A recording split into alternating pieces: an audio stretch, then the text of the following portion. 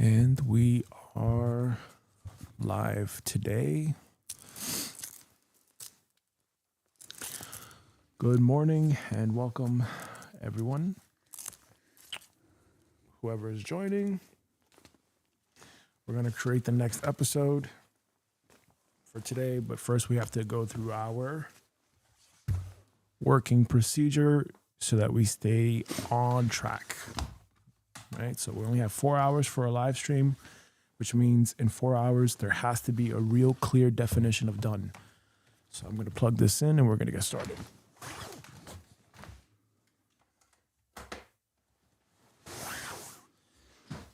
Good morning.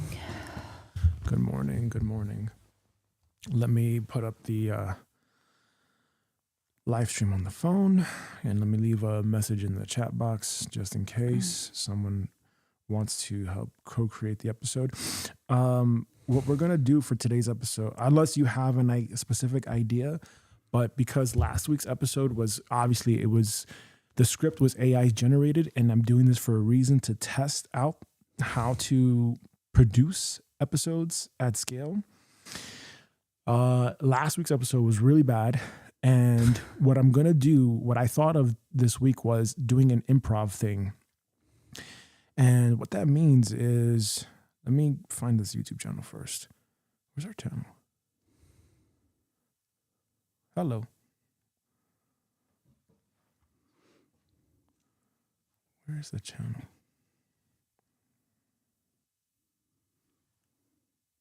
Oh.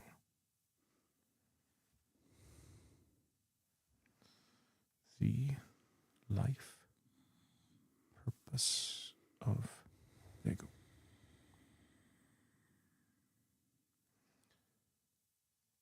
Okay, let's go to the live stream and let us put up a message here.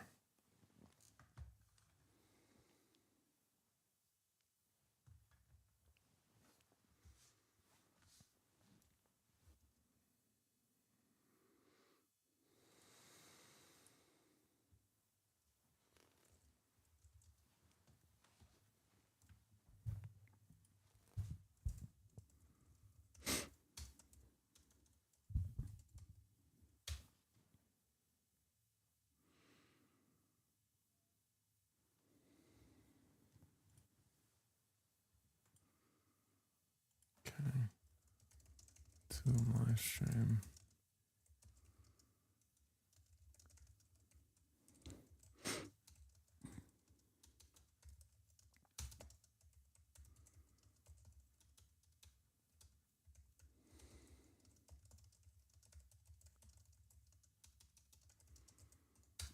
Okay.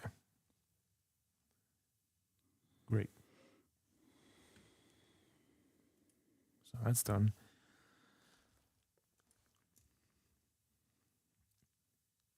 Now, the next thing here is, let's recap over here. We have the workflow. So homework review. What was your homework for last week? Storytelling. Okay. And what did you find? Not much. What do you mean? I did not study much on storytelling this week. Why? I don't have a reason.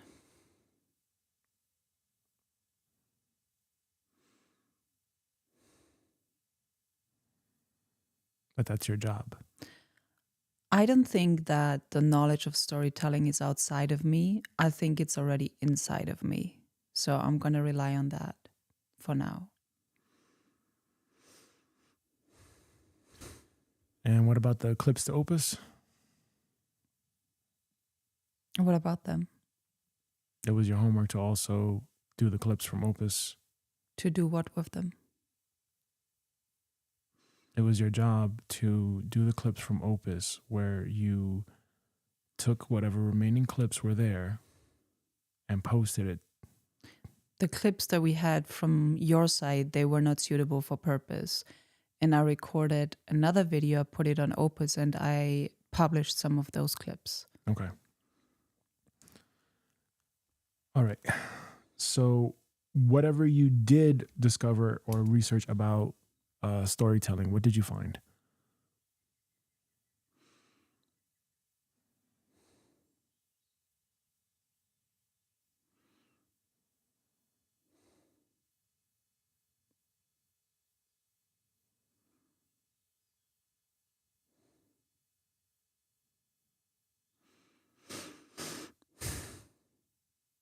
I can't tell you right now. Did you take any notes? No. Did you find any videos to save? Did you bookmark any videos? I have videos about storytelling, but not saved. Okay. I have to really put this out here and just say this. Look, if you want to run a business, if you want to run anything about purpose, and you are not going to do the work, then I can't help you. I can't help you, because what we needed from you for this week was to research everything possible about storytelling, so that way I can take that content and I can use that as a framework. That was the whole purpose of this. I needed to get frameworks so that way I can train the model on what to say, because what we're going to do is we're going to improv and we're going to fill in the blanks. Because last week's AI generated script was so poor that I said to myself, okay, if this is how the output is going to be, we need to make sure that we have better guardrails and prompting for the agent. We cannot do that if we don't have data. That's what makes the AI, like Notion AI or Claude, Grok, whatever, ChatGPT, that's what it needs. When you prompt it, you have to engineer your prompts in such a way that it has enough reference data. That's why I feed it a lot of knowledge files. I feed it a lot of PDFs. I reference a lot of links and content. Without that, now today's live stream is pointless. And also, I told you too, always bring this sheet with you. I don't see it with you. Like, I don't know if you really want to do this or not. But this is part of showing up. This is part of doing the work, you know? Let me go and get it forget about it. Forget about it. This I think is a very important message, regardless, for anybody. If you want to really truly live your purpose, treat it like your full-time job. It's just that simple. Put the work in. Just do the work. That's it. Like, I don't understand what is it with people having an aversion to working. Just do the work. Show up. Make it happen. That's it. It's in you. You have the power to do it. Do it. Do it. So if you believe that you have all the power, if you have it within you to do storytelling, okay, fine. Then if that's the case, you're going to lead this, okay? So you're going to guide this whole thing, and you're going to walk us through this whole thing.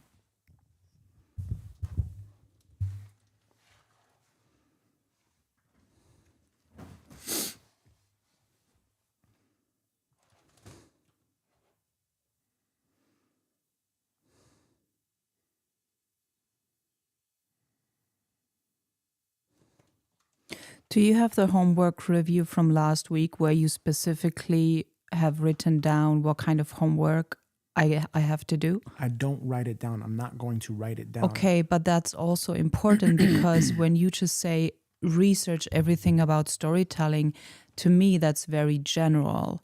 So for me, it was not clear that you need something written down to feed to the AI. That was not clear to me. So when you say research about storytelling, for me, that could be like watch some videos on people that you find are good storytellers and just consume what they're doing and how they're telling stories, because that's what I have been doing. But I have not studied in a way where I have written down notes on how to structure a story. If that's what you needed, then that was not clearly communicated. Did you watch the end of the live stream? Yes, I did. Okay. So I'm going to say this because this, once again, has to be really clear. If you want to do this thing as a business, you cannot expect me to think of everything. and come up with all the answers for you.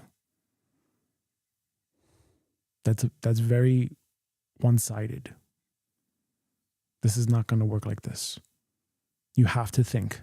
You have to take initiative. You have to think, what were we doing last week? Last week we were training and we were prompting and we were engineering prompts for AI to generate a script for us. And that's why I told you to research everything you can about storytelling.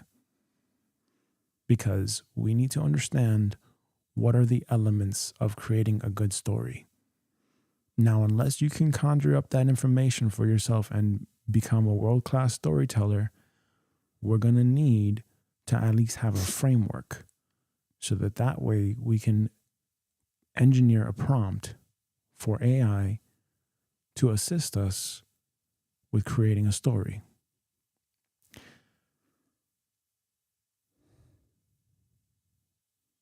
But since you didn't do that, I don't know what to tell you. Well, if we need a framework, I can get that now. Just give me a few minutes, okay? No, whatever. Like, I don't know. I don't know if you really want to do this. I don't know. Look, there are infinite ways on how to share stories. There is no one do this to tell a story. If that's what you need, then I can get you that from Google instantly. Is that what you need? Do you need a step 1 to step 10 to tell on how to tell a story? Is that what you need? You know, that's not the point. I could easily go to ChatGPT and say, give me a framework for storytelling. What's the storytelling side of the hero framework or whatever, the teacher framework or whatever? I can do that. That's not the point. The point is for you to get familiar from your side with how to tell stories and how to tell better stories. Because if you want to have this as a business and you want to build a TV thing or a cartoon thing, educating the younger generation about storytelling, then you're going to need to be in the craft. You're going to need to be in the craft and you're going to need to practice, because no matter how good of a storyteller you think you are or how much you think you can, receive it or it's within you, okay, fine, no problem. You're going to be using a lot of mental energy to do that. And from experience, from my lived experience, again, maybe I'm just a loser. I don't know. But from my lived experience, it becomes incredibly difficult and it becomes mentally difficult when you have to constantly be thinking on the spot of what to do. It's already a lot of work to show up and to live stream and to have to navigate all this technology and all these tools all at once, follow a protocol and everything. And we're wasting precious time right now when we should be on target with what we have to do. So we're going to leave it at that. Really be honest with yourself here moving forward, because I'm not, otherwise, what's the point? What's the point of me even talking? If this is the case, then you should be leading the entire thing. You should be leading the entire show. And that's what I've told you before. Okay. I'll do my best.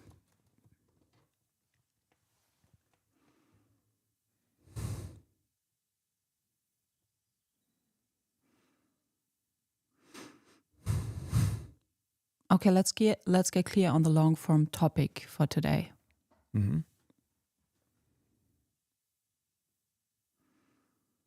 And let's decide what we are going to ship today. Okay.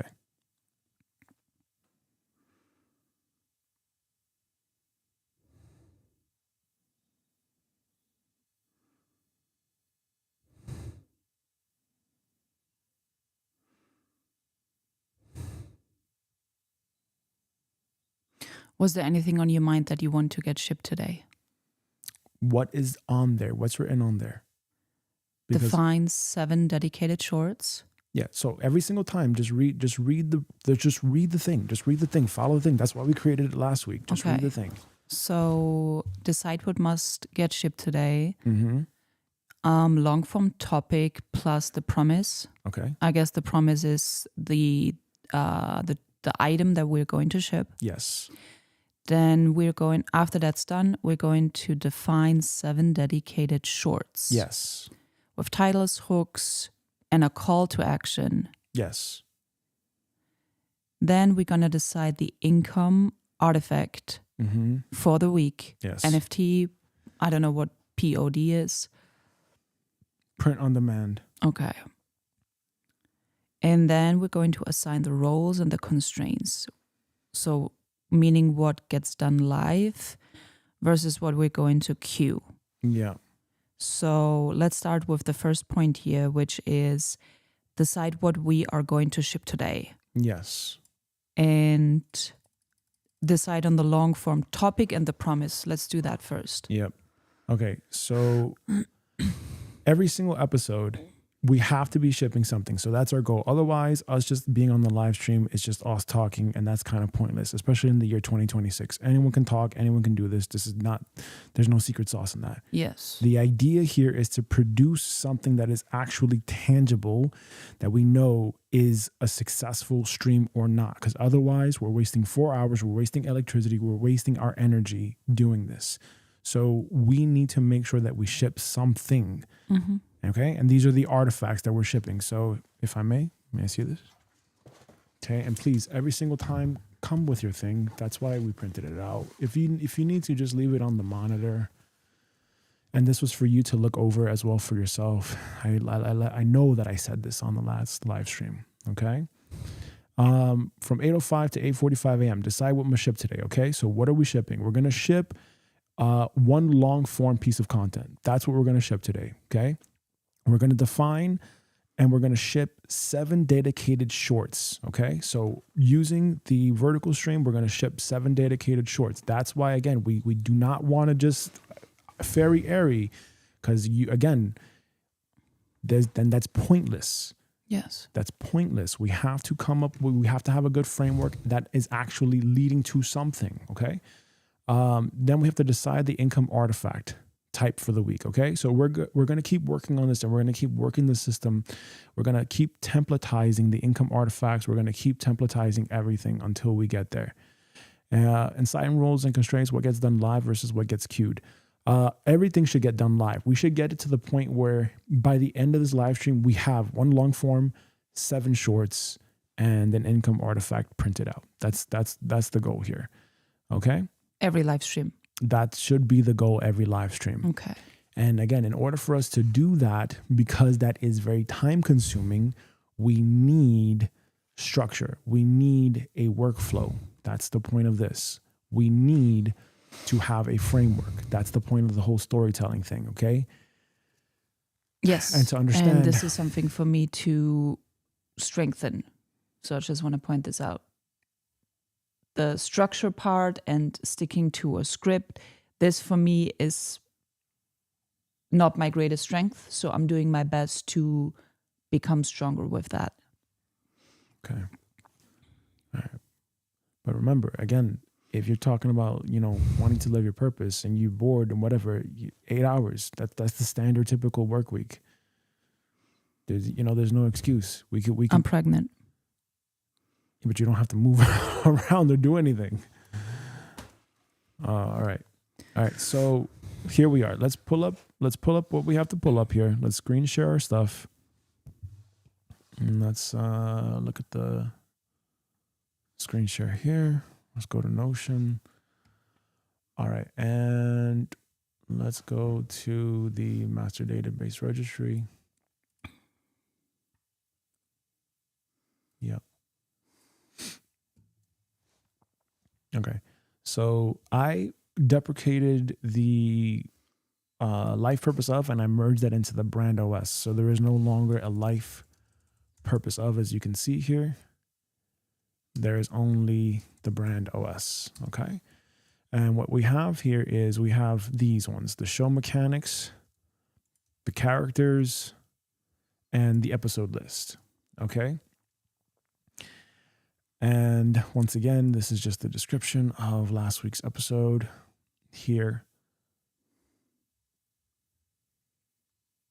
Okay.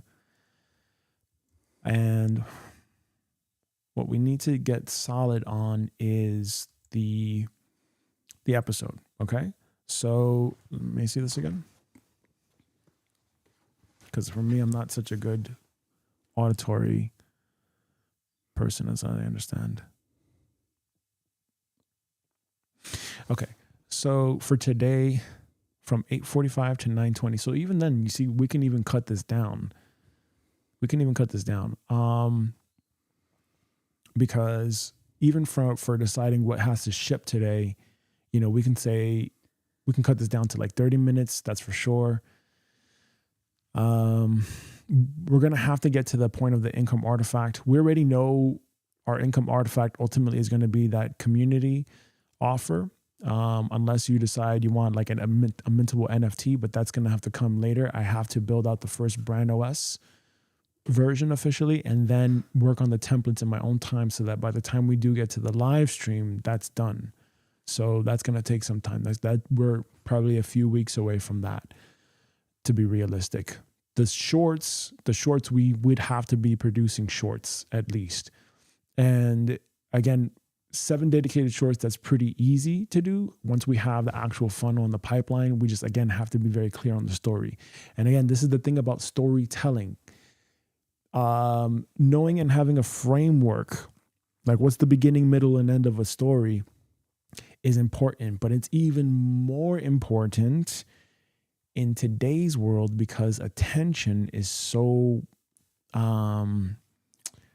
like people have such short attention spans. You get what I'm saying? Like we have to understand, like Jenny Hoyos, I took her shorts course and she's got like these viral hook frameworks, like, do you know the secret to that? You don't, right? But she is able to do a short that's like 30, 40 seconds and get millions of views. And she's 20 something years old. How did she do that? Because she has a framework to tell stories.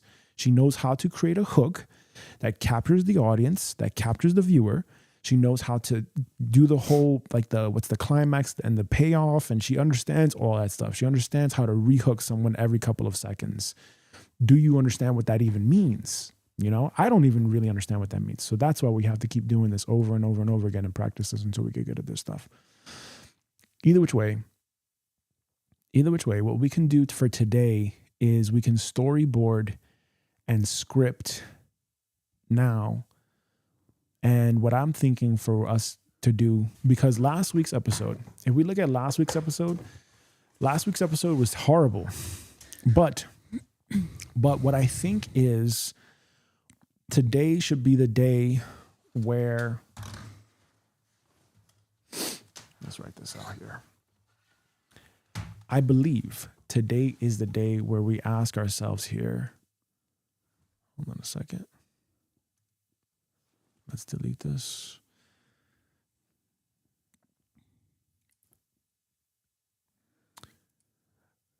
Hold on a second. Yeah, there we go.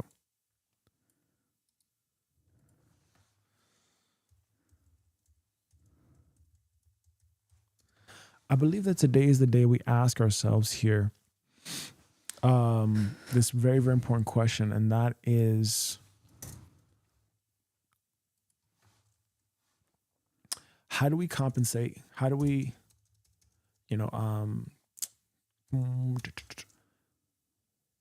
what's episode 2? Okay. So last week, what came to me was the following. We're going to look at episode 1. Okay. But how I interpret episode 1 is it was very incoherent. It was very mechanical and it didn't have soul to it. Yeah. So there is a term called improv. Okay. There is a term called improv. And I remember when I was, I remember there was a friend who wanted to be an actor. And this was maybe like a couple of months before I met you, or you came into my life, right? And this friend, he wanted to be an actor, and he asked me to come with him to an improv class. And basically what improv is, it's just like the movie Daddy's Home 2, where the dad loses the wife, Jenny, and he's crying and he's on the stage. Improv is basically when you're making up stuff on the spot. Yes. That's what I was referring to earlier about the storytelling. A lot of people do that. Yeah, That is a form of storytelling as well. Yes, I understand for sure. That's one aspect of it. However, you still want an outline of what you're talking about. So, I can give you that in less than 3 minutes. Okay, so then hear me out here. So with episode 1, what came to me for episode 2 is we make a longer story today and we talk about the dream. Okay? The dream. And today's episode, but you see, this is where you have to again understand how to tell really good stories, because sometimes you have to actually make it make sense. Like I would absolutely hate to watch something and invest my time and energy into it if it didn't make any sense. It has to make sense. Yeah, of course. I have to understand, why is it that a character is doing what they're doing? Otherwise, they're just rambling.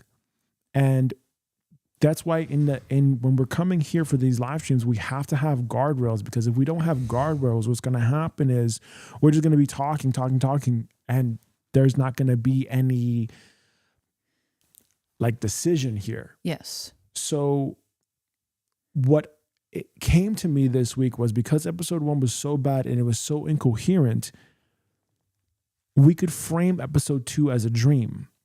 So we can take a character, okay? Whoever is the real character, okay? We can take the character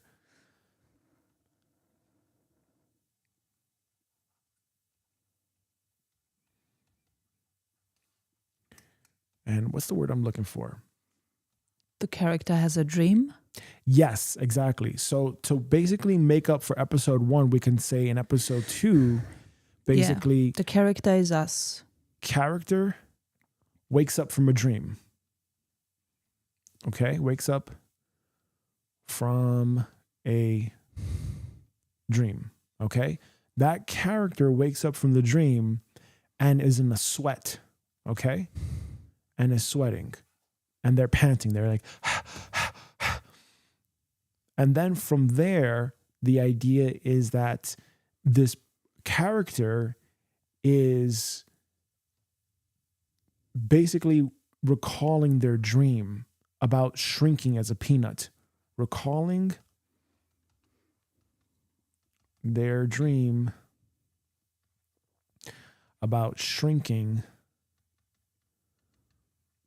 as a peanut. That's the idea that came to me to make up for last week's episode. And in this live stream today, we would go ahead and actually do a in video or a runway ML, some sort of AI generated thing where we write out and we flesh that out. Okay. However, in this one, we now talk third person. Okay. Third person. And basically what that is we're no longer identifying and speaking as if we're that character. We're telling it from the angle and the aspect of the never ending story. Okay. Oh, interesting. So there is the kid and he's reading the book. Okay. And if you look at the screen, he's like lying down and he's reading the book. I don't know if you remember that movie, The Never Ending Story. Yeah. Okay. Yeah. So he's reading the book, and in the book, what he's doing is he's seeing the characters. Okay. And he's seeing how everything plays out for them. And again, This is, again, why we need frameworks, because otherwise it takes too much mental energy. However, the first episode is this person in the dream world. The second episode is the third person perspective now, where we are telling the story. Okay, so imagine us here telling the story as you and me, and we're telling the story in an improv format based on these characters. Okay. I don't know if you have anything prepared. I don't know if you just come and you just say, I'm just going to wing it. I don't know what goes on in your head whenever you come to Sunday's live stream, but that's not going to work for me personally. Like I need to have some sort of mental structure. Yes. As to what I'm going to say here. Yes. Because it has to make sense, because otherwise, if you're just coming on and just speaking whatever, you can go off on a random tangent, Yes. And there also has to be guardrails where people have maybe up to 30 seconds maximum to talk, and then the next person speaks. Yeah.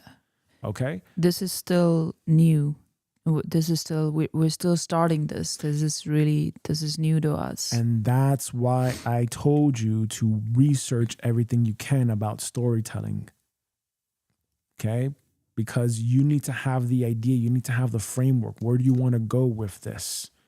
That's why I've told you this over and over and over again, okay? Okay. Give me 3 to 5 minutes and give me the pen, please. Yeah. Okay? Mm-hmm. So we're going to start with a framework, if that's what we need, okay? And I'm going to just write that out. I can also just go to ChatGPT right now. I'm just saying, like, it's very... Look. Okay, so I asked HEMMA to research everything she could about storytelling, and she did not do that. Period. Last week's episode was pure garbage. Period. It was AI generated, and it had no thought. It had no soul to it. It was very incoherent, and it was very sloppy. So this week, what we're going to do is we're going to tell a story using improv techniques. But we still need a framework of how to tell a story, period. And so what I need from you is I need to do research how to actually tell stories and what's like the process of storyboarding or scripting a story based on and using a hybrid of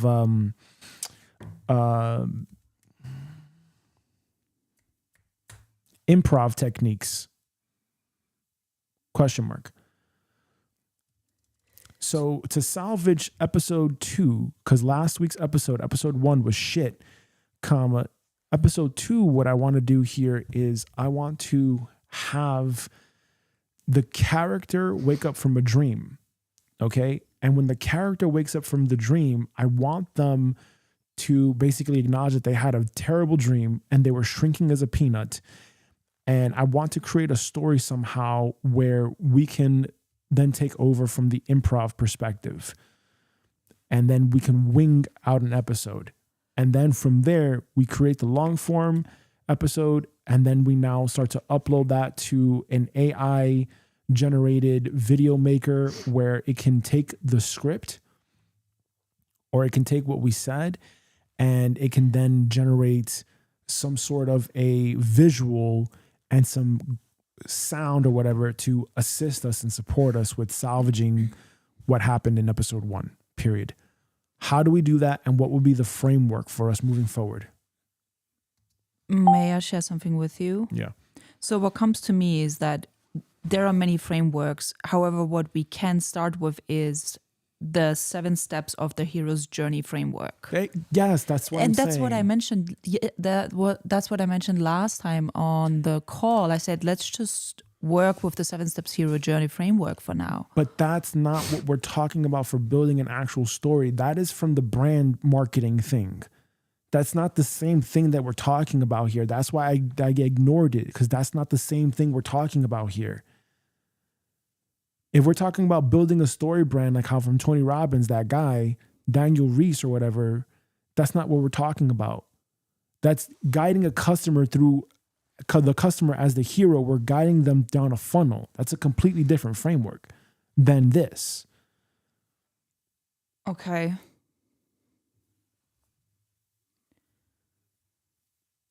Well, I can still see how this framework, which I have here, can totally apply to storytelling. Okay. You hold off on that right now. You know what? You tell me. You tell me your framework. Okay. How does it begin? So the first step, according to the framework, is the ordinary world. Mm-hmm. The second step is the call to adventure. Mm-hmm. So you have a character in an ordinary world. They wake up from a dream, they're in their bed, ordinary world.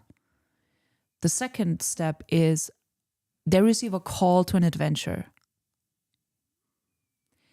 The third step is the person refuses the call to that adventure. They resist, similar to me sometimes. Then the fourth step is they meet a mentor or a guide of some sort. The next step is that they are crossing the threshold, which is the point of no return, where they're like, okay, there is no other choice but going on that adventure. I have to. Okay? The next step is the transformation.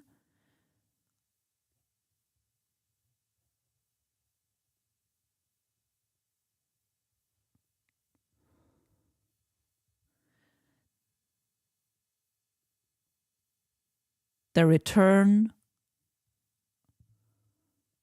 Yeah, and I can go into details about these steps. What you're already telling me, again, I'm not an expert at telling a story here, but what I gather from that is that's a very high level. That's the entire series. Okay? So someone starts off in the ordinary world. What is the ordinary world? It's the Matrix. It's this reality. Then there is a call to adventure. Okay? What's the call to adventure? Live your purpose. Okay, yeah. So think about The Alchemist. Think about that show or the book. Yes. Paulo Coelho. So how does it start off with? How does it start off with? It starts off with Santiago, the boy. He's a shepherd. He's poor. And then he hears this thing about finding his personal treasure, and then that he can find his personal treasure. He doubts himself. He's in inner conflict.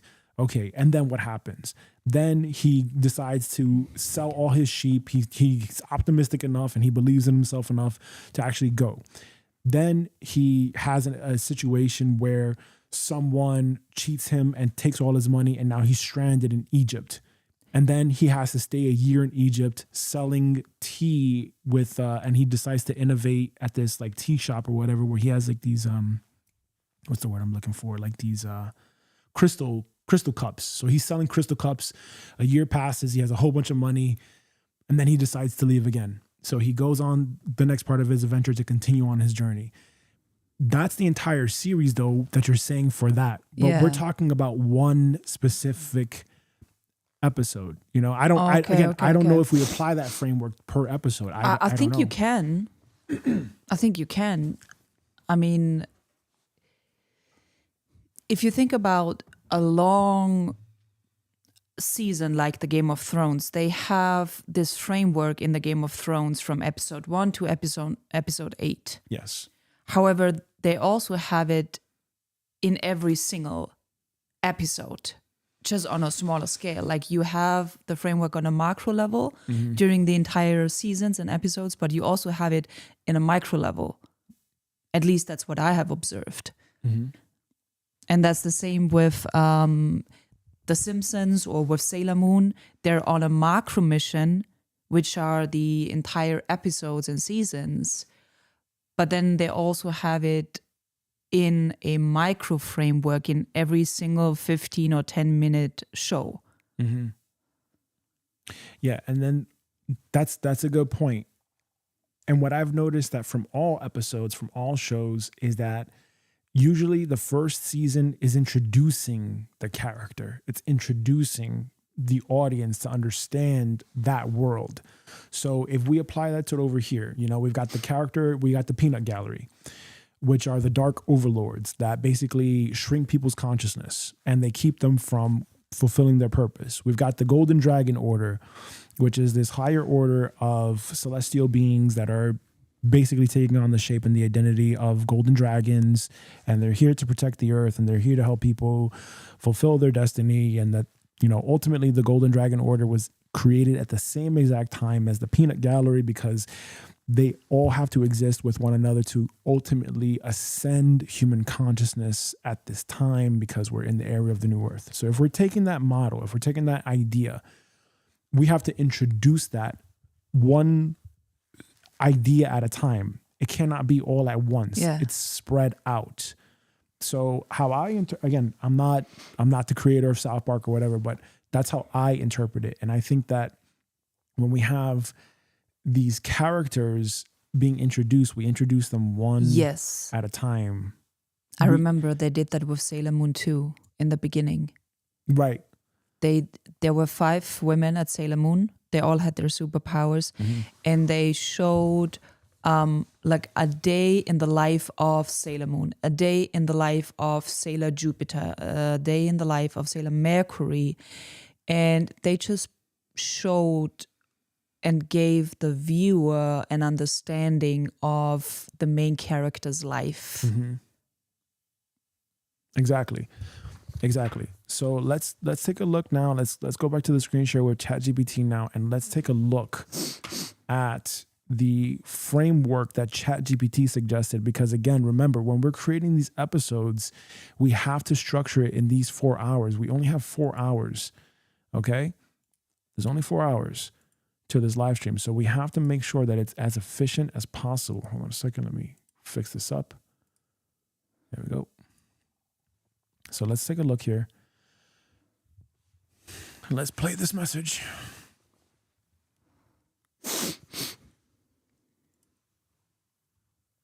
Yes, you fix this by stopping the AI from being the writer and making it the assistant to a human-led story room.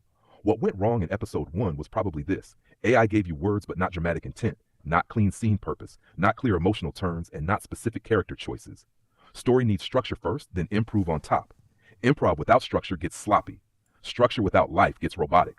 The right move is a hybrid. The framework moving forward. Use this. 1. Lock the story spine. Before you improv anything, decide, who is the main character? What do they want in this episode? What is emotionally wrong at the start? This is what we want. This is what we want to steal for today. Okay. And we're going to use this as a template moving forward. So we have this database over here. This is why I'm saying this, because we have this database. We need a specific template. Okay. We need a template that's going to take us and the audience through the journey, through the episode. Okay. Yeah. That's what we need to focus on. Okay. So Well, that's that what we're makes gonna sense. steal. That makes sense, because in every single show you do have a main character. Exactly. In Sailor Moon it was Sailor Moon. In Pokemon it was Pokemon. A Game of Thrones, I would say it was Daenerys. Yeah, there's some episodes where Daenerys she's the star of the episode. Yeah. There's certain episodes where Arya Stark was the star of the episode. So each and every single character that gets introduced, like if you really pay attention to how the Game of Thrones evolved, you had the understanding of who Ned Stark was. You had the understanding of who Tywin Lannister was, who Jaime Lannister was, Cersei. But they were not all introduced at the same time. Exactly.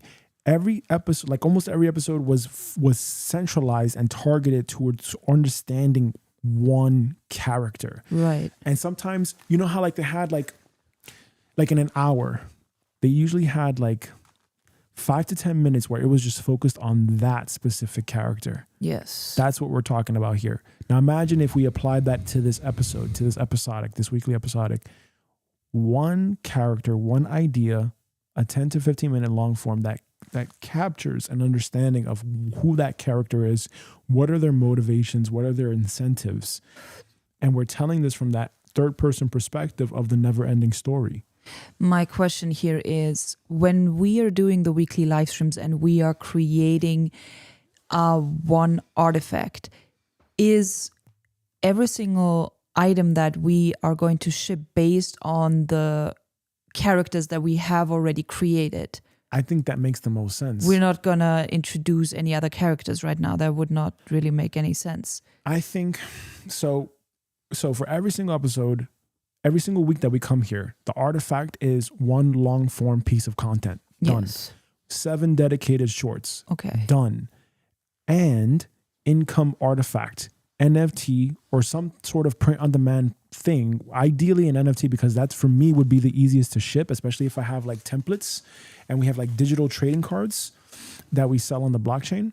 And we can give as an artifact to whoever live streams with us and participates in helping us co-create the episode. Okay. We mint the NFT. We give that to them as like a memorabilia, as a token, like, hey, they participated in the episode. We could even make them a part of the character universe if they're participating, right? But if not, we need to think about what is the universe of characters here. Okay. So that's going to be the default for every single week. Okay. And other question, to be just very, very clear on how we are planning to move forward with the offering of the hot seat. Is that coming later on? Yeah, that's later on. So okay. So the idea is just produce content. We have the offer, building up the website and the community. That's a joke. That's easy. Okay. We're not going to focus on that. Okay. So now every live stream from now on, until we decide otherwise, we're just going to focus on the stories and the characters. Yes. Okay. It's telling the story of the character of the universes. And what we're going to do in every single episode is at some point when we have it down, when we have our flow down, that's again why we need structure to this, because otherwise it's going to be all over the place. We're not going to tell the story. We're going to waste time doing this. We could have already been scripting. We need to make sure that for every single episode, we know already who is the universe, who is the character, what are we talking about, what are they going to say, and have an idea of that, and then improv on that, right? So fill in the blank in terms of what they actually say or what we say about them. Okay. That's what we're going for. And then we have like ads in the middle of it where you can say, hey, do you want to know what your life purpose is? Do you want to come into the hot seat? Do you want to present your thing? Come join our community. 30 days free. Link in the description. Now back to the episode. Okay. So then how about we get clear on which character we want to start with today? Okay, let's go back to ChatGPT's message. Let's finish what we're doing here so we can focus and we can get this episode shipped. Okay? So we have this. Okay? I'm going to change this out.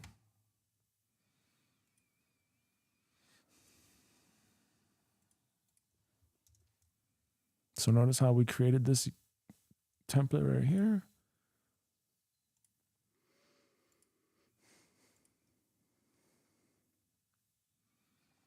This could be like,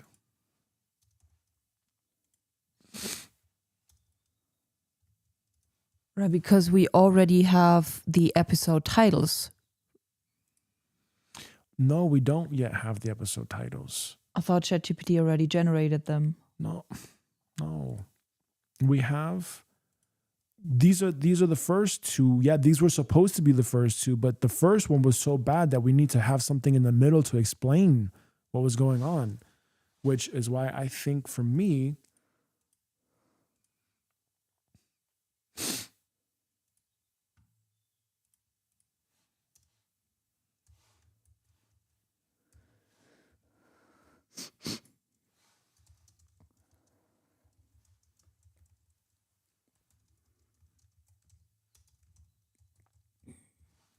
okay, that would be episode 2 now, Okay. to explain what happened in the last episode. And this is now where we have to improv this. Okay, so let's go back to ChatGPT. Let's finish this message here. Changes by the end. What is the final image button? A strong outline is built from story beats and scene purpose before scripting. That is what keeps pacing and coherence intact. 2. Use improv only inside guarded rails. Improv works best when the performers actively listen. Use improv inside guardrails. Okay, so we still need an outline of what's going to happen. What's the conflict? What's the up? How we're going to do this? What is established and add to it. Yes, and instead of randomly inventing disconnected stuff. 3. Build scenes around turns, not chatter. Every scene needs a goal, an obstacle, a reveal or turn, a new question that pulls us forward. 4. Storyboard after beats, not before. First outline the beat sequence, then map visuals shot by shot. Storyboarding works best when it translates an already structured script outline into images, movement, and timing. The best hybrid model for your show. Here's the clean operating system. A. Story skeleton. This is fixed before recording. For each episode, fill in only these: opening image, inciting event, episode question, 3 major beats, emotional turn, ending button. That's it. B. Improv zones. Only these parts are improvised. Character reactions, jokes, side comments, sensory details, dialogue texture, discoveries that still support the beat. Do not improve the episode premise, the emotional arc, the conflict, the ending. C. Story. Do not improv the episode premise, the emotional arc, the conflict, the ending. Do you even know what these terms mean? I don't know. And this is why we need to understand the elements of storytelling. Visual pass. After the episode beats are locked, create a simple visual board. Scene 1, where are we? Scene 2, what changes? Scene 3, what escalates? Okay, so every scene, there's something different. So scene 1, where are we? And then we improv that. Scene 2, da-da-da-da. We go on from there. What image closes the episode? Storyboard should clarify scene flow, composition, and action, even with rough drawings or simple notes. The salvage plan for episode 2. Your core premise is actually usable. Character wakes from a terrible dream where they were shrinking into a peanut. Good. That gives you a visual hook, a psychological metaphor, a problem to solve, an opening for absurdity and heart. Now make the episode about this. Theme: shrinking versus becoming. Lesson: the character has been making themselves small and the dream exposed it. Episode engine: waking up confused, trying to understand the dream, then discovering what in real life is causing the shrinking. Episode 2 beat sheet. Beat 1, wake up, disturbance. Character wakes up startled. Key information: they had a terrible dream. In the dream they were shrinking. At the worst point they were small as a peanut. Emotionally they still feel tiny, scared, embarrassed, or confused. Purpose: establish the problem, hook the viewer fast. Beat 2, retell the dream. The character explains what happened in fragments. In the dream, the room got bigger, their voice got smaller, people stopped noticing them. Maybe they tried to speak, but only squeaks came out. Maybe they rolled like a peanut under furniture, or were almost stepped on. Purpose: make the metaphor visual and funny. Create material for improv. Beat 3, realization. Another character, narrator, or inner voice helps connect the dream to reality. Possible line: you weren't shrinking in the dream. You were dreaming what you've been doing while awake. That's the turn. Purpose: story stops being random. Now it means something. Beat 4, testing the truth. Character resists, denies, jokes, or gets defensive. Examples: I'm not shrinking, I'm just being careful. Maybe the peanut thing was symbolic. Or maybe I just need less cheese before bed. No, I only hide when it matters. Purpose: conflict makes the episode alive. Beat 5, small act of expansion. By the end, the character does one tiny courageous thing: speaks up, tells the truth, takes up space physically, says what they want, refuses to hide. Purpose: close the arc, set up next episode. Ending button.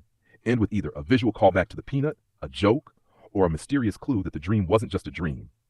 Example: they step forward boldly, then notice a single peanut on the floor staring back at them. That gives you continuity. The exact framework to use every week: use this 7-part story shell. 1. Core theme. What is this episode really about in human terms? Examples: shrinking, fear, belonging, courage, truth, pretending, remembering who you are.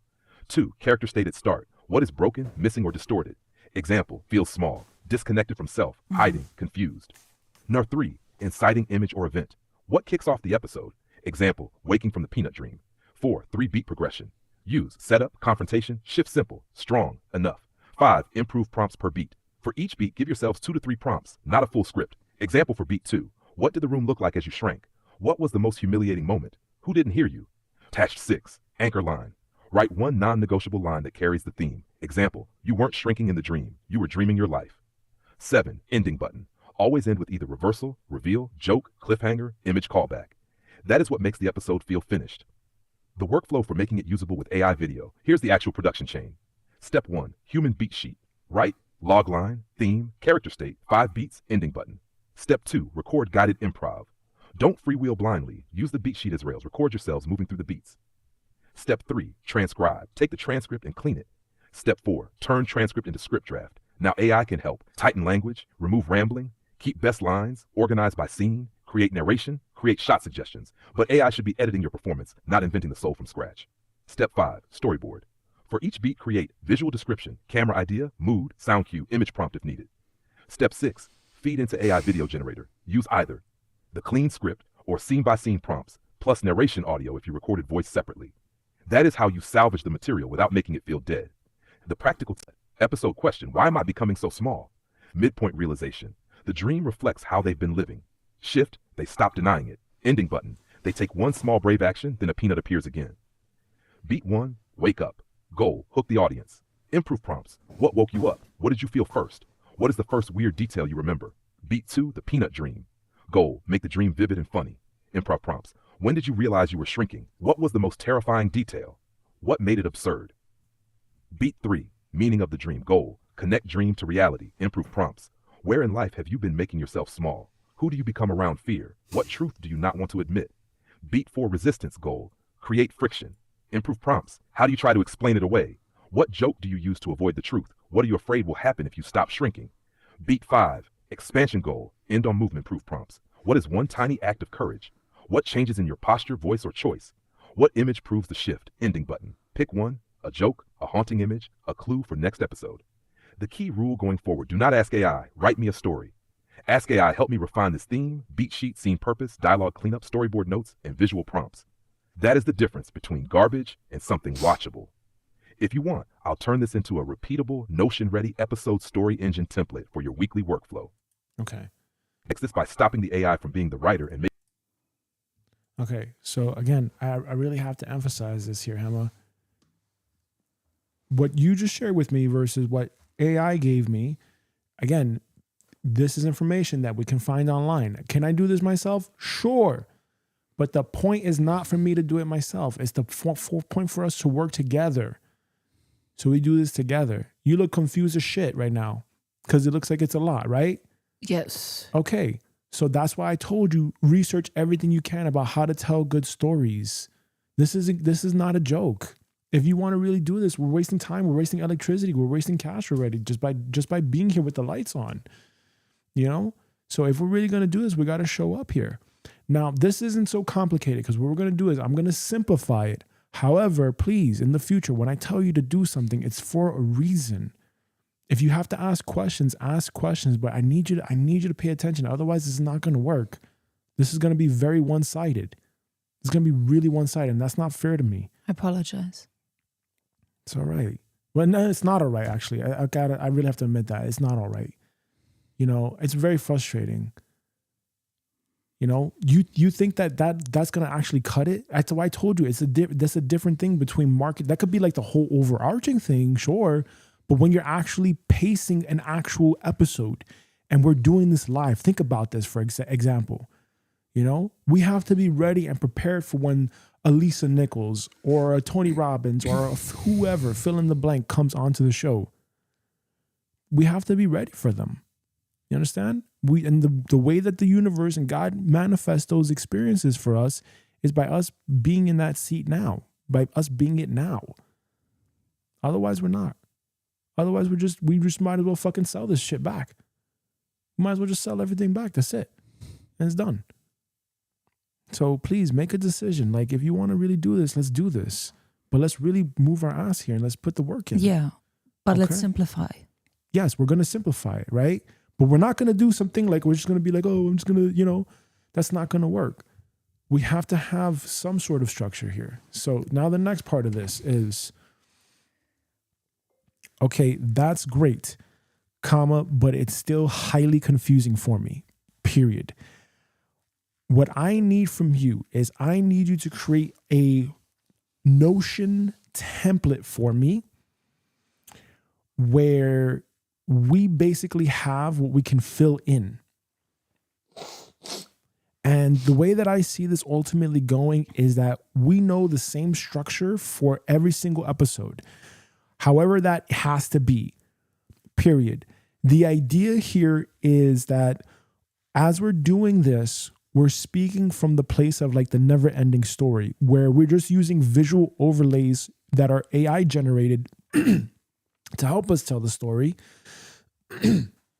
But we're improving our lines, essentially. However, we want to know and script out and outline what is going to be accomplished in the episode. Just like when we're showing up here in real life to the live stream, we already have the workflow of what's the outcome of the live stream, which is one long form episode, 7 shorts, and a minted income artifact. which is like an NFT or something like this. And that's the definition of done for this live stream. But when we go into the universe for the life purpose of with these characters, we need to basically replicate something like this where we have a workflow or we have some sort of an outline where we can fill in the blanks of like, what is the purpose of the character? What are they going to accomplish? What are the challenges that they're going to face, et cetera, et cetera. So what I need you to do is I need you to really simplify this and give us like an actual template outline that would be something that we can replicate every episode For a 10-year-old. that has the language of like a fifth grader that a 10-year-old can understand, period. So please give us an example like H2 or H1 header sections and give us like everything that we would have to outline and fill in per episode, period. I only want the template of what we have to fill in per episode. This is important. Please. It's only going to be what do we need to accomplish during this episode? What do we have to fill in? So all we have to do is just show up and fill in the blanks and use our creativity to fill in the blanks, basically. And that has to be expressed as a template. Period. Just a copy and paste template. I don't need extra dialogue. I just need copy and paste template with little examples. So let's say if we had a quoted block, comma, you're giving us like little prompts for us or even for AI, and then we're writing in our notes underneath that. Okay, so remember, table of contents followed by H2 header sections of what's going to be in there, a little prompt for us to fill in the blanks, like what's going to be the scene, what's going to be the storyboard, scene 1, scene 2, scene 3, whatever, however it goes, because I don't know. And what do we have to fill in so that way when we get the actual outline, we can simply just follow the outline and then improv with our own words, basically, that feels natural and congruent to us. And then that moves us through the episode from beginning to end. So whatever the conflict is, whatever the resolution is, whatever the payoff is, whatever the hook is, we need that to all be in the correct order and the correct sequence for a template that we can copy into Notion. Please do that now.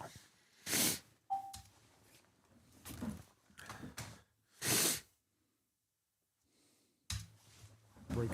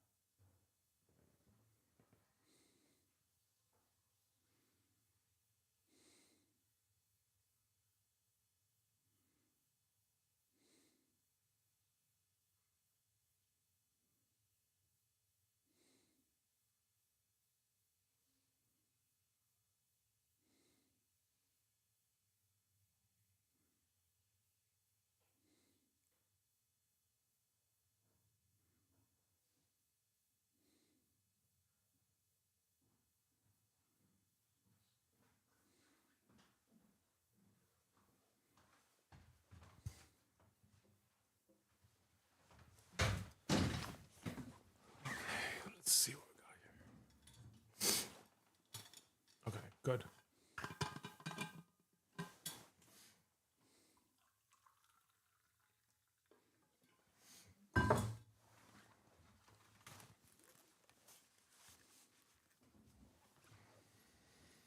Okay. Let's see.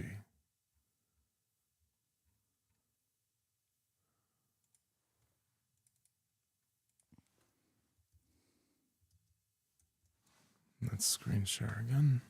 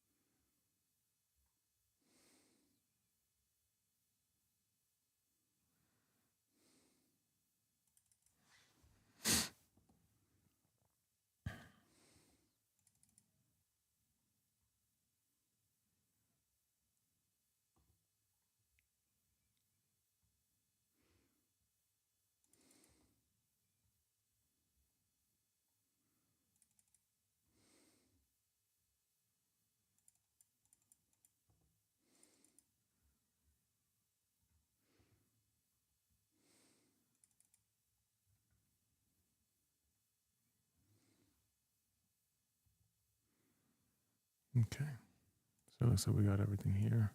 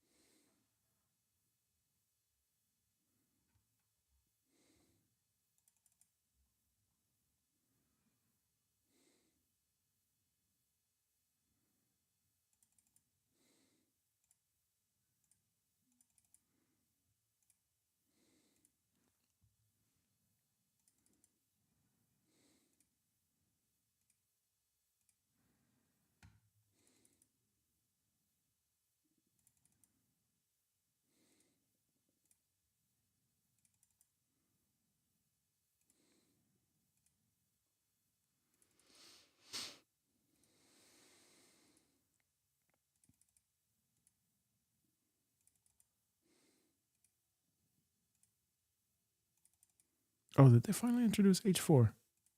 Thank God.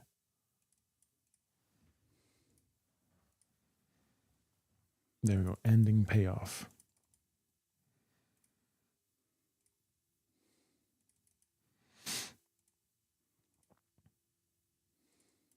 All right, and now this is where we feed to ChatGPT our ideas, and then this is where it tells us. Okay? This is where it tells us.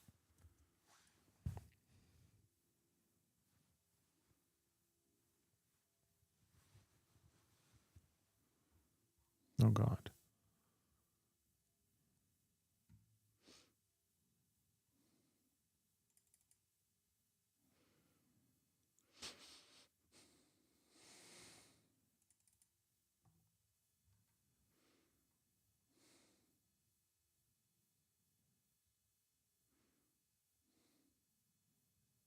Scene 2, problem.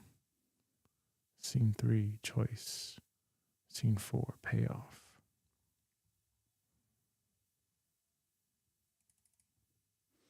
This is very similar to the Tony Robbins outline, What do you mean? the hero's journey. Yeah, but for an episode? I get it that that's the macro, but what's the micro? The micro is the episode itself. What's happening minute to minute, second to second.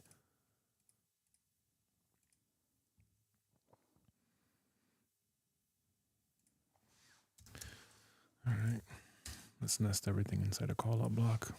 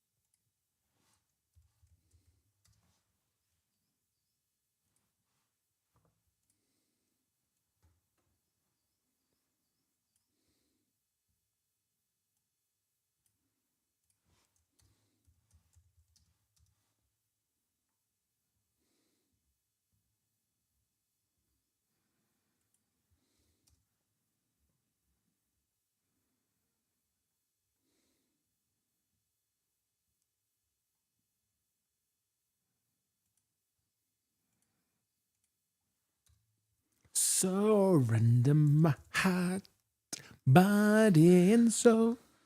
How can I name the band? No things you never know. Mm-hmm. This reminds me to my school time a lot. How so? I was always very good with just free flowing and conversations, but when it came to actually tests and written stuff, I wasn't good at all. Okay, well, we just have to play our strengths then. That's it. That's all it is. Okay? Done.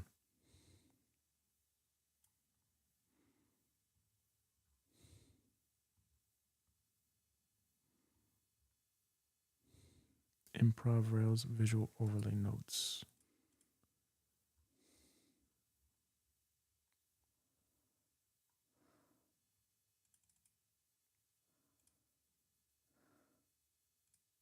Are you happy with the outline so far? No, I have no idea what I'm doing. I'm trying to figure this out. I'm just figuring this out as I go along. Yeah, so do I. Yeah, but that's why, if you want to have a TV show, you should be figuring out how that works to an extent. Not saying you have to know every nook and cranny in detail, but hey, at least you know what? The most positive thing that I know about all this stuff is that all you need to know is, I'm sure that like all the bits that we know right now are like 80% of what we need to know to be doable enough. But you see, even the time spent doing this is just like, I don't know. All right, I got to focus. Improv Rails. Visual overlay notes.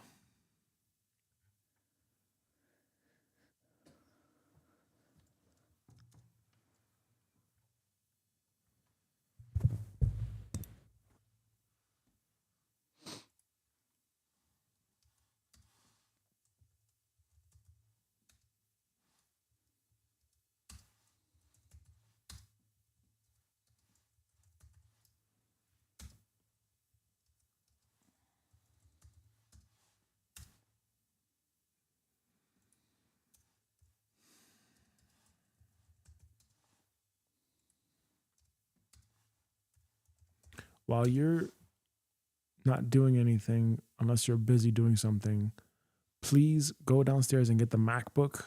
And because after this, we're going to do the thing with the Revolut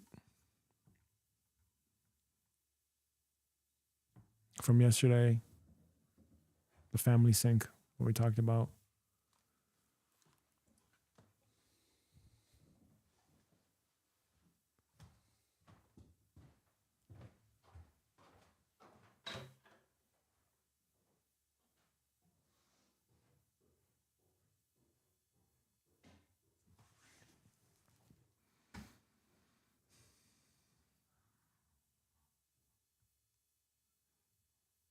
Visual overlay notes, audio mood notes.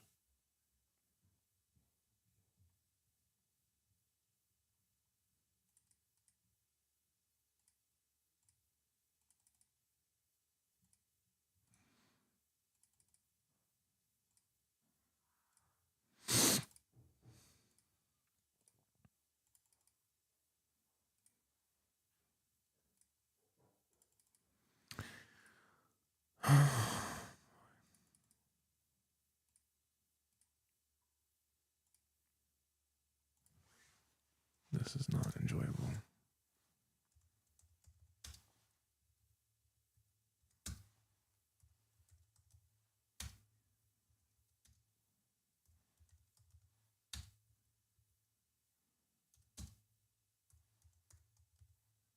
You leave me to do all this fucking work.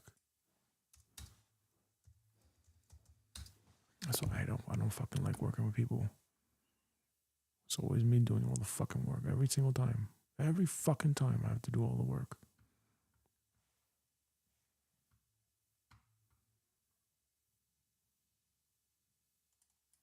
Visual overlay notes, audio mood notes.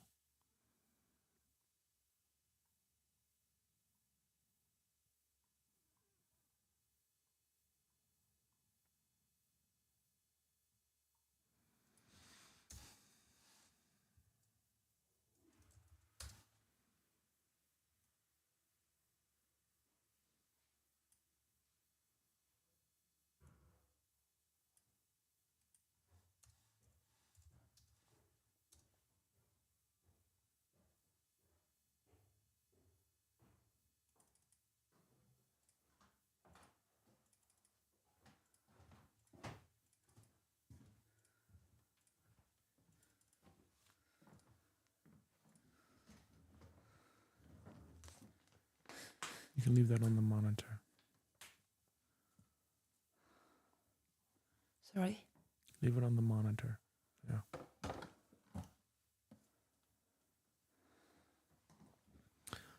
Audio mood notes. Shorts pull list.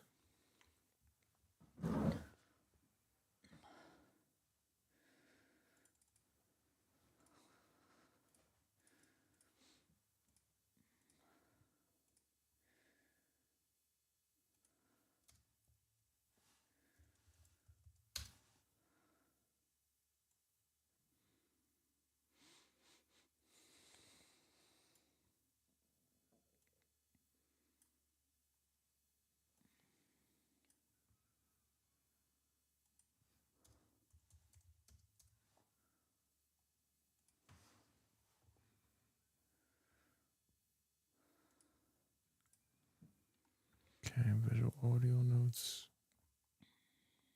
Visual overlay.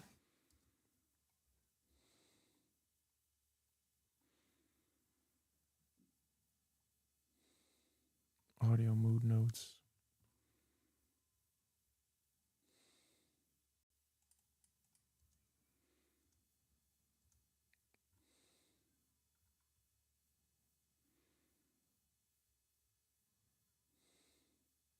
Shorts pull list.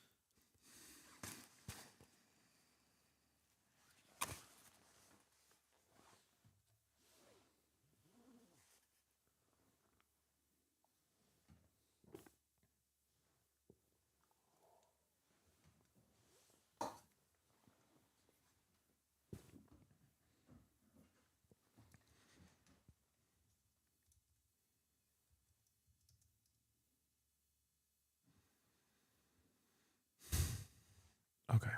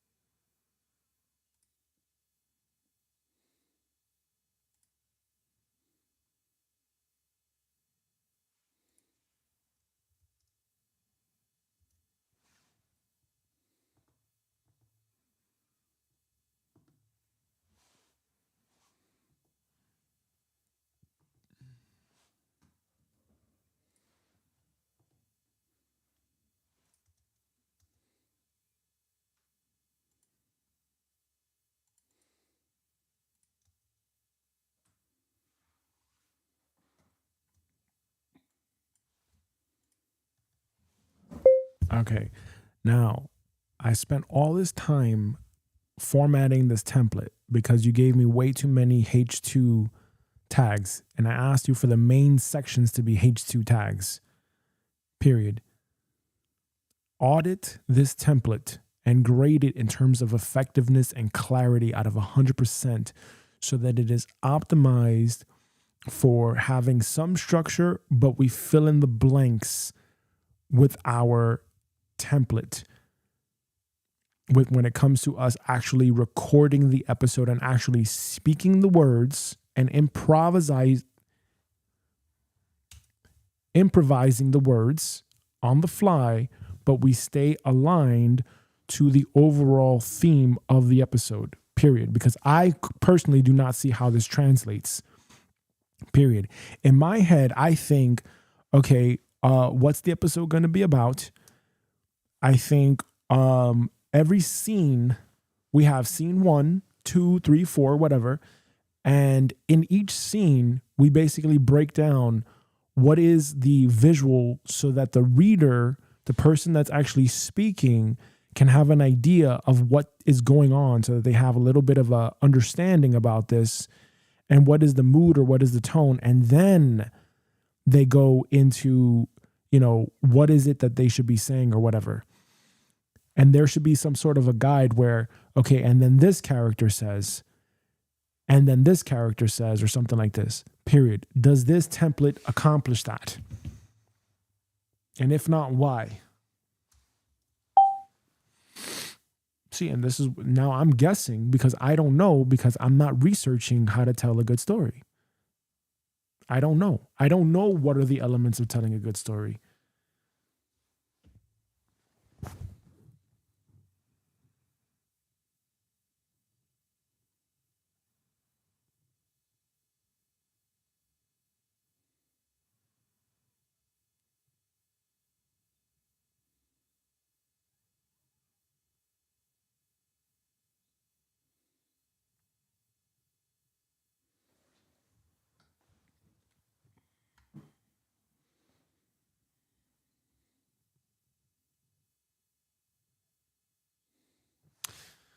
Oh my God, this is a joke.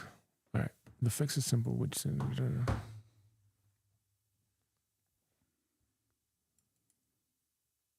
yes, that's what we want. Each scene needs to, okay.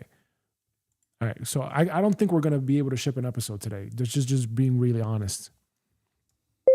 Okay. So help me understand this, because we're not going to go anywhere like this, because I have no idea, because I didn't do any of the research on how to tell a story. And I gave that job to Emma and she did not do that. So we're basically now improvising this right now as we go along, period. I don't know how to tell a good story, period. I don't even know how a story begins or how people outline a story to begin with, period. What is the whole thing about scripting and storyboarding? And is that essentially necessary for telling a story, for creating an episode, a long form piece of content, period? Question mark. The idea is that we have a 10 to 15 minute long form piece of content that's an episode, and we are improvising it and we're making it logistically flow, but we have an outline. How do we do that? What is the very first step in this process? And please do not give me a fucking essay. Period. Please give me a goddamn simple, straight, easy to follow fucking example.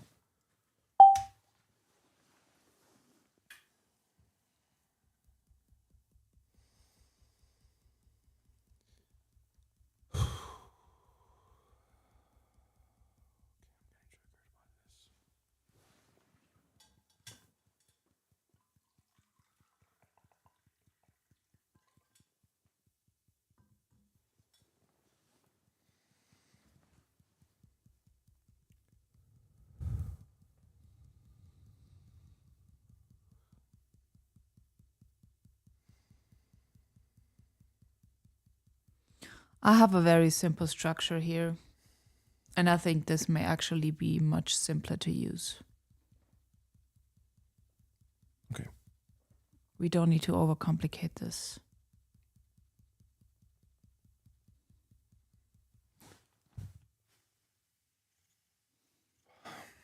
Okay. Let me read this first. For your kind of episode, this is the first step. Decide the episode change. Ask.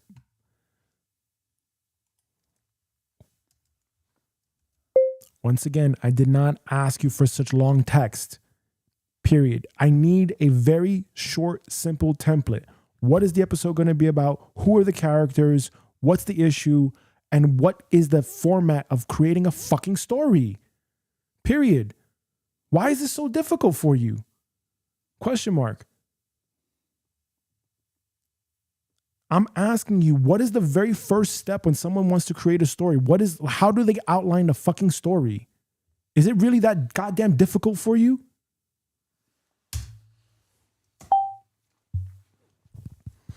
I feel the anger monster coming up right now really hard.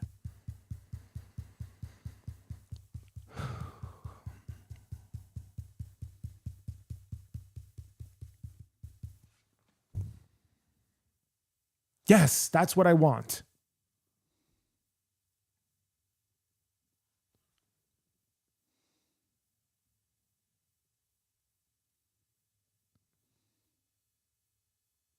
Yes, thank you.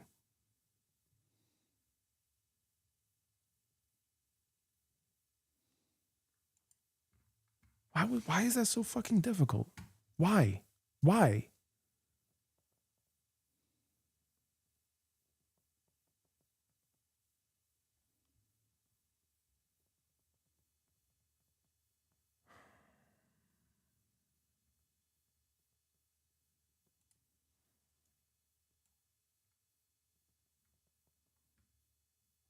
Useless. Fucking useless. Wasting my goddamn time.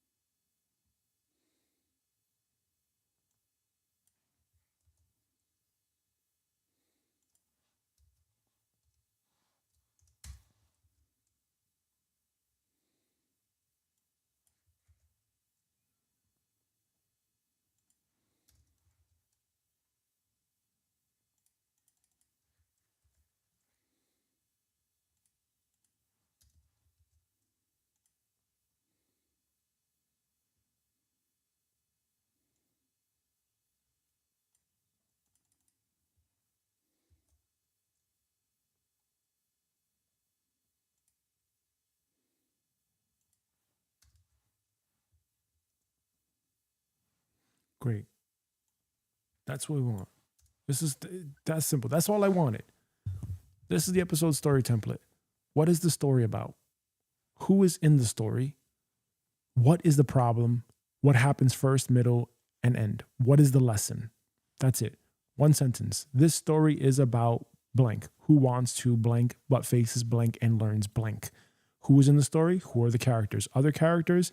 What is the problem? What is wrong? What needs to change? The main problem is what needs to change is what happens first, middle, end. Da da da da da. Okay, great. That's what I want. Do you have anything, Hema? Yes, I sent it to you on our app. Can you read it to me?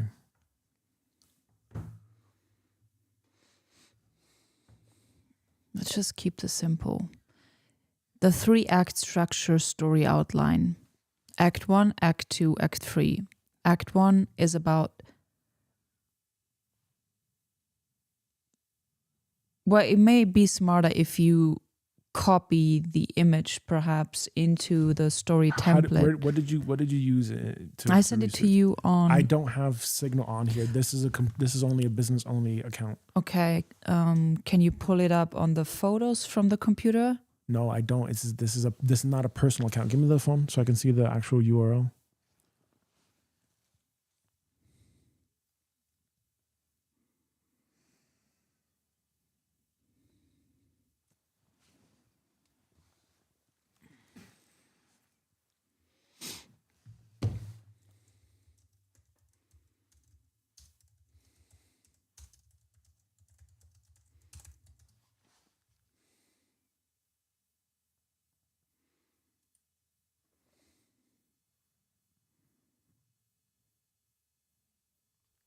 What did you use for this? Google?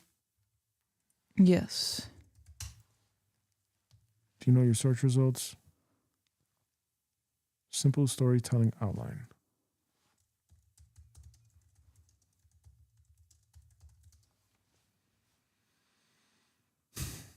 Images.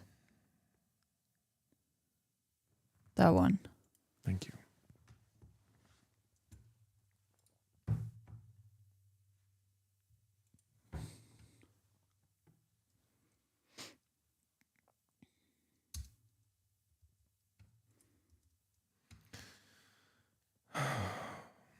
I need a break.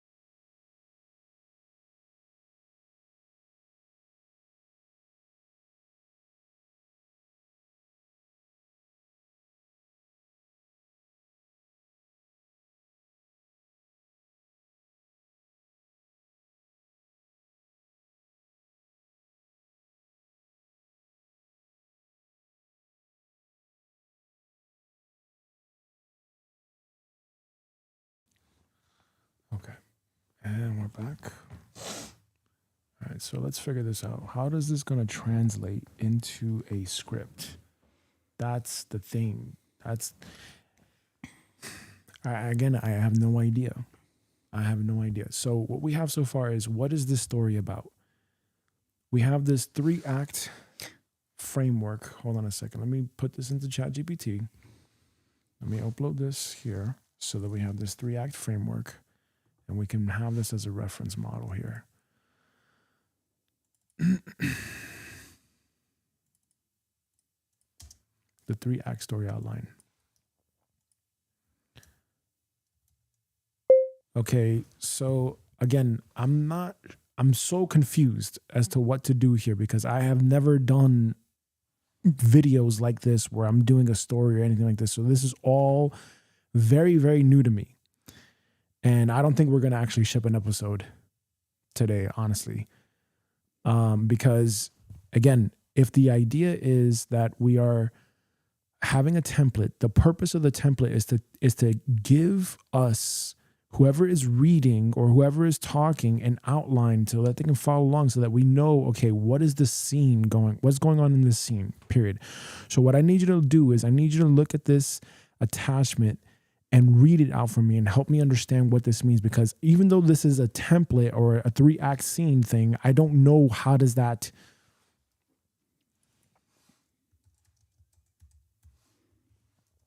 translate into what we have to do here to make an actual episode.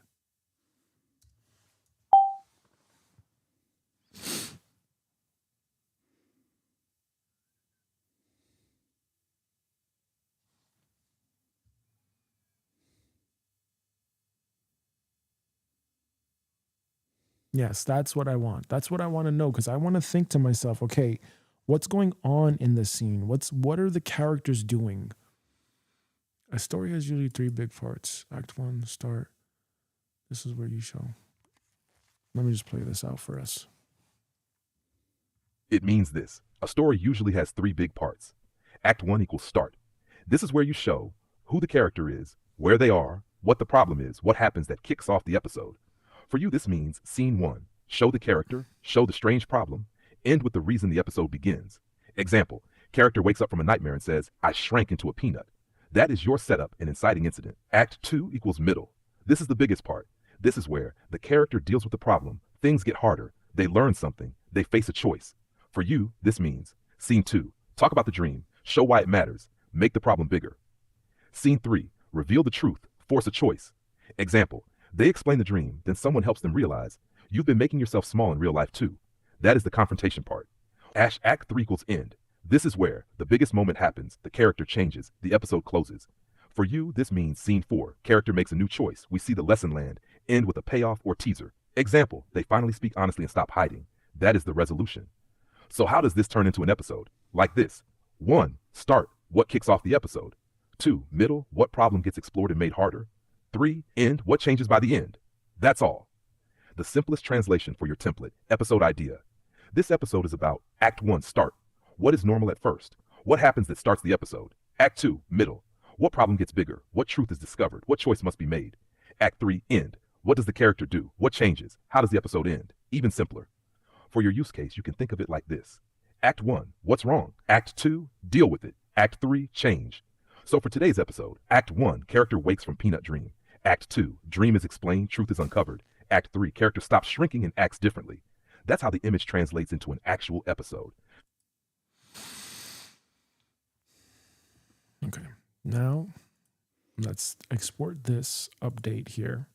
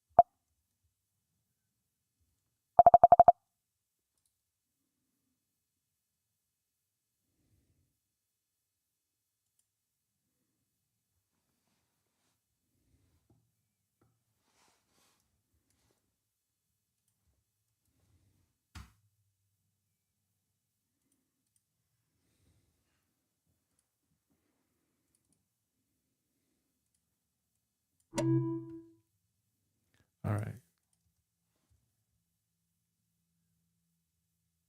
Okay.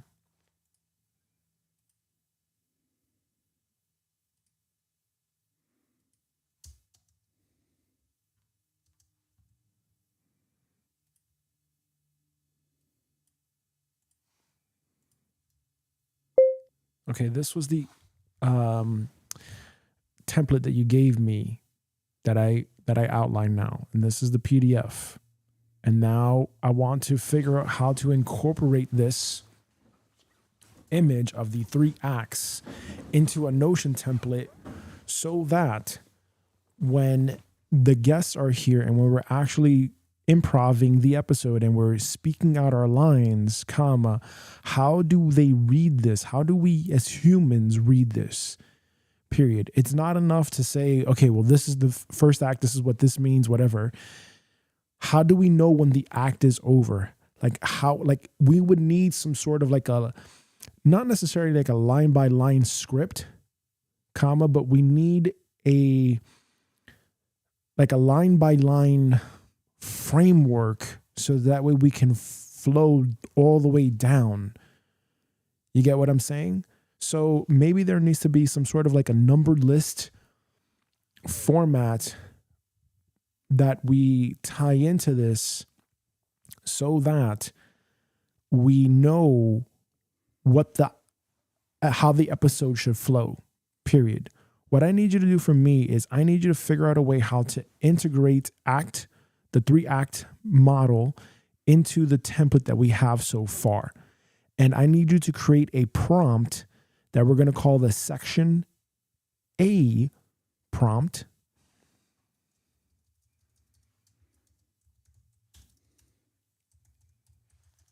And what we'll do is we're going to feed this prompt to you in the future. And I'm going to tell you to execute the prompt in section A. And then you're going to ask me a series of questions. We're going to have a chat gate.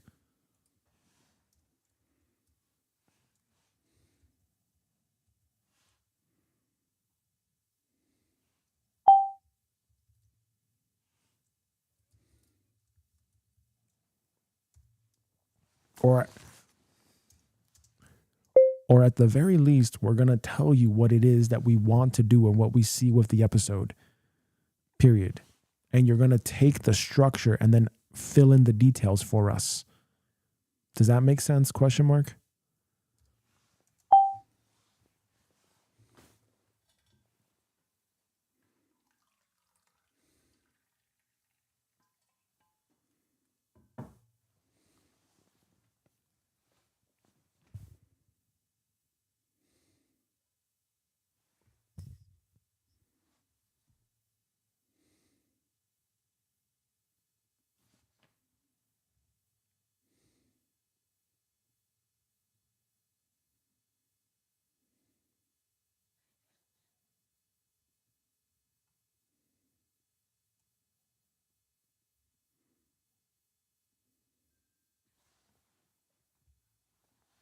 All right, so this is the prompt that it's giving us.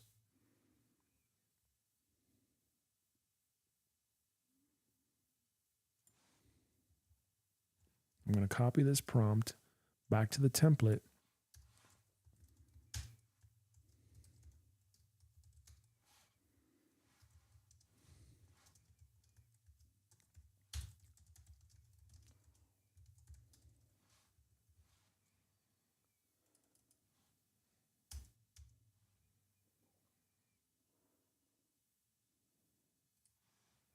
Okay.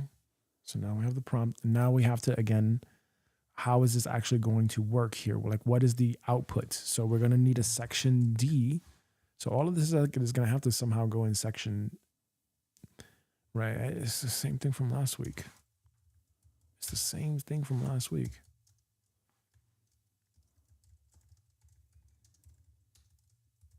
And like, I don't have time to work on this right now like this. How do we do this?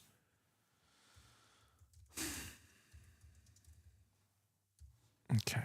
Let's see if that can work. Let's see if this can work. Oh my God. Okay. Let's see. Act 1, Scene 1.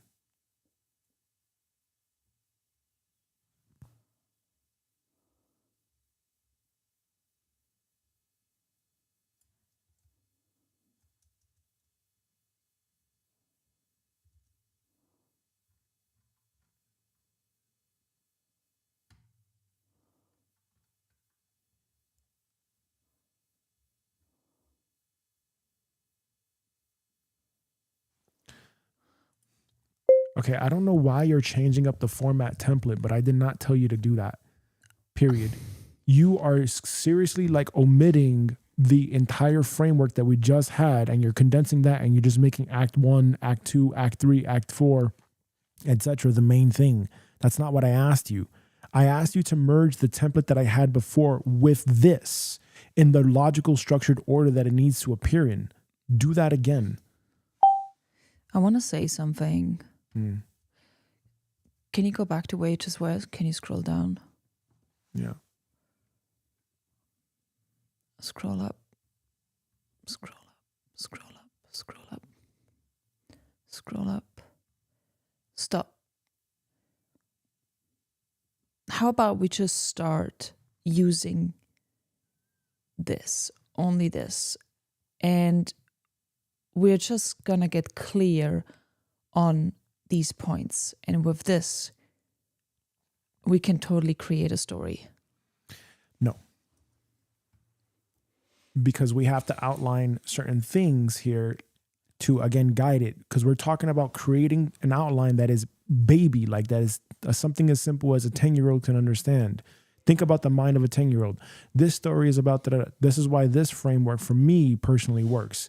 Like otherwise, I wouldn't understand this personally. I personally would not understand this. This is too much already to think about creatively. Okay. For me, it's much easier to say this. Okay, if you understand that, that's all that matters. Again, I don't know. That's what. So what I'm going to do is I'm going to do the following. I'm going to just paste this. I'm going to paste this, and I'm going to just let ChatGPT figure that out. Improv rule, visual notes. Okay. Ending teaser. What happens? Okay. I don't know why it's giving me this extra stuff. I'm not asking for this. The scene is over when the number beats are done. Okay. I don't know what that even means. I don't even know what number beats means. Me neither. Just delete what doesn't resonate. Hold on a second. We're going to tell the story to ChatGPT and it's going to figure it out. It's going to do this because I'm not going to do this like this. I'm not going to do this like this.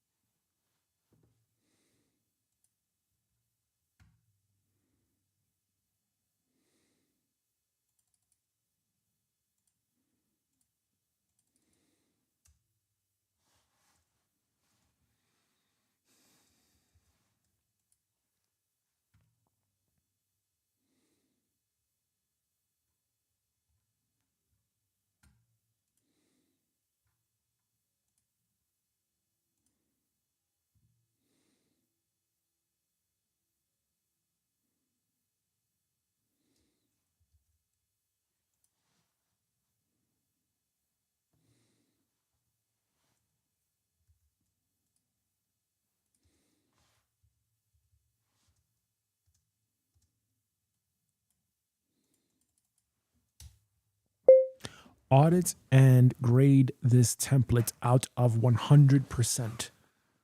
Period. Once again, the goal of this template is to fill in the details as simply as possible so that we have a general outline and hopefully a script generated at the end so that it guides us through the episode. Period. So, for example, if we're doing this as an improv, because again, right now, ChatGPT had a very robotic script that didn't make any sense at all. We need to now salvage last week's episode by improving to explain and backfill that. And we're going to use this as a dream sequence. So how do we explain that terrible episode from last week?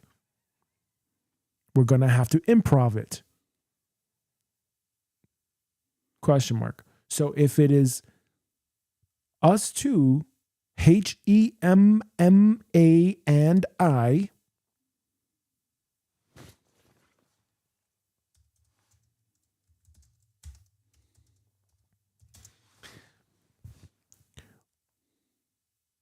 it's like imagining her telling a story.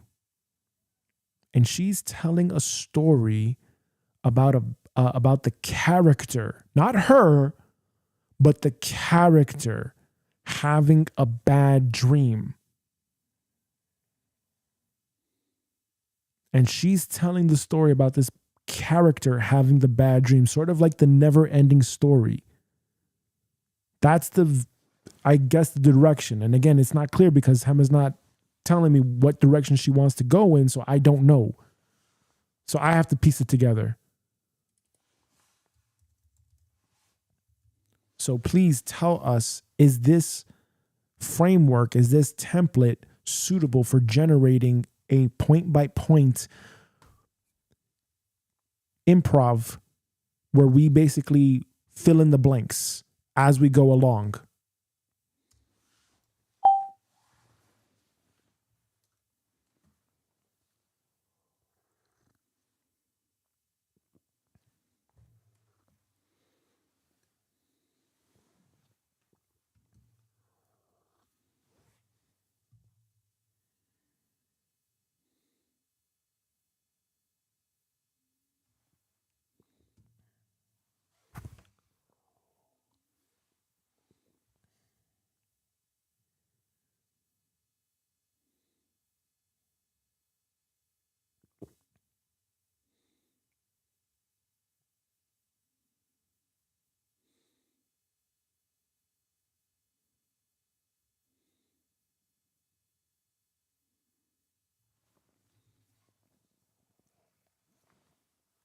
That's what I'm looking for.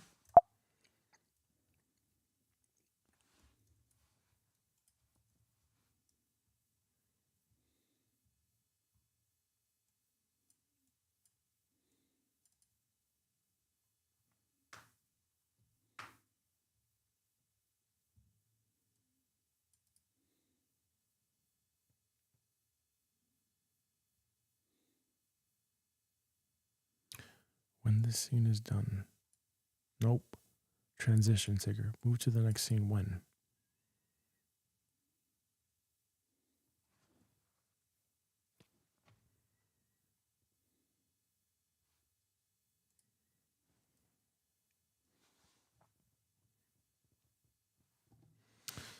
Oh, I don't know why it's being so incoherent. I really do not understand that. I really do not. Okay, so if that's the case, what I need you to do for me so that this is coherent, so that everyone that's reading or improving on the show knows when it's time to transition. Period. In another message, we had prompted you to basically give us stories for our daughter to speak every single night that we record. And you basically did it so well where it was just like HEMMA : and then you gave her what to say. and then you gave Gabriel colon, and then you gave me what to say, period. However, what we're trying to do here is the same idea. However, what we need is basically a bullet point of what we should be saying, period. So what I need you to do for me is I need you to make sure that this template is engineered in such a way that we give you this template and we tell you to execute the prompt. And when you execute the prompt, you're going to give us a chat gate and we're going to tell you what the episode is about. We're going to tell you all the details of the episode. And then you're going to guide us along on what to say, because your scripting honestly sucks. Period. AI scripting sucks. Point blank. So what we need is we need to add the human element, but we need to make sure that the episode is coherent and makes sense. Period. So I need you to engineer this in such a way that we know who are the people speaking and what characters are they referencing. So each person may be referencing a character in an episode. And for example, if Gabriel is portraying and playing the character of Papa de Saraya, comma, Gabriel is explaining what's happening to the character, but he's improving what's happening to the character. And then you're telling us, when do we transition into the next act, into the next scene, until we get to the episode, so that it's very clear what happens. And every single line that otherwise would have been scripted is just in a bullet point format on what to say or what we should be hitting on, basically. Period. Please engineer the script in that way. The templates in that way, period. And make sure that it is now over a 90 in terms of clarity, and the language is very simple, so that way we can plug and play and we can improv as we go along, so that we get from the beginning of an episode to the end of an episode, and we know what the premise of the episode is, what the episode is about, but the bullet points are already listed on what the episode is about. So that way the reader, the person that's improving, basically is backfilling with their own ideas, and they're helping us get to the end.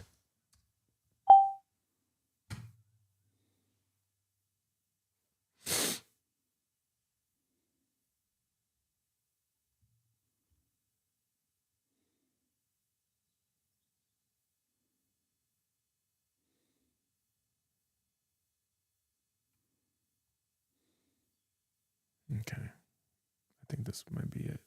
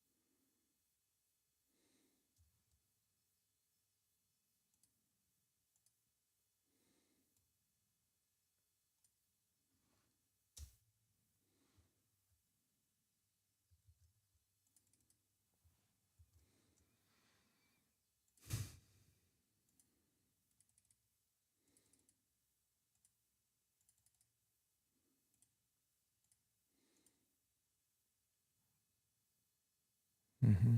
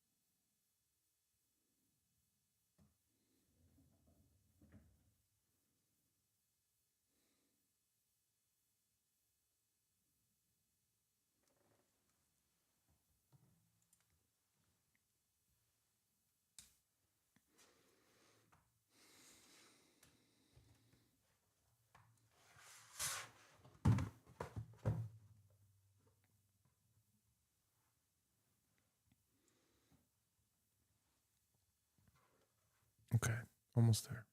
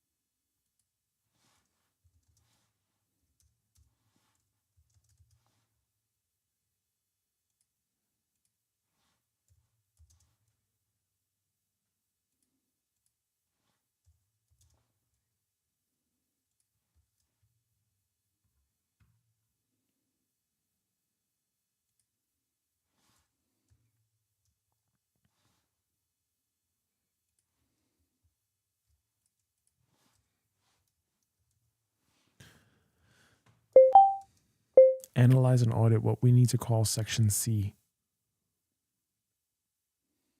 Period. This is basically when I have ChatGPT or Notion AI or any other AI executing the prompt, comma, I have to reference section C. So give me a title for that based on this information that's here.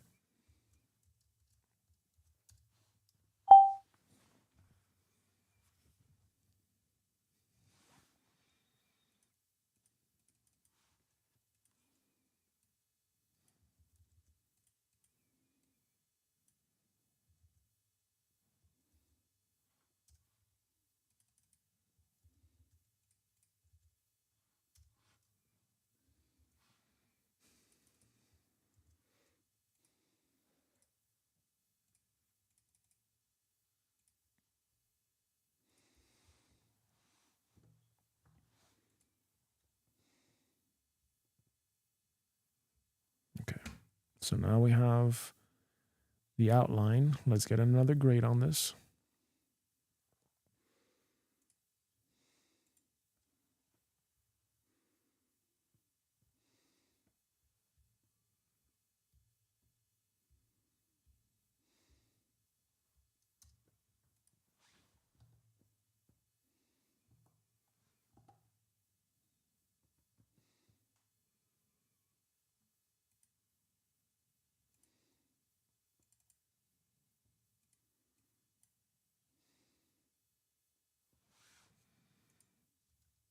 All right, audit and grade this out of 100%.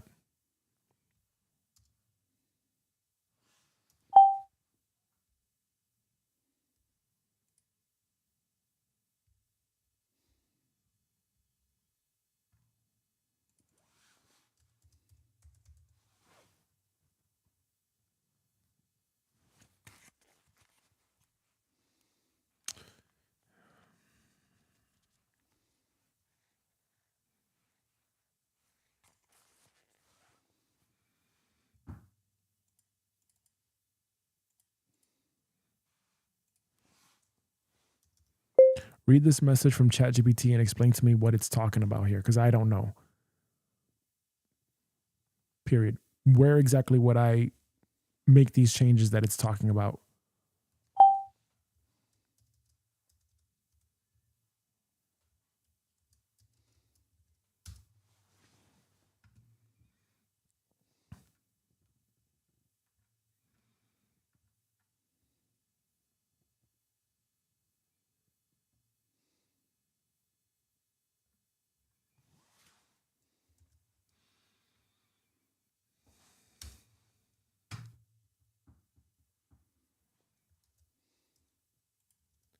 All right, please answer me this very simple question. What is the very first thing that someone does when they want to make an episode for cartoons?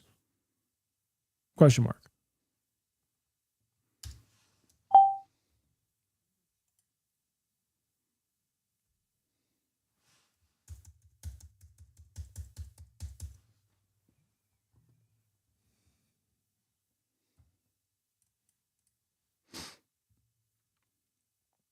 Okay.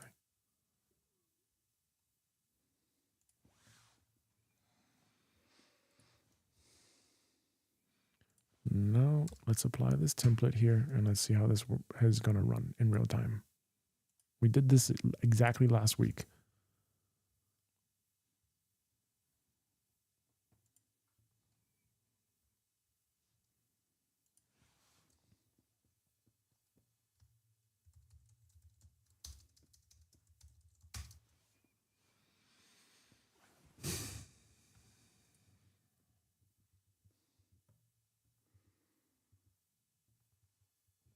All right, so now we're updating the page in Notion AI according to the changes, because the script last week was horrible. Like I watched it and I was like, oh my God, this is not good.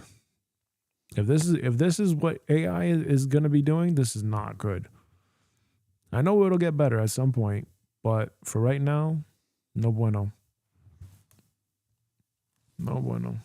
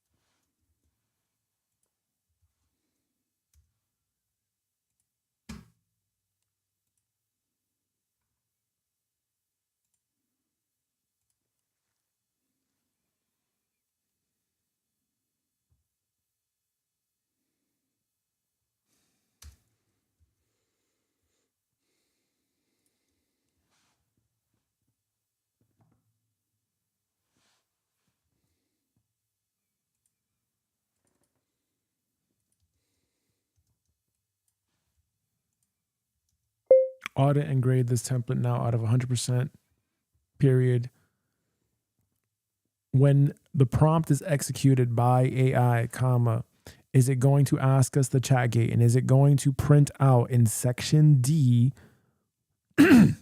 what we need by asking us a series of questions so that we can output a outline to guide us from beginning to end so that the story makes some sense, so that we can explain what happened in episode 1.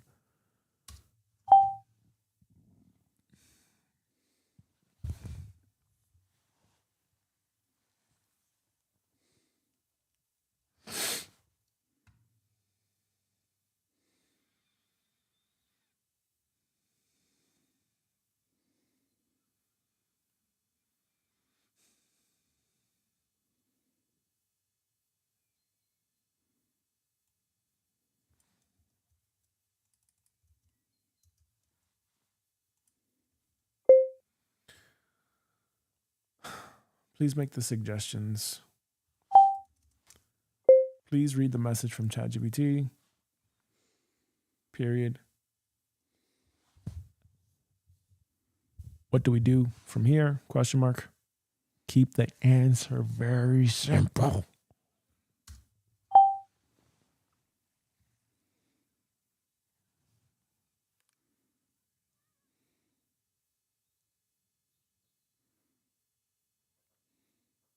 Nope, it did not do it.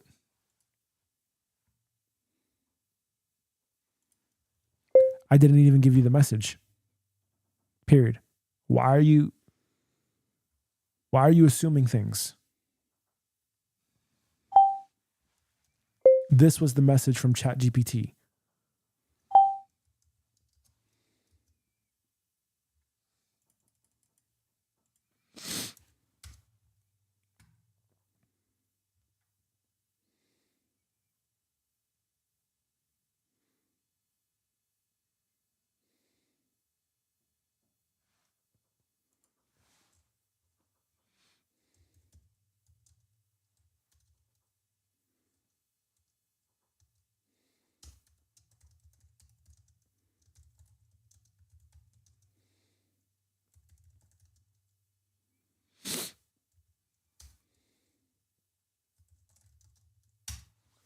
Break.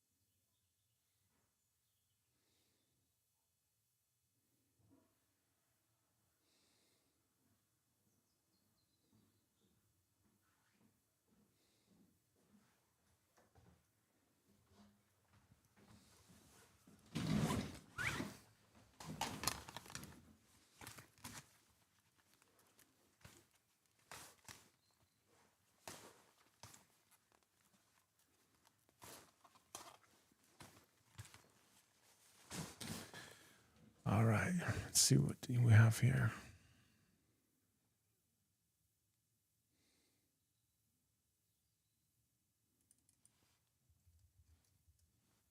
Let's add these changes in and then let's run it.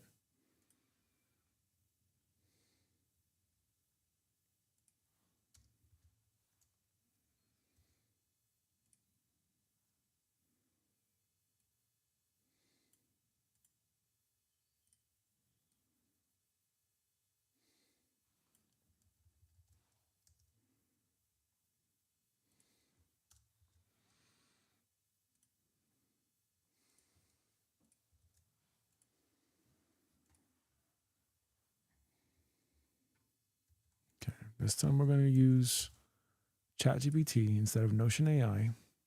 And we're going to see if this runs a better output, at least to help us and to guide us through this episode.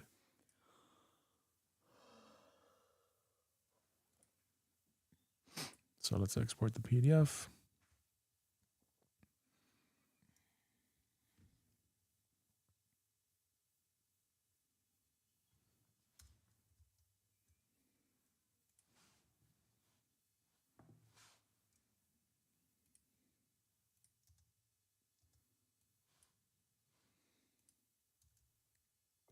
Okay, follow the instructions on this PDF and execute the prompt. Okay, Emma, I need you here.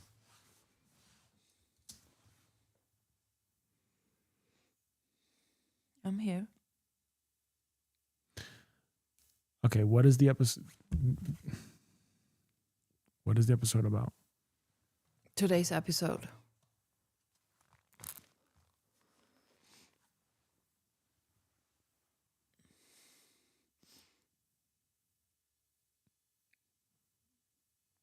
How do we explain what happened from last week?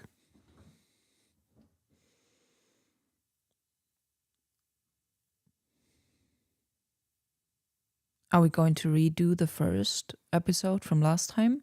No, we're not redoing it. It's already done. It's Okay. already out there. We have to explain what happened. Do we have a title for this episode? That's for you. What do you Well, want? I thought we already had the titles laid out.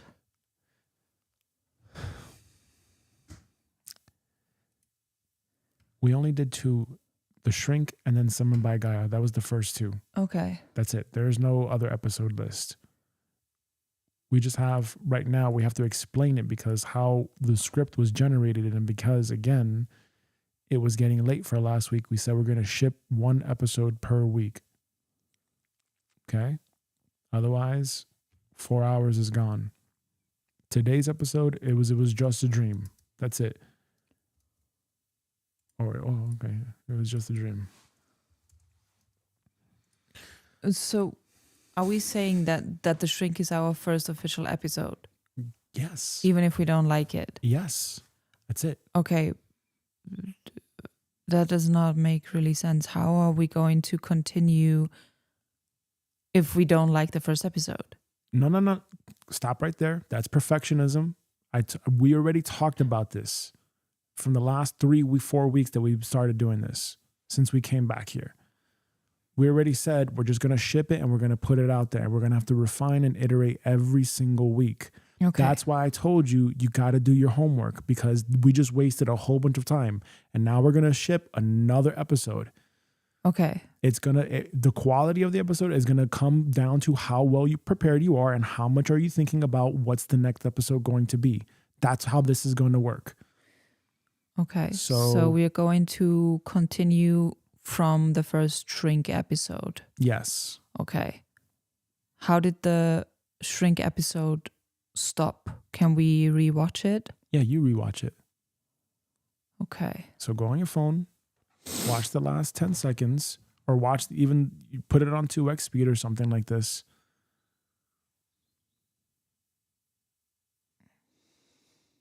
Did you even watch it? Yes.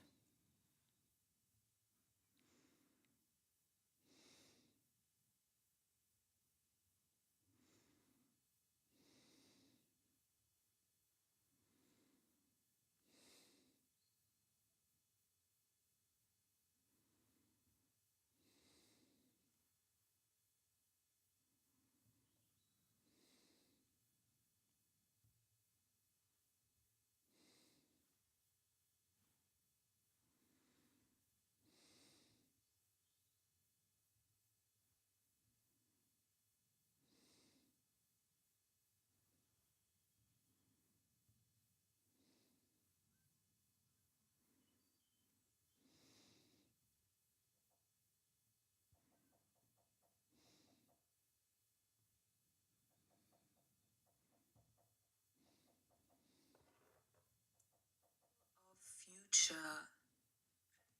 It's right there. The version that finally goes for it. Say it out loud. I'm going to do it. But you just feel that? You collected answers so you wouldn't have to live one. I shrink.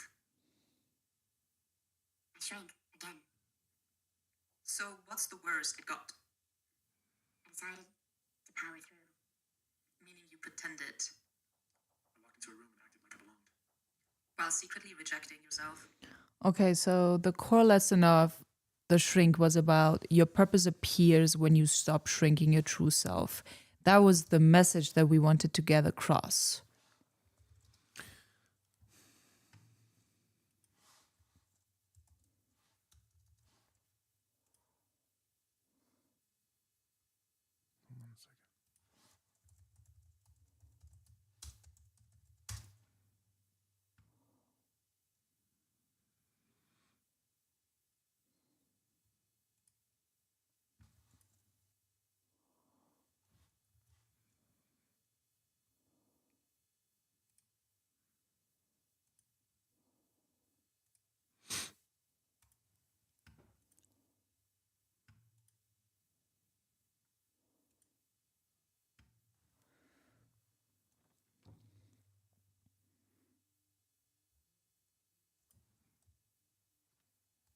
Okay. All right, I'm going to tell you everything how I think it should go. And whether or not HEMMA agrees, I don't know. Why does it?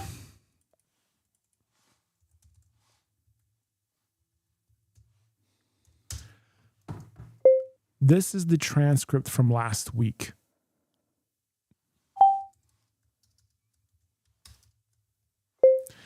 This made zero sense and it was completely illogical. And this was AI generated. And we need to explain that episode. And the way that I see this going in my head, and Hema, correct me if I am wrong. Why does it do this with your name every single time? That's so annoying.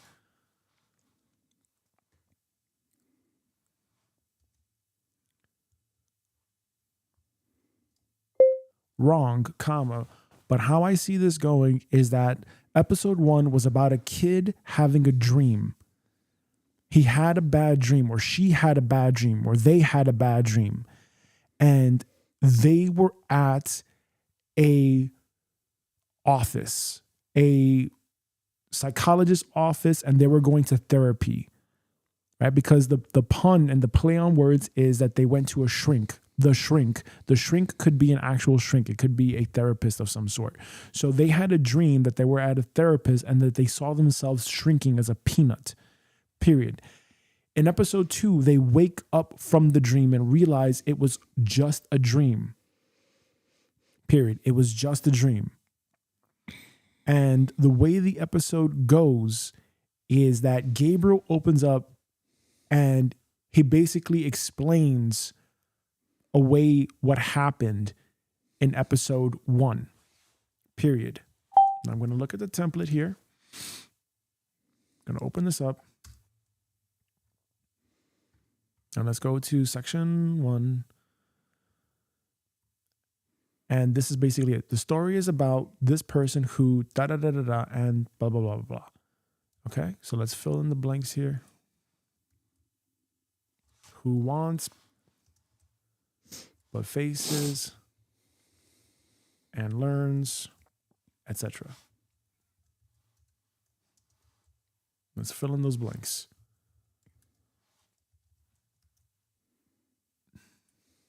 So let's lock that in again. Okay, that's part of the template. So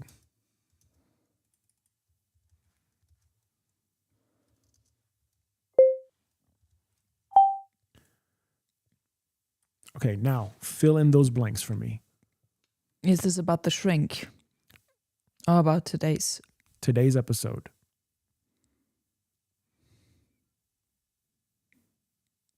I don't know. I would have to make something up right now. Exactly. That's improv. Okay, but it's going to continue on from the shrink. Mm-hmm. Okay. It's going, so I don't know if you understand, but we're trying to explain away the bad episode 1. Yeah. So episode 1 was completely illogical. It was incoherent. It didn't make any sense because it was AI generated. It was version 1. I was rapidly prototyping a template to figure out how we can ship an episode once a week. That was the whole point of last week's live stream.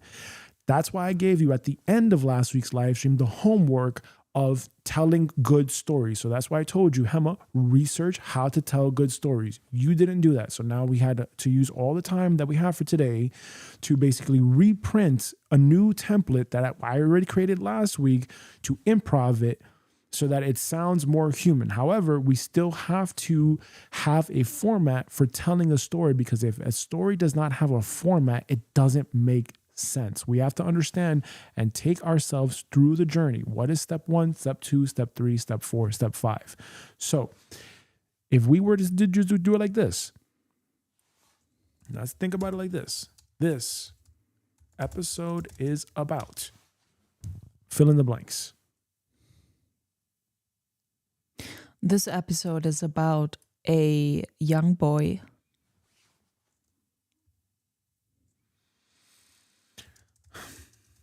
A young girl wants to fulfill her purpose,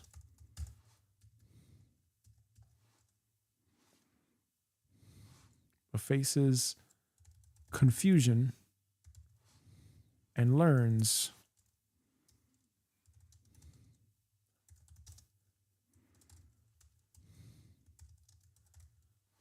So why are you asking me to make it up? I'm giving you an example here. And I personally, the way that I see this is that this episode is really about you. You are the type of person that wants to fulfill your purpose, but you're confused. Okay? You're waiting for other people to tell you what to do when you need to be taking massive action. And I think we can actually make a story out of today's episode based on that idea.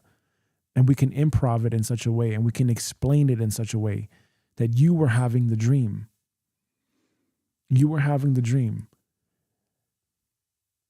So this episode is about a young girl who wants to fulfill her purpose but faces confusion and learns how to take massive action. That's an idea. You can tell me what you think about that.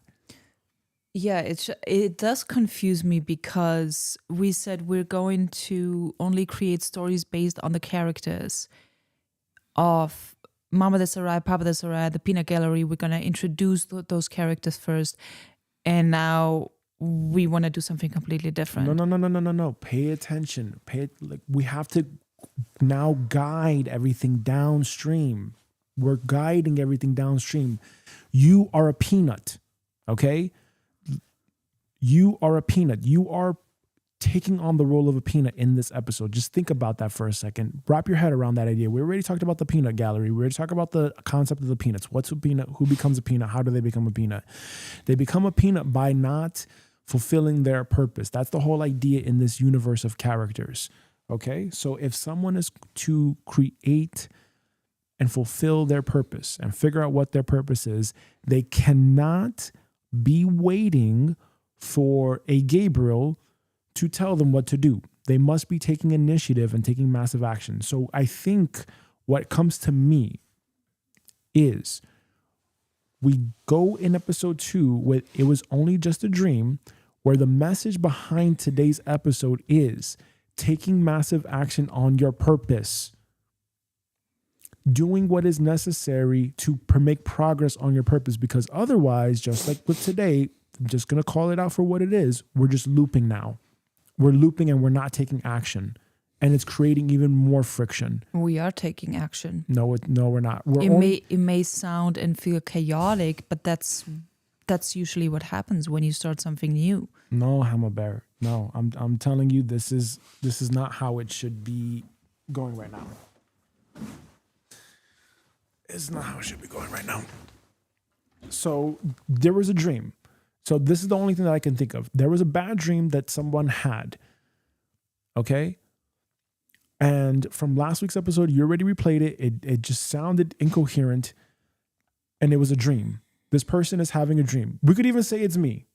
You know what? Let's even say it's me. There we go. Okay, let's go with it. Yeah? Better?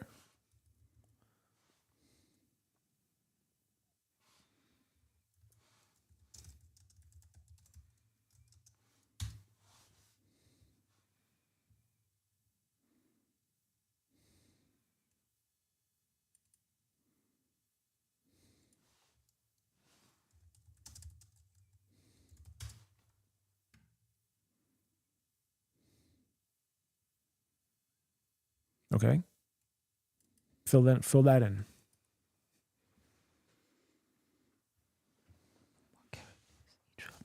Talking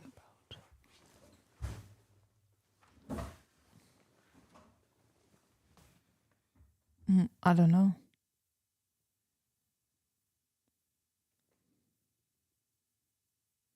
Make up a character name. What character is each real person talking about or portraying? So Hammer is gonna speak for the character of X, Y, and Z. Is that what it is? Yes. Okay.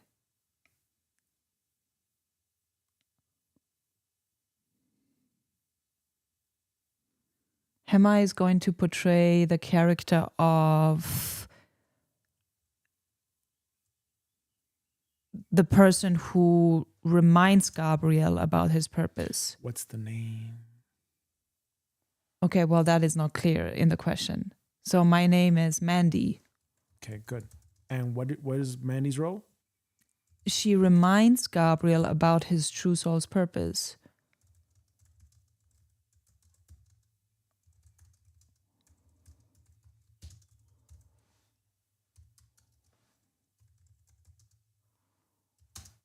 Okay. And now answer that one.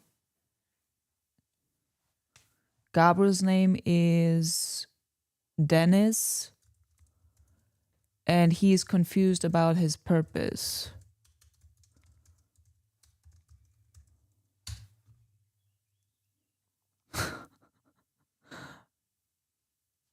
Gabriel.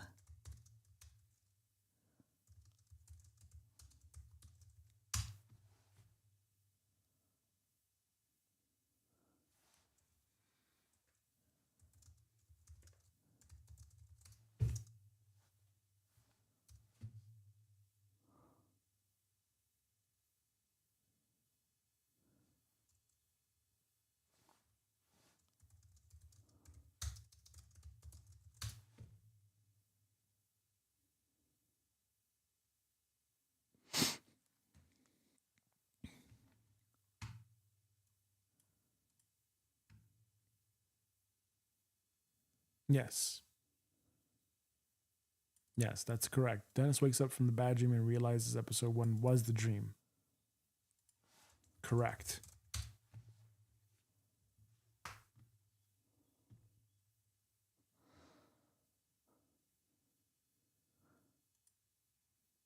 Okay, fill in the blank. What's the conflict now? The conflict is that many people around him tell him different things on what he should be There we doing. go. And it confuses the shit out of him. Hold on. Yeah. Answer that. People around him tell him what he should be doing, and they all have different opinions. And it gets him disconnected from his soul's truth of what his true divine purpose is. I like your other response better. It doesn't matter. Basically, it confuses the shit out of him.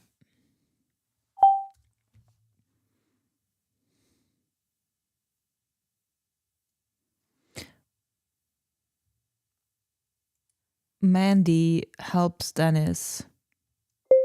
Go for it. Mandy helps Dennis turn inward and align his outer world actions with his inner knowing and truth.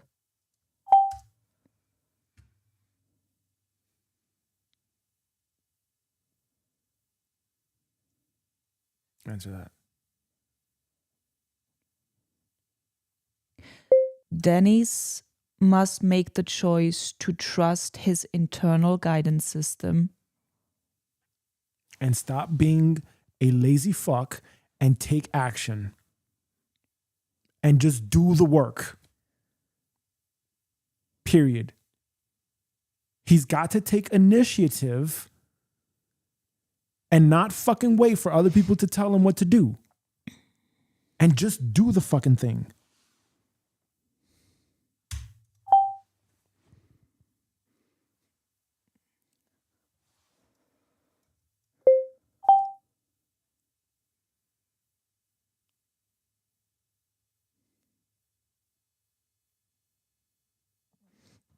The final action is that Dennis takes action on what he internally knows is the right action to take. Hold on. Speak it. The final image is Dennis taking inspired action that he was internally guided to take. And he stopped listening to the confusing messages, contradictive messages from other people in the outer world.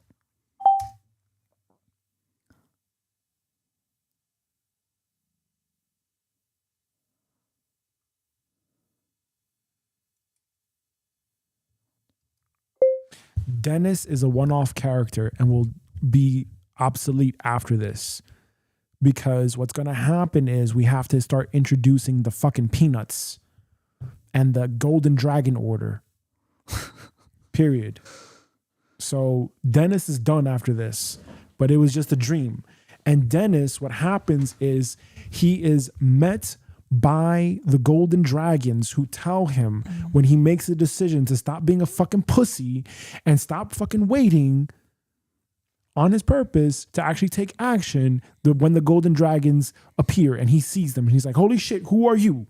And then they explain, we're the golden dragons. And then the episode ends. Oh, that's actually really good. Okay, now we're lightening up here a little bit more. Oh boy. But that's okay. Like, it can be chaotic in the beginning.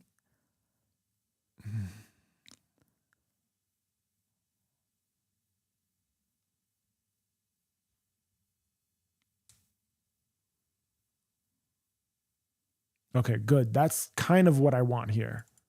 Kind of. Now we're gonna have to freestyle and flow. So Hema, you gotta think here, and you have to just speak whatever comes to mind. Mm-hmm.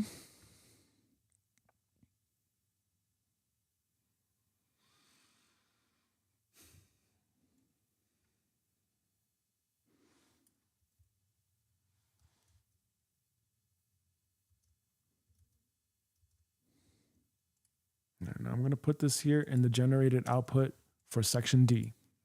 All right. And now I'm going to send you this. Section D. I'm going to send you this, and we're going to mint the episode here. We're going to produce this thing. So We're going to read it from the phone again, right? yes, but you do not have a script this time. It's just a bullet point of what we should be achieving here during this specific episode. Okay? So now there's no script. It's just you just doing it.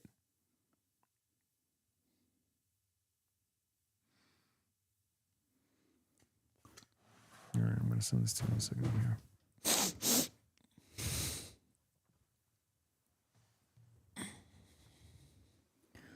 And now in this one, you just say whatever comes to your mind here.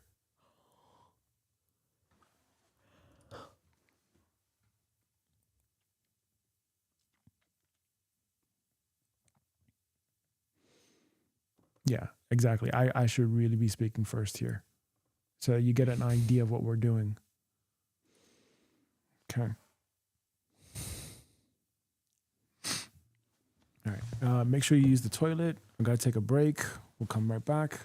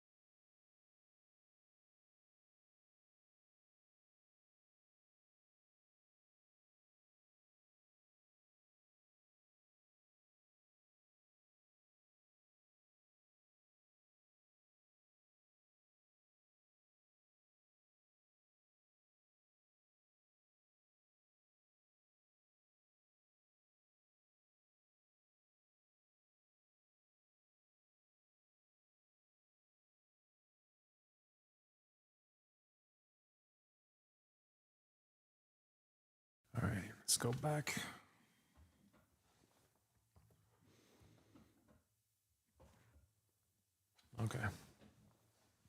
Okay, so remember, this time it was the basic overlay. We're going to have to do the script. And then after we do the script, we're going to now figure out in video or Runway ML, and we're going to generate images, like actual video now. So this is why we have to move on and make progress here. Otherwise, you're in the loop.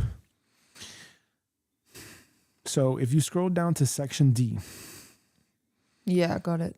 okay, you're going to see it in the yellow highlight. Mm-hmm. So now we know the episode snapshot. The title is It Was Only a Dream. Yes. Dennis wakes up. The one sentence story premise is that Dennis wakes up from a strange dream, gets pulled away from his inner truth by outside opinions, and learns to trust his soul and take action. The main character is Dennis. The other characters are Mandy, which are the outside voices, the Golden Dragons. The main problem is that Dennis is confused about his purpose and keeps looking outside himself for answers. The lesson is to stop waiting, turn inward, trust your inner guidance, and take action. In the opening image, Dennis jolts awake and realizes the last episode was a dream. And then this episode is going to end off with Dennis takes real action, then the Golden Dragons appear.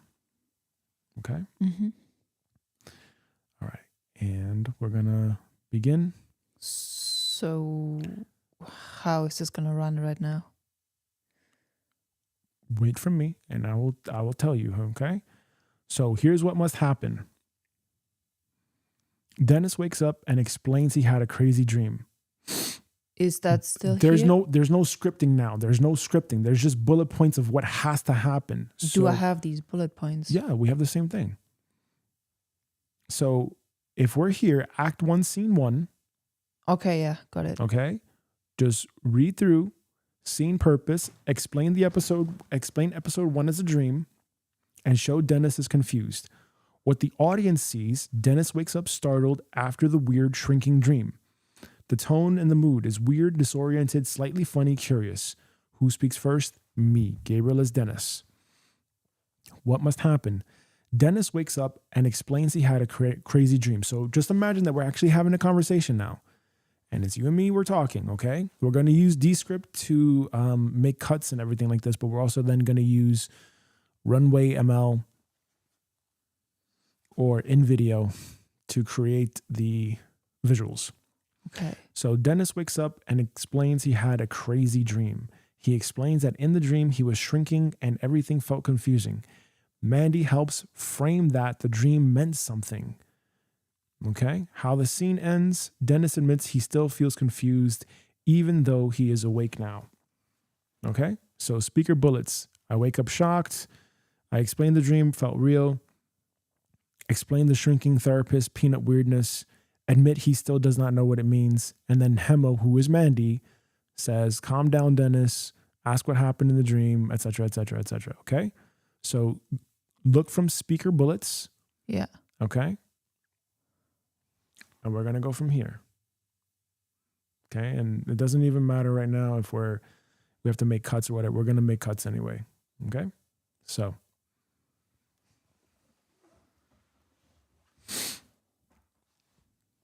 Five, 4, 3, 2, 1.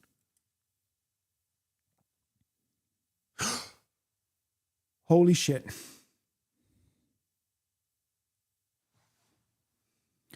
What is it? I had a really bad dream. Do you want to share? Hey, okay, hold on. We're not doing it the same way we did it last week. It's not one line things anymore. Okay. Okay? Stop looking at the thing so much. Look at me. So I wait, hold on, just 1 second. So I'm just gonna focus on the Mandy points, which is calm Dennis down, ask what happened in the dream, help the audience understand it was only a dream, Yes. and then hint that the dream reflects something real inside Dennis. Yes. Then move on once Dennis admits he is still confused. Okay. What we're going to do is Act 1, scene 1 is we're going to basically just improv this. We're going to let the camera roll. It's already recording, and then we're going to cut it in post-production. Okay? Because there's no other way. Okay. If you're going to do improv versus scripting, there's no other way. And that's going to take even more time. So yes, your job is you're going to calm Dennis down. We're going to have an actual dialogue. So that's why you're not going to look at the phone anymore. It's just to understand what you're going to be doing here. Calm Dennis down. Ask what happened in the dream. Help the audience understand it was only a dream. Hint that the dream reflects something real inside Dennis. The transition trigger is to move on once Dennis admits he is still confused in real life. The scene is done when the audience understands episode 1 was a dream and still Dennis is still lost. The next scene cue, Manny asks what is confusing Dennis now that he is awake. And then we go into scene 2. Show how outside voices pull Dennis away, who speaks first, and then in that scene, it's going to be you. Okay? So we're going to have to... We just created the episode right now. You just said what the idea of the episode was. Is it not possible to have an actual script on these points? No, because then otherwise it's going to be AI generated. It's going to sound like shit. And it's going to be just a repeat of episode 1. And that's why you said, hey, I want to come up and I just want to speak from the heart. Okay, fine. Then here you go. Okay. Yeah, let's give it a try. And I'm not going to be able to do it if we have only 4 hours a week. I would have to be able to prompt and redo the prompts over like 100 times in order to get what we need. And I also don't know what style you want. I don't know any of these things. Okay. That's why I told you have to research. What do you want to do? What direction you want to go in with the show? I don't know. Okay. So that's why we have to improv now. All right? Okay. All right. Let's do it again.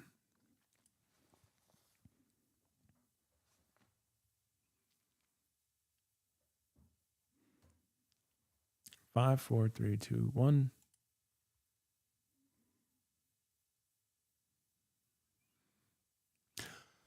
Hey, I got to tell you something, Mandy.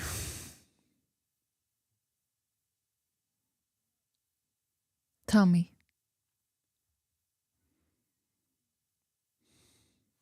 Again. Hey, I got to tell you something, Mandy. Tell me. Oh, God. And then I got to be mindful of this foot pedal thing. All right. One more time. Hey, I got to tell you something, Mandy. Tell me. I had a really, really weird dream yesterday. And I don't know what it means. Do you want to share? So I had a dream that I turned into a peanut. And then something in the dream about like transforming from a peanut back into me when I made a decision to like live my purpose. Like I felt, for example, like I was, or at least in the dream, I was in a therapist's office. And for some reason, I was talking about my life purpose. And then I shrunk into a peanut because I didn't believe in myself. And that really scared me. Well, the good thing is that it was only a dream.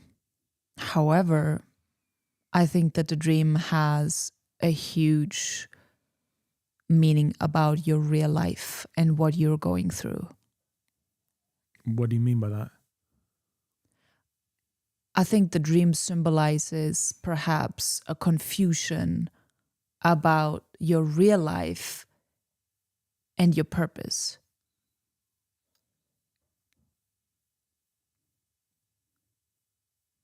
Perhaps you are very confused about your purpose and what direction to take. Yeah. I mean, I've got a whole bunch of people telling me a whole bunch of stuff about what to do with my life, and it's very irritating and it's very frustrating. And I feel like I don't know, like I want to do something. I know what I want to do, but then I've got like all these people telling me what to do and how I should live my life and how I should think and what I should be doing. and I'm tired of it. You know, I'm like 20 years old and I'm tired of it. So you would say that your confusion is mainly caused by all the outside noise and outside opinions, people telling you what you should or shouldn't be doing, Uh, and it's pulling you away from your own truth? yeah, I think so. I think so because, like, okay, for example, my grandfather is old, and this guy, he grew up in a time where it was all about getting a job, getting benefits, and he's still in that mindset that I have to get this job. I have to have a job in order to be successful, in order to have a good life or something like this. And he grew up in like the wartime, and you know, he grew up in the countryside, and the way that he lived his life, from what I remember, is completely different from today's era. Like, there's not going to be any such thing as like having a job, especially with AI. Like, how am I going to pay the bills having a job in this day and age with inflation the way it is, with everything the way that it is? How am I going to do that?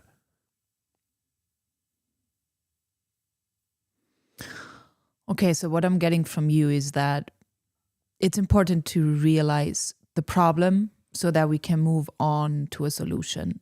And what I'm getting from you is that the problem for you, which is represented in your dream, is that you have too many outside opinions and noises which are distracting and disconnecting you from your soul's truth. Yeah, I think so, you know, and it's frustrating. And you have been paying perhaps way more attention to what other people think you should do versus actually going within and reconnecting with your soul's truth and your purpose from within. Yeah, that makes a lot of sense. Yeah, I would say so. And I'd also say too that, like, with my grandfather, for example, and the way, you know, he grew up, it's not compatible with this era. Like, you know how hard it is to just get a job right now, where like you've got to fill in these applications, and then how many people are filling out the same applications for the same jobs? And then on top of that too, a company can fire you at any moment. There's no job security, there's no job loyalty. But this guy grew up in this era where that's his mindset. That's what he thinks is like the truth. It's like the holy grail. And like, I feel like I'm a loser because I don't have a job, because I don't want to go, work 9 to 5 and work for a certain person. I want to do my own thing. I want to figure out what it is that I'm good at, and I want to do my own thing. And then this dream that I had is just weird. It didn't make sense. It was so bizarre. Well, it does make sense. You shrank into a peanut. Why would I shrink into a peanut though? Because you allowed the outer world to tell you something that you're not. So think about that. The peanut symbolizes the smallest version of you. Would you agree? Yeah, maybe, sure. And you shrinking into a peanut because you have been infiltrated by the small opinions of the outer world of what you should be. Could that be a possibility? Maybe. Yes. So I just want to guide you into how you can return to your bigness and to no longer be a peanut.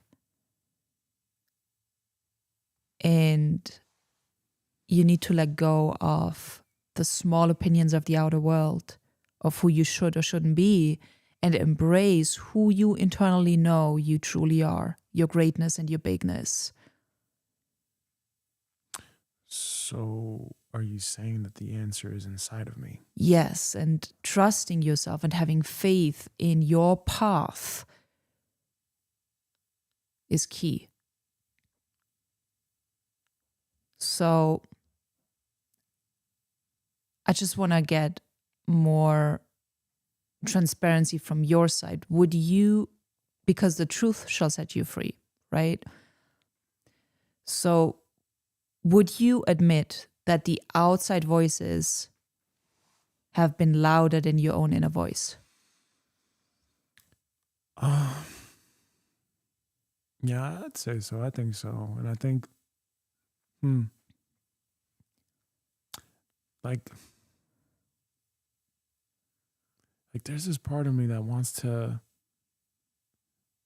not necessarily make my parents proud or like my relatives proud, but to get them off my back. And I think I've just been listening to them too much.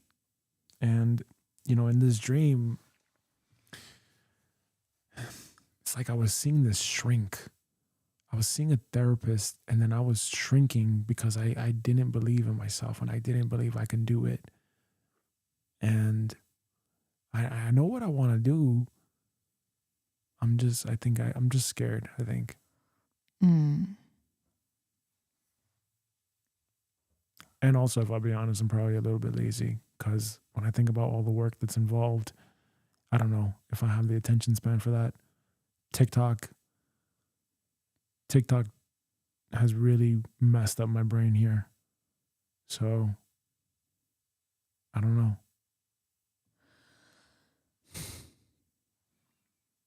Well, I gotta tell you that you already have the answers inside of you.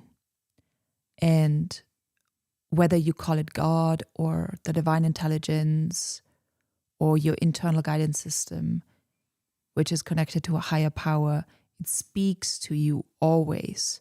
It speaks to everyone. But what is most relevant is who actually listens to that voice. And I need to just remind you that the answer is already inside of you.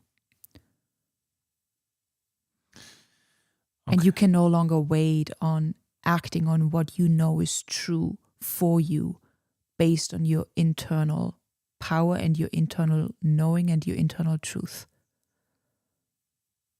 So you're at a choice point now. You either trust yourself and who you know you truly are, or you continue to behave or act like a peanut and get disconnected by the outer world's opinions. And this is about aligning the actions in the outer world with your inner knowing of who you truly are. So, are you done waiting? Are you done being confused? And can you realign to your inner knowing and take action on that knowing in full faith?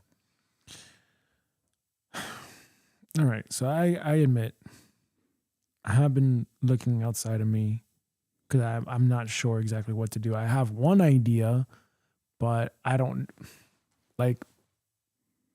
I think people would think I'm crazy though for that if I were to take that action, Like maybe they think I'm something's wrong with me if I decided to live out of a car and travel around. And I need to interrupt you right there because that's you waiting for the outer world and for other people to give you permission to actually live your greatness. And I really need to gently push you to choose yourself and to choose your aligned action based on your internal knowing of who you truly are, and to no longer ask for permission of your mom, your dad, your grandfather, or the peanuts. The peanuts. Okay, yeah. All right. So then maybe the dream was just telling me, hey, stop being small then and do something about it. Exactly. That's what I strongly feel too. Okay. All right then. And now from here, stop right here. This is where we zoom out, right? And I want to create I don't know how you feel about this, but this is what I would do. I would create a zoom out now where we're outside of the story and we're explaining the moral of the story, basically. Okay. I don't know if that resonates with you Yeah, or if we you want to can, we can continue. do that. All right. So this like the never ending story, basically, where we're reading the book and then we zoom out. Yeah. Okay.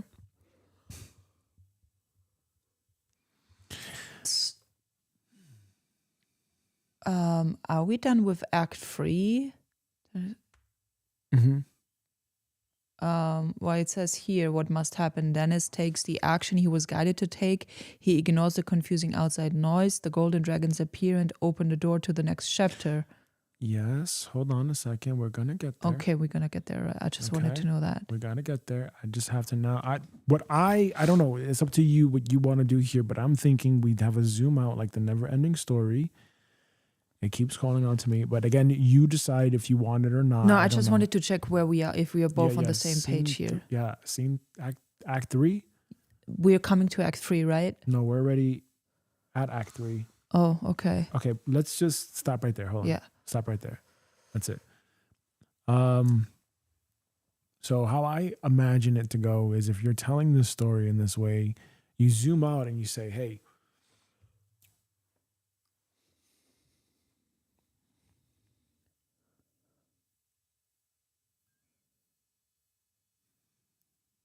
You're like the background story, narrator. The narrator, exactly. That's the idea. The idea is that we're the narrators, okay, Yeah. and we're telling the story, Okay. okay. So in the example now of Dennis and his confusion with purpose, when we zoom out on that story, I would imagine there's dialogue between us and we're talking about the story, right? So if, let's say, I was reading the book with you, right? And it's a bit complex, I think, in my head to think of, because again, I'm not from this background. I'm just here to help you with the systems and execute it. What? So how I think about it is like, if this was the never ending story and we were just right now improving, we were reading from something. We're reading from something, right? This is our book. This is the equivalent of our book. And we have that never ending story concept. And I think the way that I see it is like we zoom out and when we have a little discussion. So what do you think about what's going on with Dennis right now in this story? We can either have a conversation to reflect on it, or Yeah. it's just going to be one person of us, like a narrator. For example, we zoom out and then I give a short summary of what happened, like this. Yes. Okay. And I believe that because, again, I told you before, if this is what you really want to do, you're going to be the star of the show. You do it, right? If you want to be the star of the show, and you now are acting as that narrator. Yeah. Okay. So you act as that narrator and you explain what's happening or whatever. Okay. So just, again, this is probably where we need to watch the never ending story again to really understand and understand exactly what's happening in this universe, in this specific episode. Let me improvise right now. Okay. So we zoom out.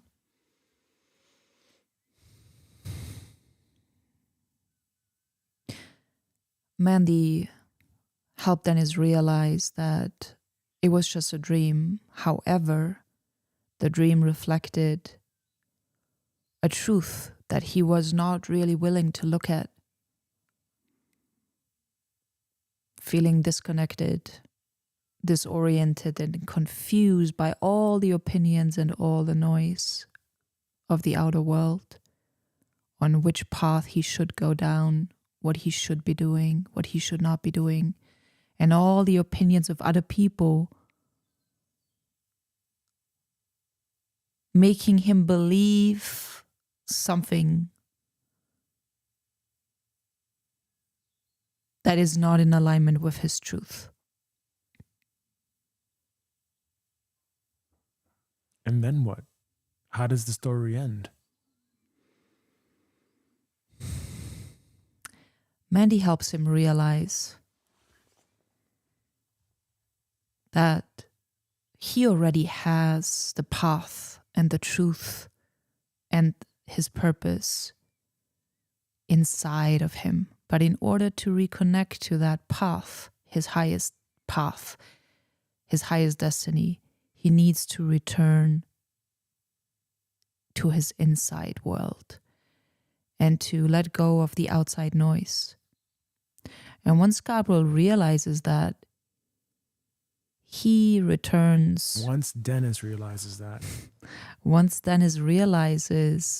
that he already knows what he wants to do. He just got so confused and sidetracked by the outer world's opinions. Dennis committed to follow his own knowing and truth of who he knows himself to be in his greatness, in his bigness.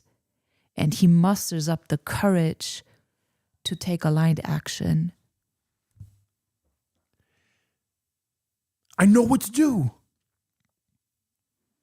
I know what I have to do. Tell me. That's amazing. I have to get myself over to Alaska. Oh, whoa.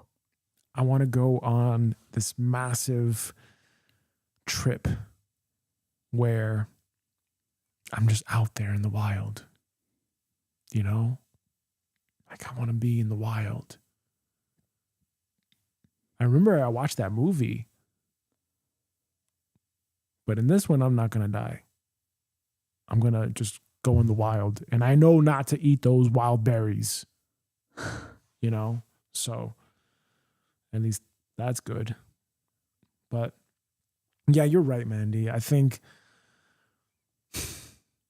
I really have to just tune it all out and focus on what's inside of me. And I think what's inside of me is I need to change my environment. And I need to make that decision right now. So I'm going to make sure that I go out there in the wild and do my thing.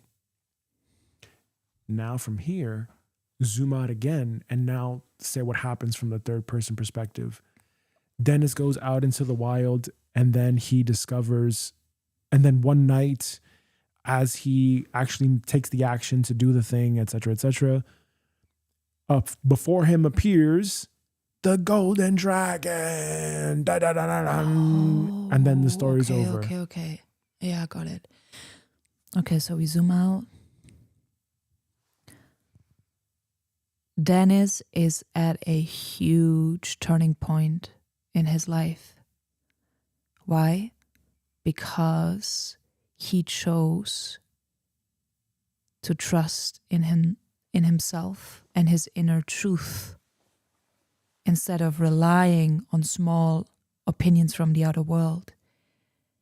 And he made his way to Alaska. And when the great divine intelligence, the universe, observed his brave action to follow his internal compass, they knew that he was ready to embrace his highest timeline and his greatest destiny. And he was sent powerful help and support that he isn't even aware of yet.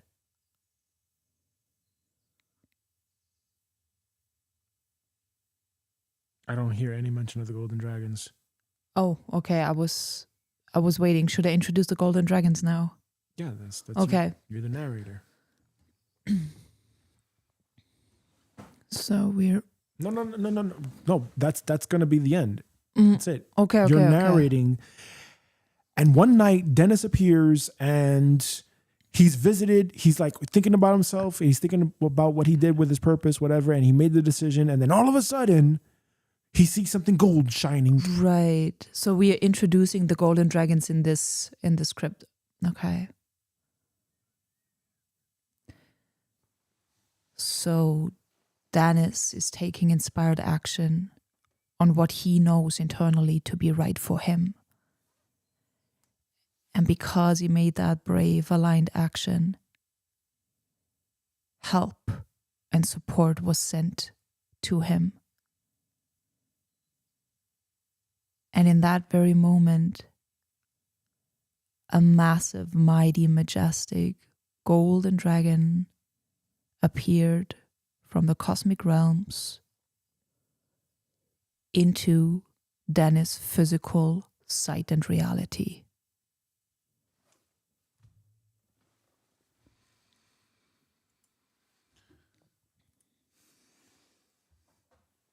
Okay, so that's where we are for the episode.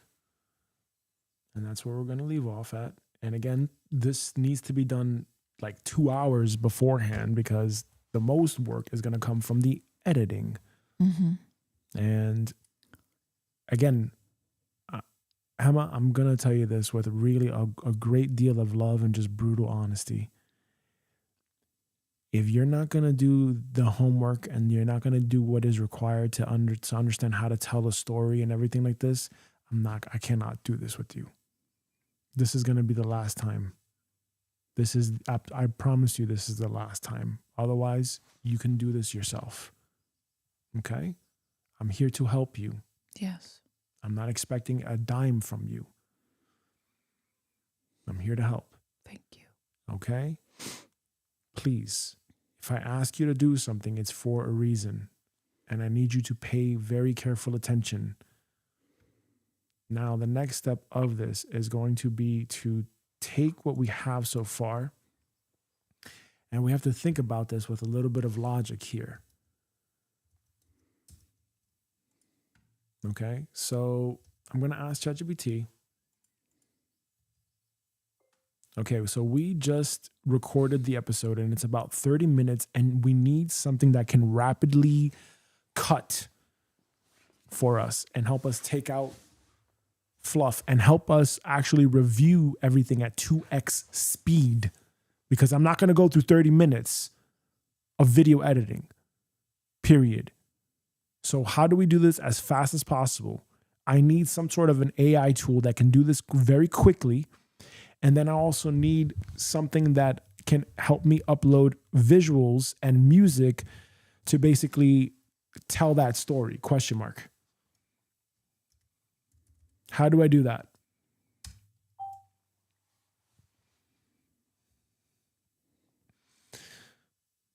So I don't know how it's going to work, but you may want to think about, like, how do you be the narrator and then be the character at the same time? Or do you just be the character and then other people be the narrator or something like this? Or do you be the narrator and then there's just characters?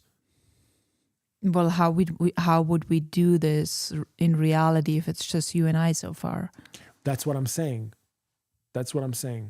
So if you are going to be... Or we don't have a narrator at all? No. That's up to you. That's up to you. How did you feel about today? How did you feel about how you did things today? For me, it sounds interesting. Like, okay, I'm just going to be honest with how I would think about it. Like, would I want to watch an episode like this? Would I want to watch continuously an episode like last week? Not a chance. That's why the video only got like 8 views and the watch time was terrible. So again, this is supposed to be a business. If you want to get traffic, you want to get people to your thing, you got to really think here. How do you want to do this? And that's why you need to understand how to tell really good stories. That's why you need to understand the formats of it. Because if you're going to be doing this as a weekly episodic, you need to be having a factory mindset where you're going to be able to come up with episodes very quickly. Because this is going to take a lot of time, and it's already 11:30. There's no way you're going to produce an episode within 15 minutes. The editing part is the longest part, and that's the thing that needs the most time. And it's during the editing time that you should be now talking about certain things or whatever with your guests. So imagine if you have Tony Robbins here, we need to mint that episode as quickly as possible, mint the NFT and all that stuff within 4 hours. That's why the scripting thing needs to be lightning fast. It needs to be done within 10 minutes. Okay. Recording everything, the whole thing needs to be done very, very swiftly, very quickly, so that way you can create the episode, create the shorts, and then the NFT. Because otherwise, this is a whole week-long thing, and I'm 1,000,000 gajillion% not doing that. I've got my own thing to do. I've got my own problems. I got my own stuff going on. So this is why you have to come prepared every single week.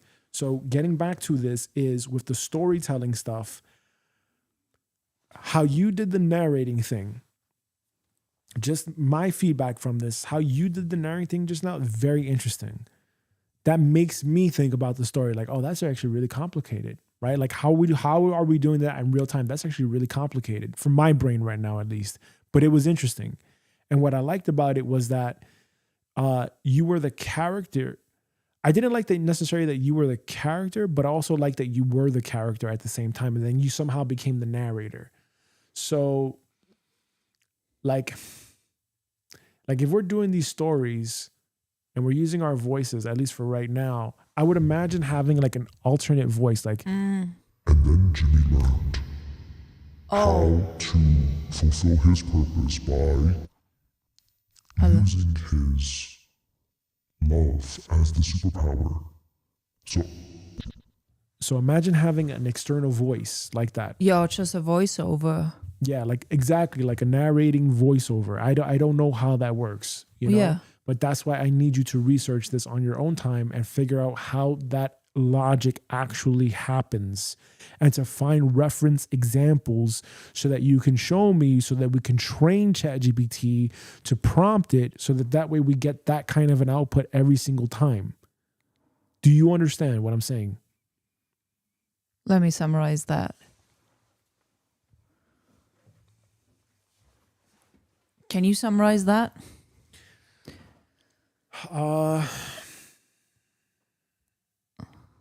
So you are the narrator. Okay, so you know how we just did the story. Just as quick feedback, actually. No. We gotta finish here. Let me focus. Sorry. There's certain things that I think were really good and certain things that need to get improved on. And I'm just gonna leave it at that. You have to rewatch the episode and really study and break it down and figure it out. But this format was actually, I think, significantly better than last week. It was. Significantly better. And I can tell that we infused our stories into it. Like I infused your grandfather in real life. I know. As me, because that's why I said a young girl in the beginning, because I'm referring to you. I know. You know?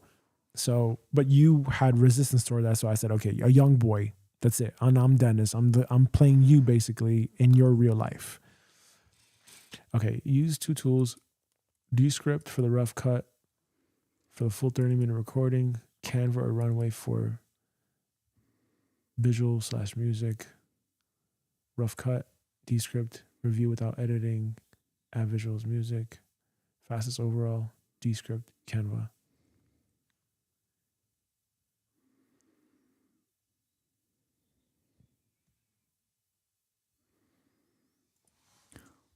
Okay, and why not?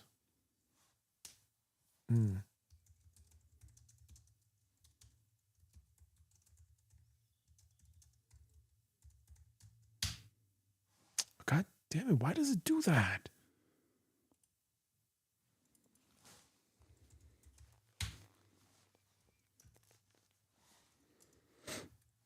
That's irritating.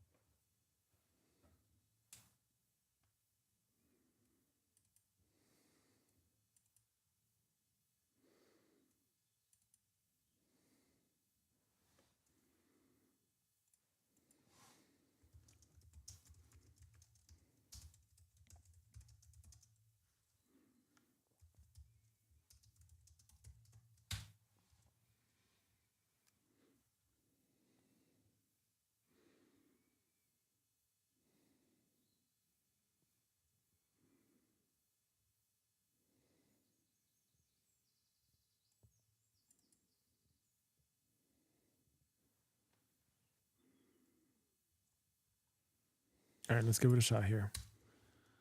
Hopefully we can mint this episode in the least amount of time.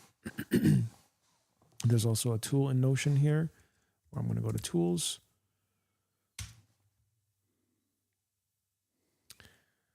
And ay.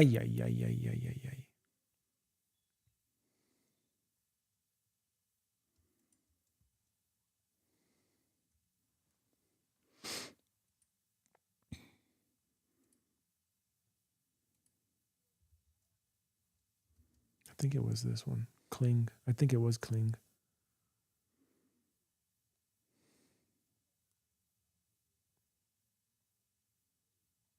Yeah.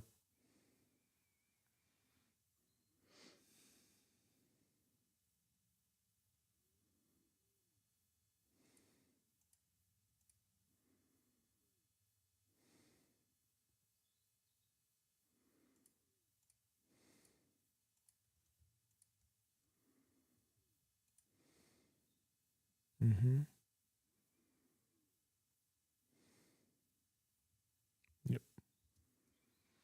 So this one you can create videos as well.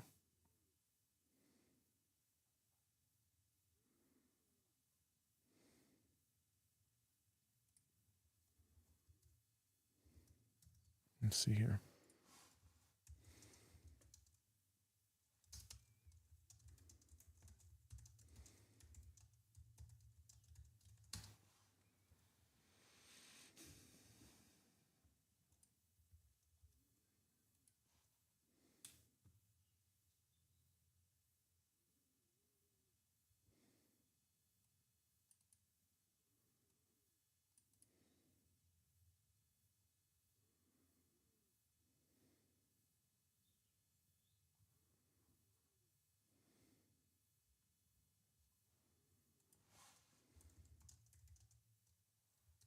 Okay.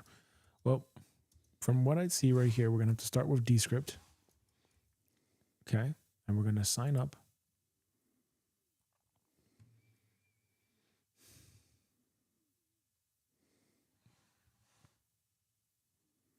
And let's put on the foot pedal. Okay.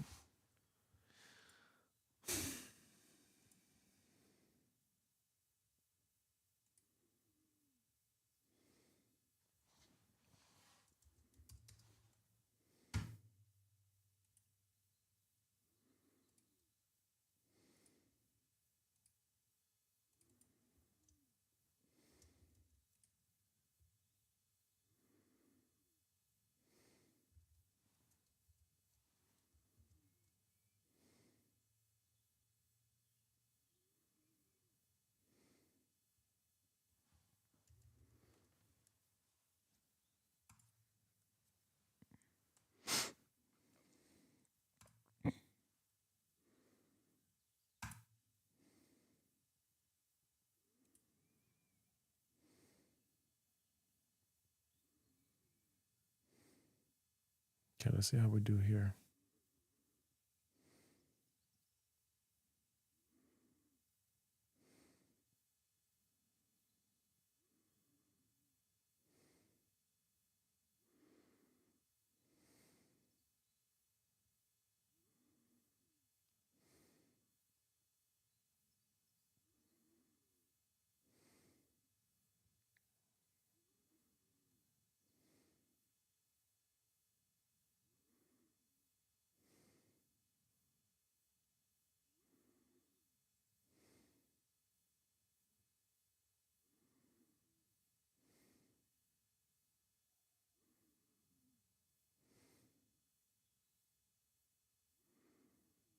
Mm,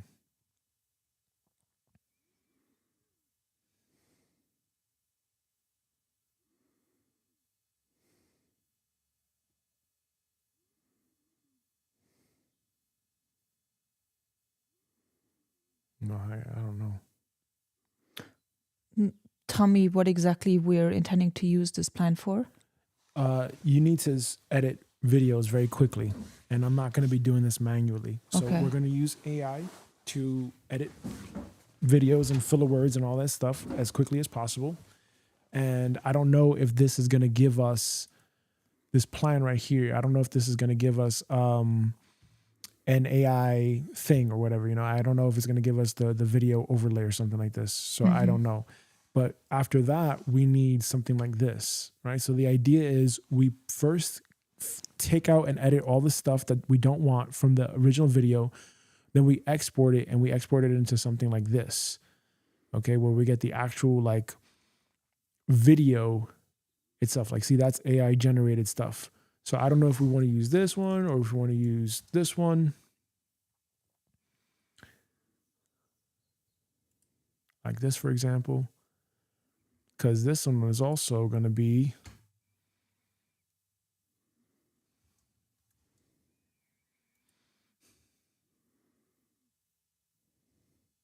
Well, how about we just start with a basic plan and let's explore if all the features we need are available. And if they're not available on the basic plan, we just upgrade it. Yeah, I don't know. Okay. Yeah, let's see here.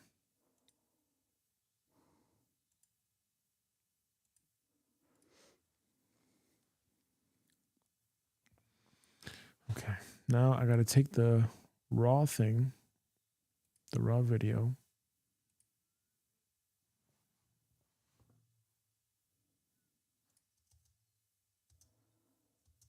That's you from last time.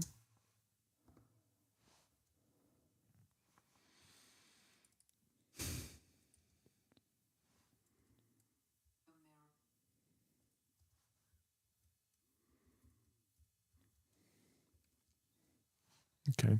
Now, while I'm doing this, I think that your job is to just be talking and talking about whatever is on your mind about purpose and stuff, so that way, if we do use clips in the future from Opus, it's you talking. So while I'm doing this work, you should be talking. And that way we maximize the time that we have here. You mean as of right now, I should be talking? Yeah, I think about so. what?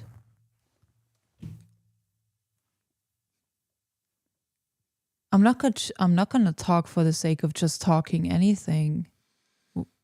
What are you talking about? All right, look. We're doing a live stream, right? The purpose of the live stream is to have a whole bunch of content that we can generate, that we can clip from. If in the future we need to go back to Opus Clip or any other AI clip generator provider, we can do that. And we have now content. You cannot be producing 1 or 2 pieces of content a week and then just calling it a day. That's not how the game is going to be played in 2026. It's a factory. You're constantly on that wheel. So if you, again, you're just looking at me doing the work versus you contributing in the way of actually like speaking and saying things. So what I would do if I was you, okay, don't wait for my initiative anymore. Stop doing that. What I would do if I was you is I would look at the camera and I say, so, today's episode was inspired about, things that we were going through and challenges and etc. And just talking about purpose. And I've been on this process with fulfilling my purpose, and there's a lot I have to learn actually. And I'm not a pro at this. I'm not perfect at this. But as you can see from this live stream, like talk behind the scenes. Okay. Yeah, you could do that. Please at least do that, because that you can clip from Opus and you can use that in future shorts. Okay. And then while you're doing that, I am working on the background. So we're both working. Okay. So share your ideas, share your thoughts, share your opinions about things. Okay. And while you're doing that, Okay. you just look at Got the it. camera. You look at the camera, not at the screen. Look at the camera. There you go. That's your camera. So people are looking at you from there and you're looking at the camera, and just imagine like you're talking to somebody. Okay. Imagine that you're talking to Soraya. Imagine that you're talking and you're just explaining what the episode is about. Just start doing that and use your voice. Use your voice. Express yourself. Okay. Okay. And while you do that, I got to now edit the video. Okay.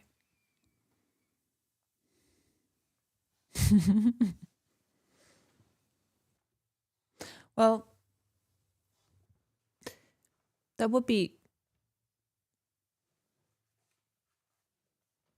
more fluent if I could actually, have or interact with the chat if people are watching the live stream or have questions. This would be the time. Pull it up on your phone. But Pull up the YouTube on your phone. That's a good idea. Do that. so this would be a good time to engage perhaps with viewers. Yes, exactly. Answer questions. But if there are no viewers, it then doesn't matter. Just get in the habit of doing that. That's a good idea. okay. But also, while we're having this time and Gabriel is working on the computer, I'm just going to pretend that there are viewers. So you are watching us from the beginning, starting something completely new. I've never done this before, and I'm not really a tech savvy guy. And that's why Gabriel is like extra in guiding me through these processes and giving me the structure and the physical tools to actually bring my creativity into form, because that has been a missing link for me for probably my entire life, where I have been very creative. Perhaps you could call me airy fairy. And Gabriel, as strict as he may sometimes sound, is probably what I need for my purpose to give the necessary order, the necessary structure, and to be very real with me in the areas I need to improve. So I appreciate that. And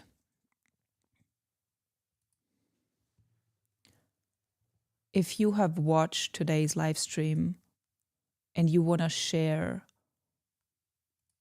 your thoughts and your views on today's episode and the lesson in the episode about purpose and the insights of Dennis and Mandy,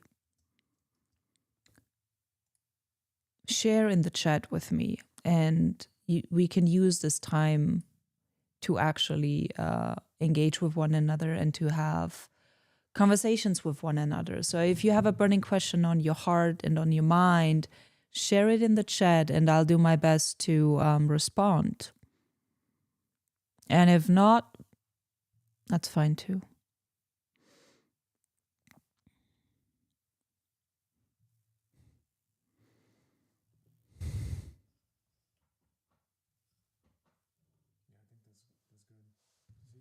These are the things that you want to do. I don't hear you in the in my ear. Oh, Can you yeah. hear me now? Yeah. I think that was off for a while. Yeah. So I had mine off just now.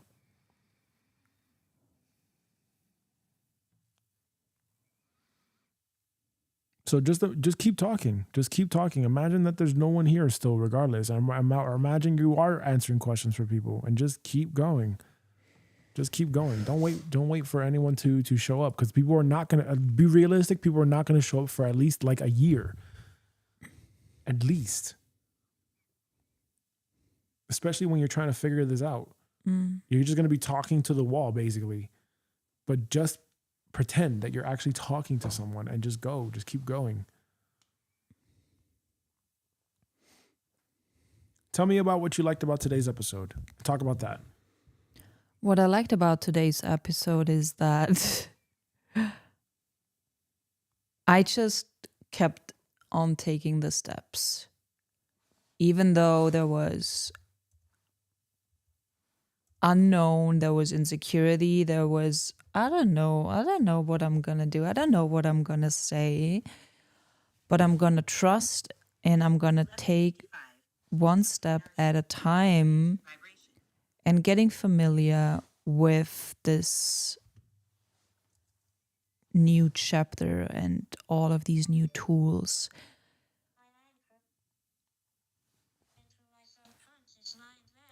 Keep going. And I also liked about today that, yes, I totally underestimated my homework, because the way I understood my homework was, I think, very different to how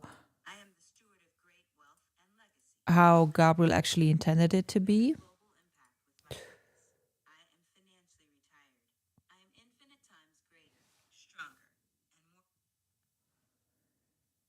So my homework was to find out everything about storytelling.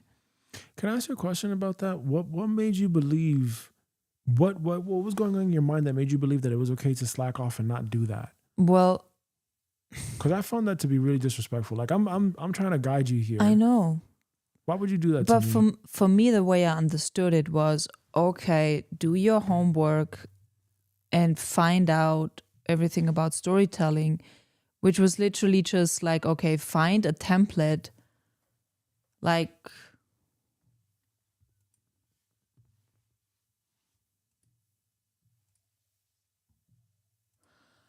find a template like this, and that's going to be enough for today. And what made you think that that was going to be enough?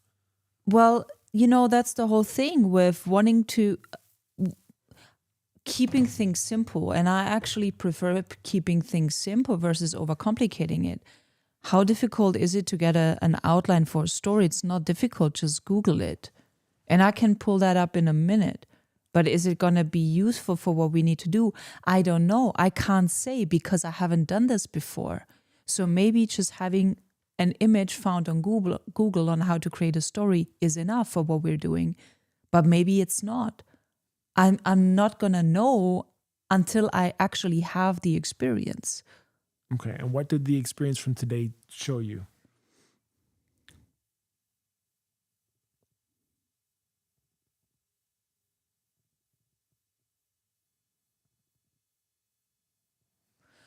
What it showed me was that perhaps just having a simple picture from Google with an outline was enough. However, we still needed to feed it to AI to break everything down. And I would also say that you can either make it very simple or you can make it complicated. And that's up to us. Okay. And perhaps we could have saved ourselves 3 hours if we just took the simple outline and stuck to that. But maybe not. I'm not going to know. It is what it is. And I don't know if ChatGPT could have used this outline in less than 5 minutes and we were ready to roll. Restart iPhone. But it needed more time, and I accept that too, because I know that what I think sometimes is going to take 5 minutes in real life experience, it may take 3 to 4 hours. And I got to accept that and not get frustrated or angry and give up, because that happens, Your imagination of how things are going to play out in the real world may be different than what you have imagined it to be, but can you accept it and can you flow with it and trust that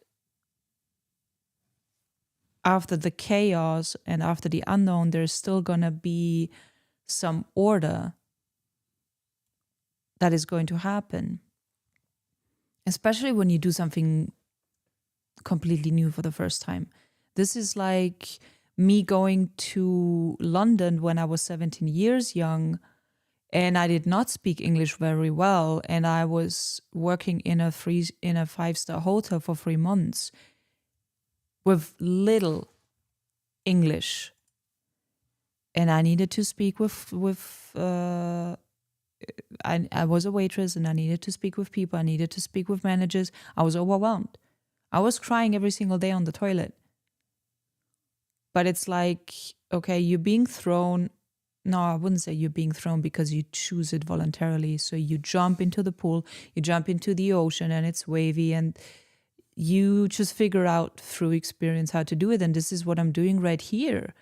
And this is just like another experience of not knowing how to swim, and you are going into the ocean and just become one with the ocean, because then no wave can drown you. So become one with the ocean so that no wave can drown you.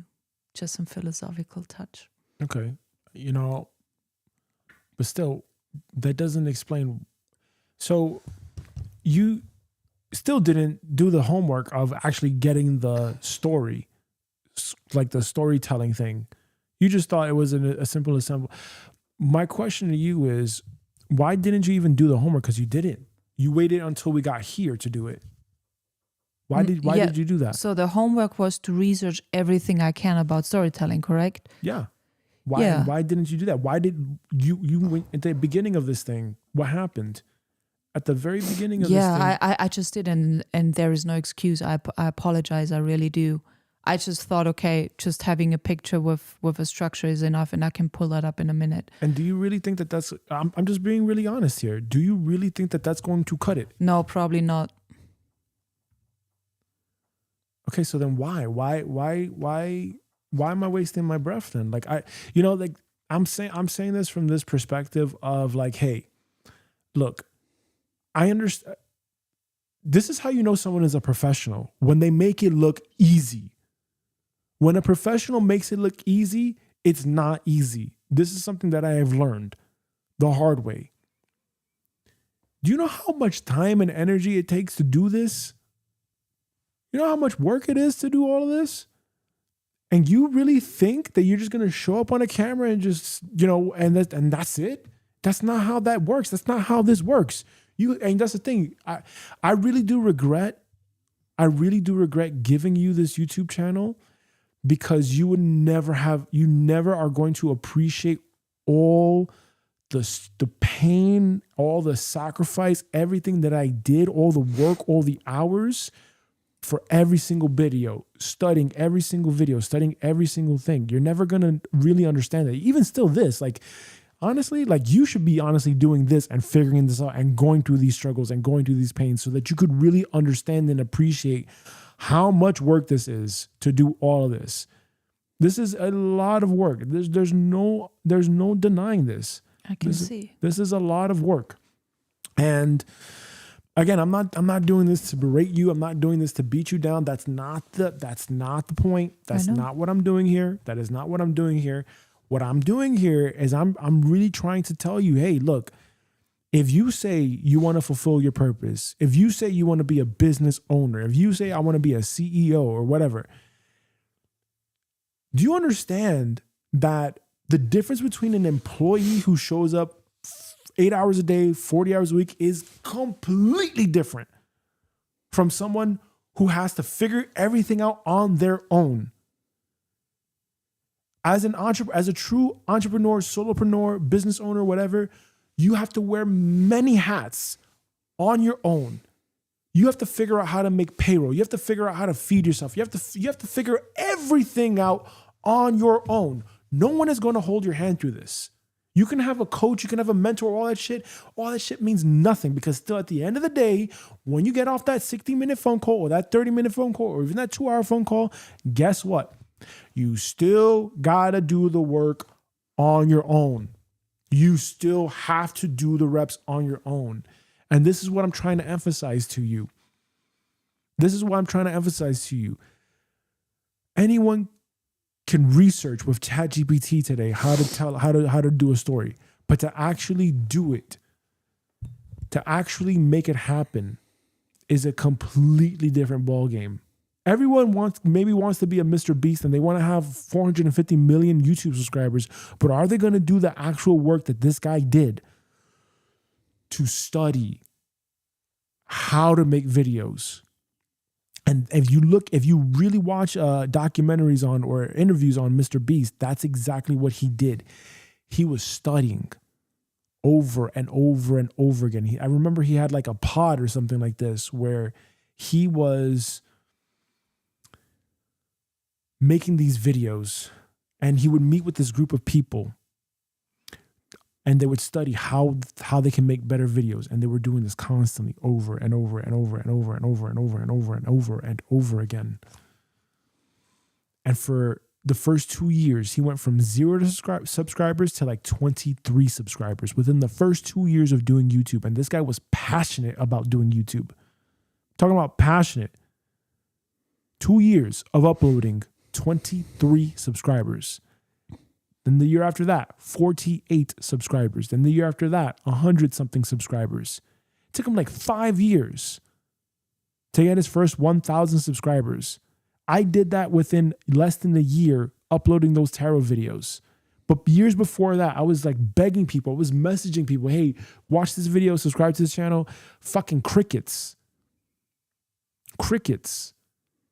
And you're never going to understand what that is. You're never going to understand what that feels like. That's painful. That hurts. It fucking hurts. You know, and then on top of that, adding in that you don't want to work a job. You want to do this thing full time. And you're trying to put out your best videos and you have no idea why is it not sticking? Why don't people watch? What is it? What is it about this video? What is it about what I'm saying? You're doing this over and over and over and over and over and over and over again. And that's why I'm telling you, you have to learn how to tell good stories, because the secret sauce is not this. Anyone can show up and fucking talk into the camera and just preach and act like a guru.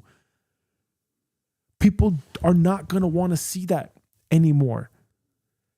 They already have all the information. They already know what to do. They want to see people that actually do the fucking work as proof, documenting proof of work. That's going to be the real sauce. The real sauce is, can I ship? The real sauce is, have I actually done it? The real sauce is, have I actually generated income from this thing? If you're telling people to fulfill their purpose and yet you're fucking struggling and you're broke and you're not showing up, what chance do you think you honestly have? And that's the point that I'm making here. You got to be willing to do those little parts. Those little parts mean everything. And for you to show up to not do the homework, that's not good. That is not good. And you should be editing these videos. You should be figuring this stuff out. I should not be doing this for you, for sure. I should just be your consultant. That's it, at best. At best. And I'm gonna show everyone here how I'm doing it, how it's done from my side. I'm just building out the engine right now, but I'm about to show you. I'm about to explode on this thing. Because I already know at this stage. I've already made all these mistakes. I already know what I need to do. Starting something is easy. Easy. That's a joke. Talking in front of the camera, that's a joke at this stage, right? Because my nervous system is already regulated for that. But I'm talking about getting to the high level. I'm talking about professional, doing this to the highest level possible. To do this to the highest level possible, you have to be a student of the game. You have to make it look easy. Because when you make it look easy, that's how you know you're pro. This is not easy. Yeah, because we're just starting. Exactly. But do you think that it's going to help? Do you think it's going to make it any better by you not showing up and doing something as simple as studying everything you can about No, you're storytelling? 100% right. And I apologize. And I'm going to do my homework from now on.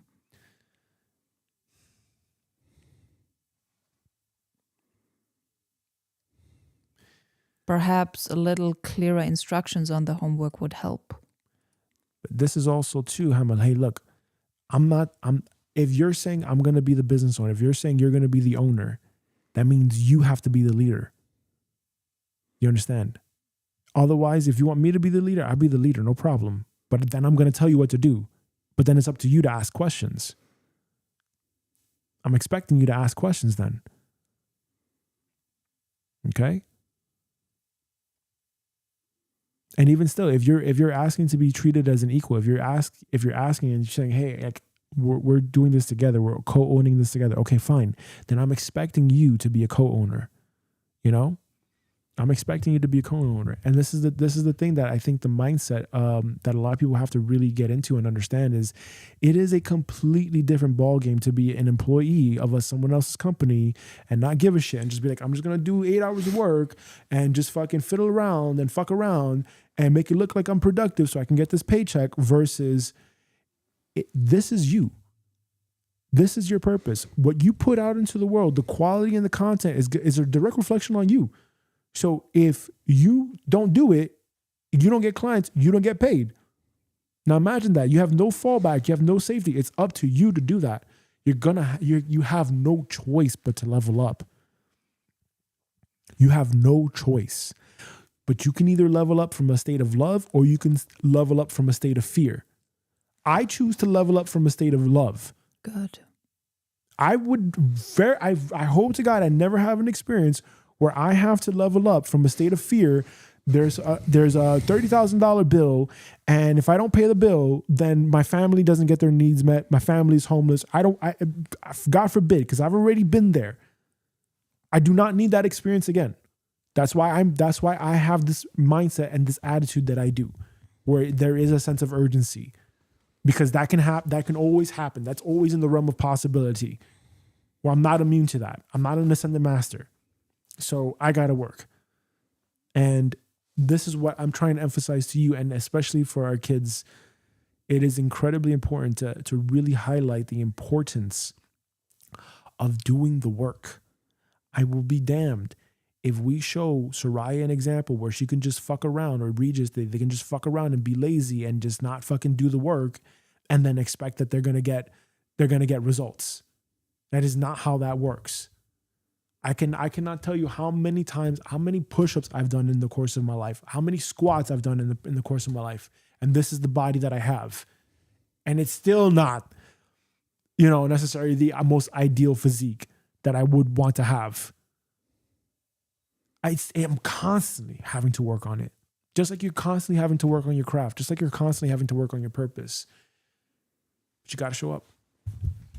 All right. That's good. That's what we want. We want to have that kind of back and forth stuff. Maybe post episode, like a 15-minute recap or whatever. And that's good. Keep sharing your thoughts.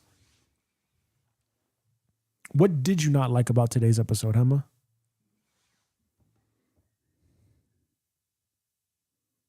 There's nothing that I didn't like.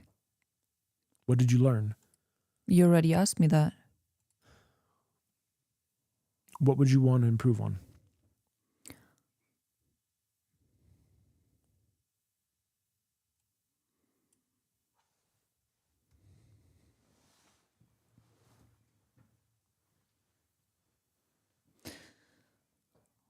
Having clarity up front before every live stream, and having a macro clarity and a micro clarity, like a macro clarity on, okay, what's the true purpose of the weekly live streams? Where are we going? Do we have a destination? What's the macro clarity? And who's gonna take responsibility? responsibility? The micro clarity is okay, and what's the clarity for this live stream? What's the clarity for the next live stream? And this is, I think it's the third live stream. So for things to improve, I know that I need to improve some things here, and I'm gonna sit and reflect on how I can improve the flow of these live streams and what I need to improve, and I need to reflect on that. And it's about me getting really clarity with where I want the episodes to go, the intention behind the episodes, the message, the lessons that I want to convey with the episodes. And from there, then to just have a very powerful framework of the storytelling, which we can use over and over and over again to create different lessons and messages using the same framework that serves us with that.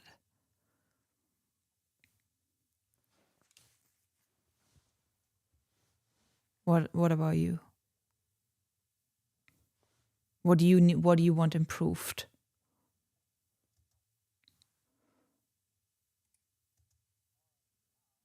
Or if you need to focus, that's fine.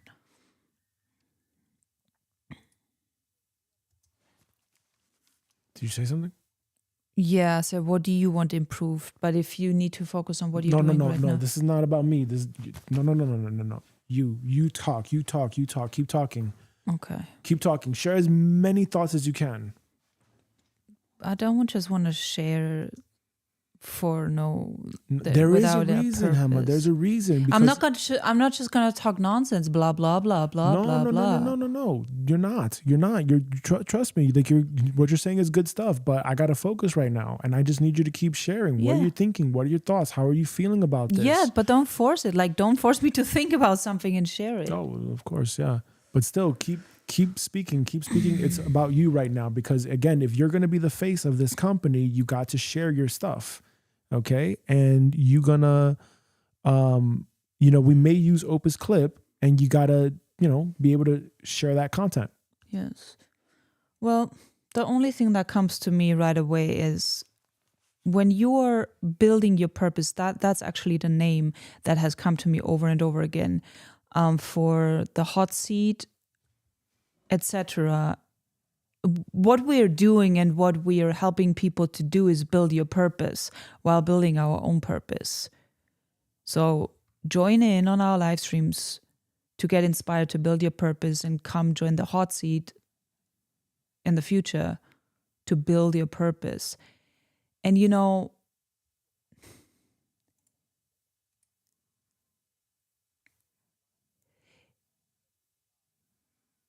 that's the whole different reality shift that you are making, because when you grow up in the peanut gallery life, meaning you go to school, you're being taught constantly what to think, you're being taught constantly what to do, you're being taught what your homework is, you're being taught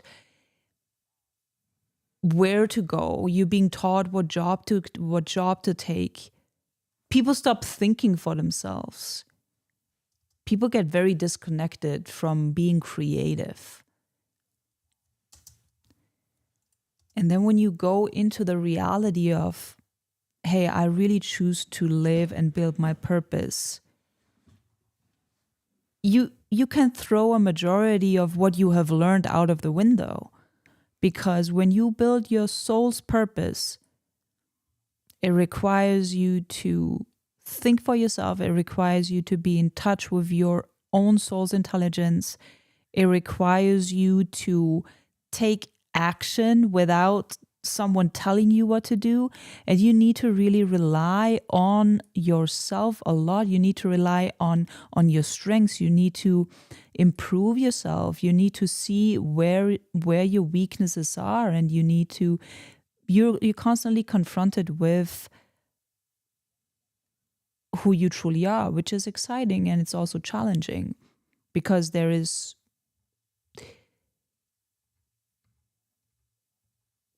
in a sense, there is no roadmap that someone is giving to you. There is no promise. There is no security check. There is no, this is the way, this is the path, and just do that. No, you really need to, you're crafting, you're building your own path, which no one has ever walked before.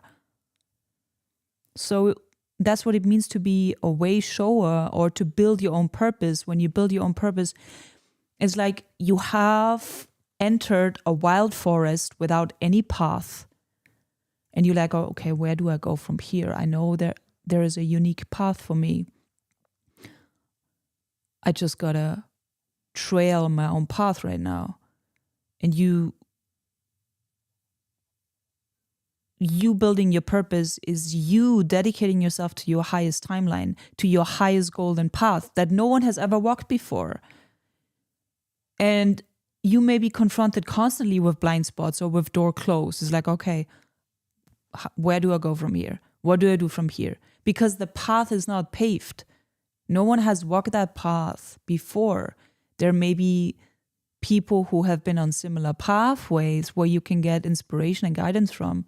I'm not saying you're alone on your path. I'm not saying you're meant to do it alone. That's not what I'm saying. But I'm saying that when you're here to build your unique path and you're the leader of your unique path, then you are walking a path that has not been walked on before.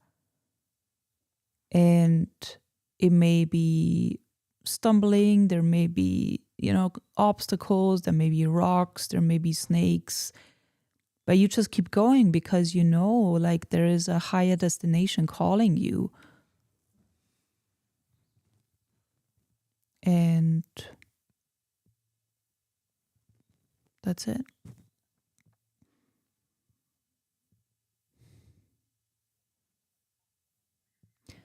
And I've had many outside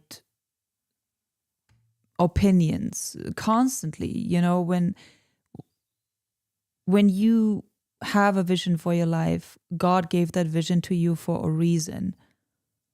Others may not see it, others may not understand it, others may not comprehend it, but God gave the vision to you because God knew and entrusted you with that vision, because God trusted you that you have what it takes to make that vision manifest.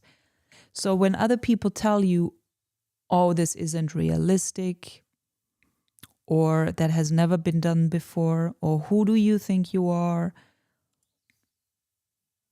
That's what today's story was about. It's about not trusting the small opinions from the peanut gallery in the outer world, but trusting God's guidance. And whether this is not about religion, I do not subscribe to religion, but God to me is the highest of the high, its source, infinite divine intelligence, residing within your own soul, residing within your own heart, and it's your internal compass that is guiding you back home, that is guiding you back on your highest path, your highest timeline, your highest fulfillment, your ultimate realization and liberation of your soul. And that path may be very contradictory to what the outer world is telling you or suggesting you. So you just need to trust and have faith, even if you don't know in the moment.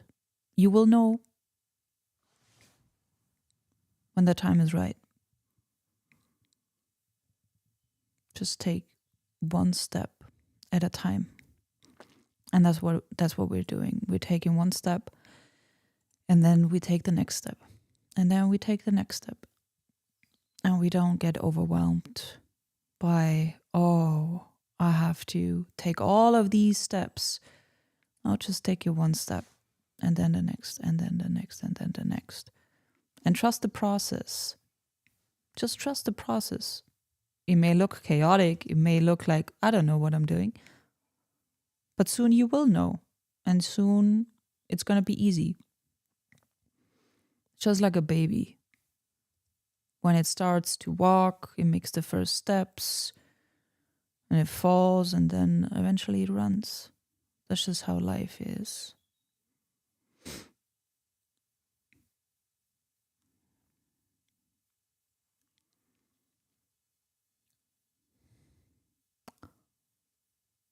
How long are we gonna have the live stream going for?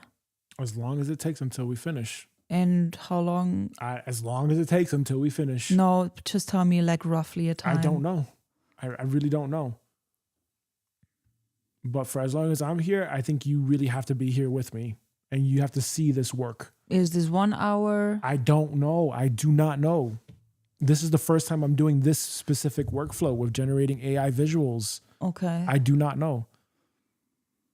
I'm just here to help you execute. I told you this. So I don't know. But you're doing great so far. Keep going. Keep talking.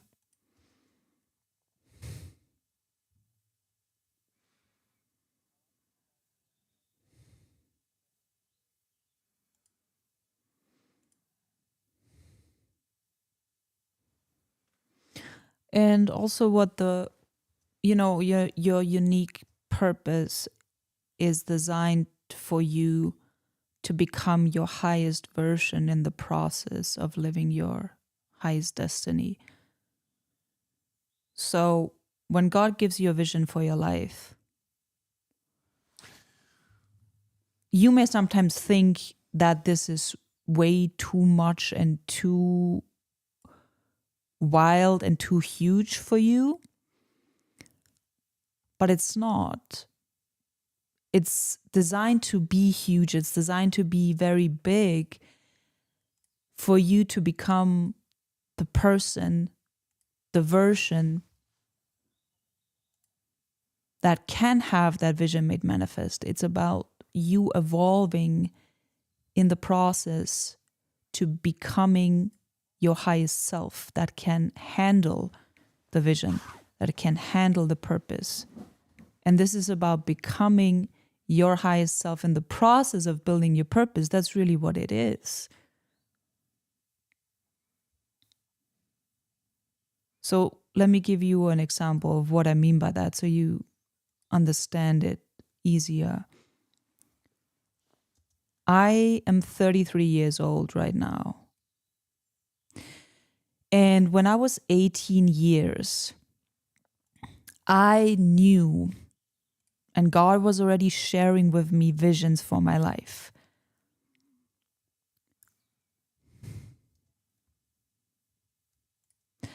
I already knew, and I saw visions of me traveling all over the planet, of me living in the UK in London for some years. And I always knew that I'm going to do my own thing. Meaning I'm not going to work for somebody. I'm not going to be an employee. I knew that instinctively, and God, my divine, was showing me these visions of traveling the world and basically having a global reach. I already saw that here and there when I was 18 years old. That's when it started. I had no idea how it's going to unfold. I had no idea how it's going to be financed. But I just trusted the vision because it felt good. It felt like this is my truth. It's the contract, my soul contract of coming onto this planet. Like my destiny was already laid out and I'm just letting it unfold.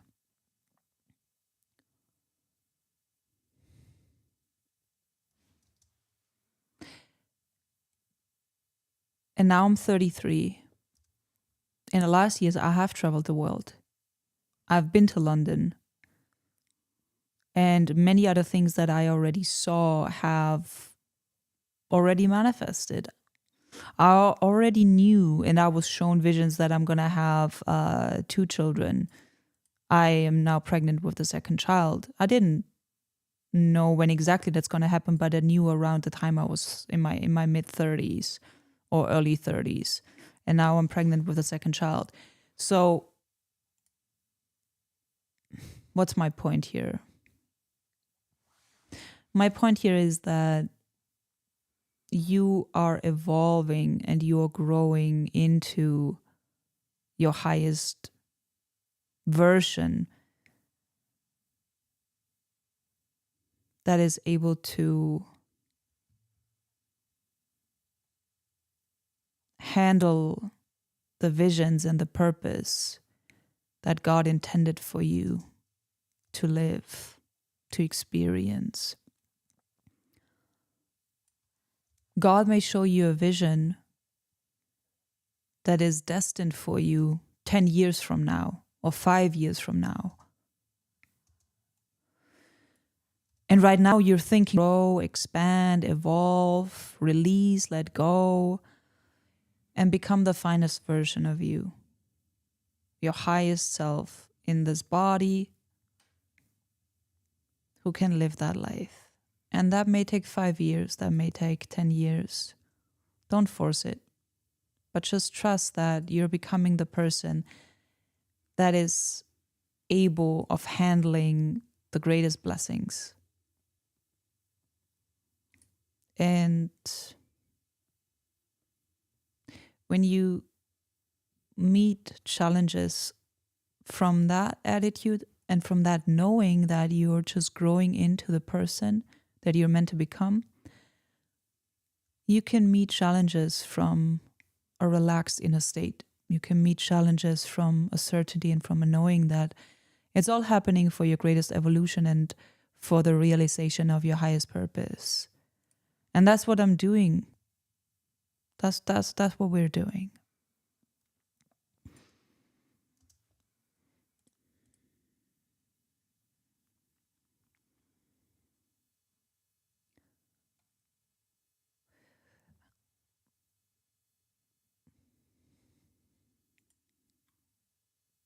Can I make us something to eat? What's up? Can I make us something to eat? Yeah, Okay. we'll come back here. Should I bring you food upstairs? Yeah. Can you feed Mama? Can you give her everything in the bowl? Should I make you a bowl of porridge and bring it up to you? Yeah, sure. Okay. Oh, what's the illustration style? So, again, I don't know what this means. This is my first time doing this. So, Pick your B-roll. We handle the rest to deliver a polished first draft. so I just think it could be this. It could be this. It could be this. Let's take this one. Okay. That looks cute. I hope this is good. I really hope this is good. And I hope they add in music and all that stuff. It's finalizing it right now. Yeah, it's doing it for me. 25%. Yeah, I hope it does it for me. Okay. I'm gonna wait here until this is done.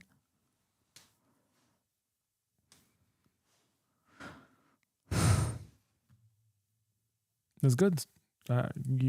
Good with the speaking.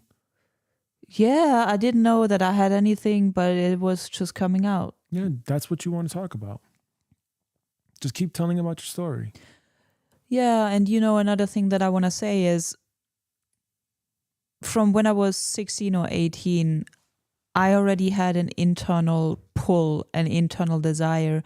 I want to help people live their purpose. That's all I knew. I didn't know how or why and in what way, but I just knew that I wanted to assist people in fulfilling their dharma. I wanted to assist people in living their highest destiny. And because I wanted that for myself too. And because I know that every single person on this planet is here on a soul level for that reason. We are here to live our highest calling. We are here to fulfill our destiny, our dharma, our soul's work. And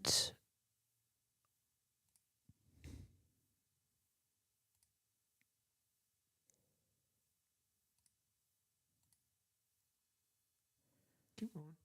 you got 10 followers now. No, keep going. Keep going. Focus. And your vision can start with a very simple sentence just like that. I want to help people. I want to support people in fulfilling their soul's work.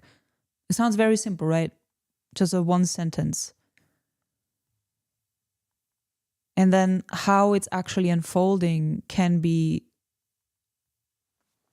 seemingly very complex. It can look complex. It can look complicated. There can be so many layers of details around how you go about doing that. But all I'm saying is also with today's episode about trusting your inner voice. Don't overcomplicate it, because there is something that you want internally that is aligned with your heart, with your soul. It lights you up and you're like, I want to X, Y, and Z. I want to. And you feel it in your heart. It's your heart telling you, I want to support people in fulfilling their soul's work. And that's what it was for me. But if you had asked me some years ago, okay, how? But how are you going to do this? With what resources? This and that? I had no idea. And sometimes I still don't know. But we're doing it. And it's manifesting miraculously and magically in ways that sometimes look chaotic, in ways that sometimes have no actual context, and in some ways that may look and feel very airy-fairy. But when I zoom out, I can see that there's actually a clear path that is forming. That's why it's important to zoom out and to go back to a higher perspective and to see the order in the chaos and to see the clear path in the chaos. So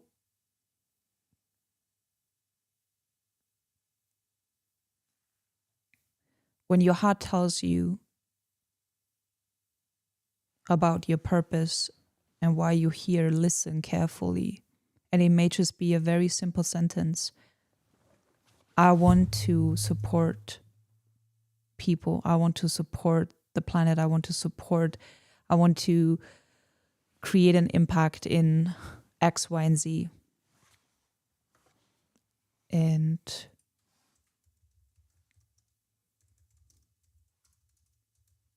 ask for help. And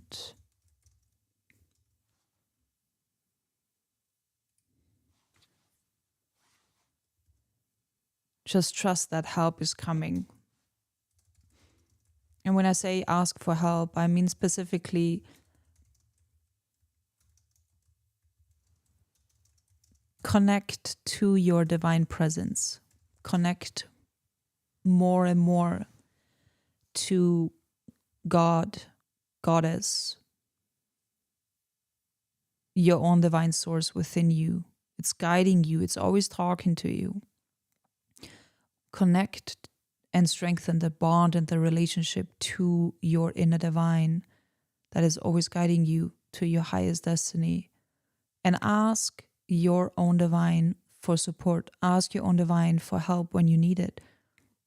And literally just build a relationship with it. That's what I do every single day. And I'm like, hey, my divine, I know you want me to do this. I know you want me to do that. I know you kept telling me you're here to support people with their purpose, but I don't know how. Like, you need to show me how. You need to help me how. You need to send me the right people. Align me with the right people that I'm meant to do life and business with. Like, I'm constantly having these conversations with my own God presence, with my own inner divine, constantly. And for me, that's the boss. That's the true boss. Like the highest of the high. I go to the highest of the high and I say, hey, God, we need to figure this out. You need to send me X, Y, and Z. You need to send me the right people. You need to send me the right resources, the right tools, the right environment, whatever I need so that we can do this. And fulfilling your highest destiny is bringing you back home to your soul's truth. It's bringing you back home to God. Because we're not going to be able to figure our highest path out without a higher power. And whether you refer to God as a higher power, divine intelligence, or you're referring to it as a religion, that's fine too, because ultimately it's all just one.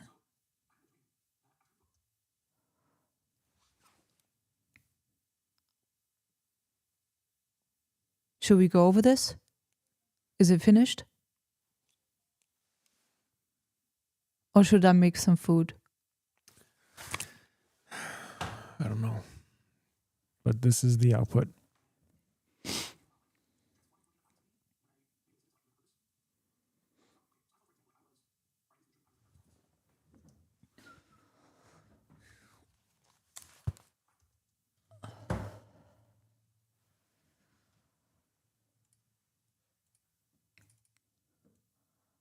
Oh, it's 16 minutes.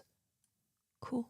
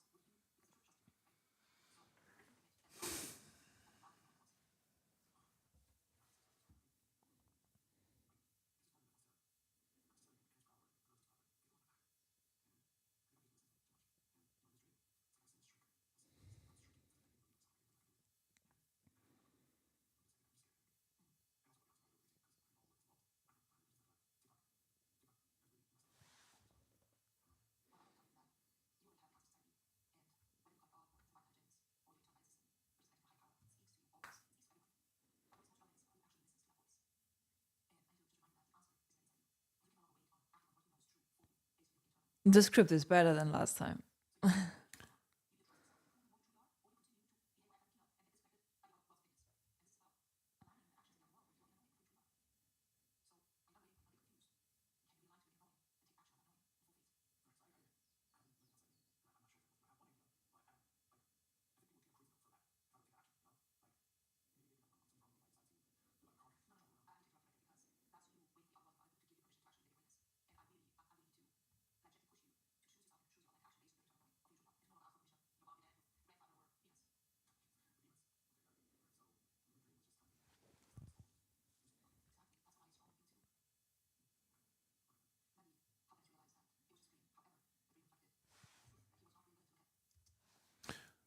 on a second.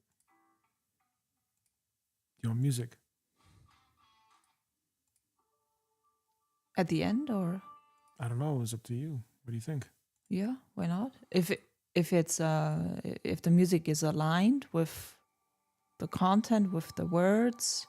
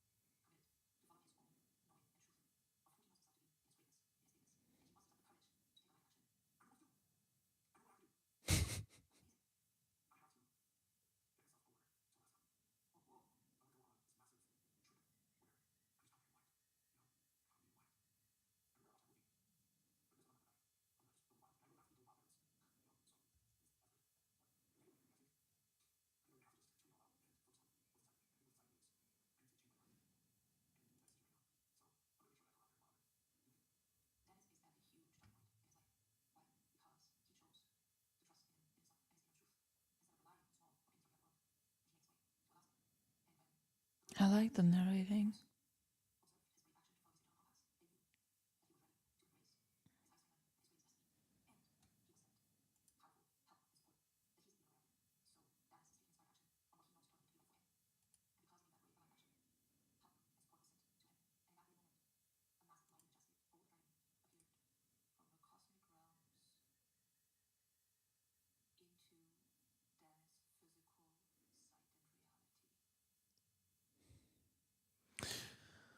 Okay, this is already too much time for me. Yes. So unfortunately, Let's stop it.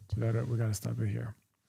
Yeah, I mean, when we say until 12, then let's stop at 12. Yeah, but then you don't ship.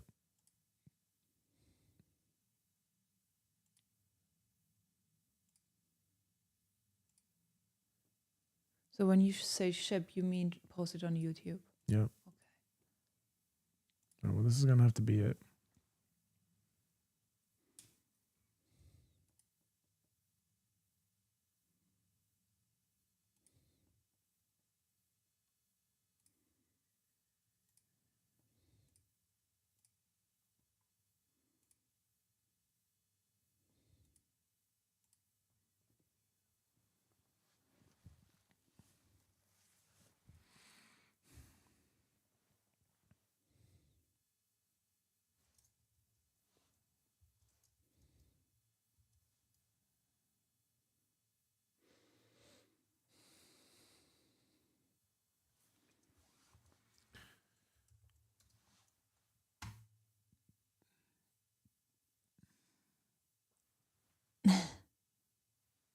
Yeah, exactly.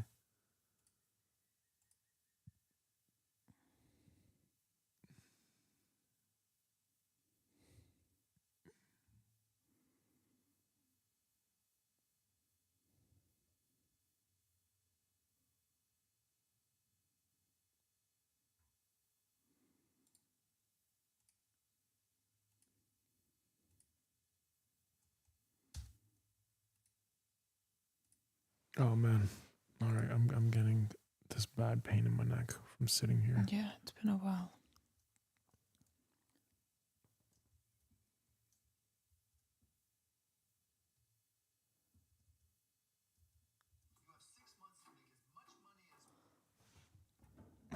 Can we plug off?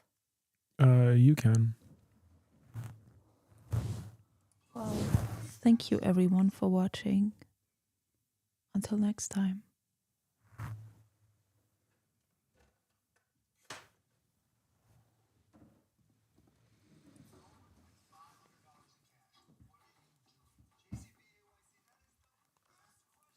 It's time to let the mind rest.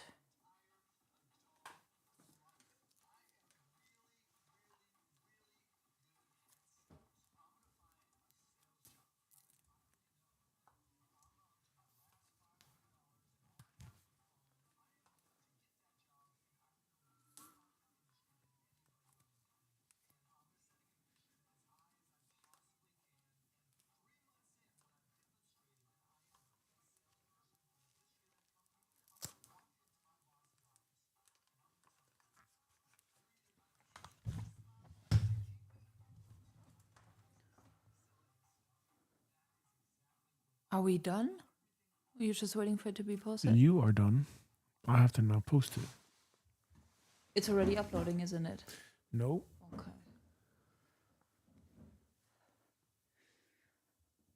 What?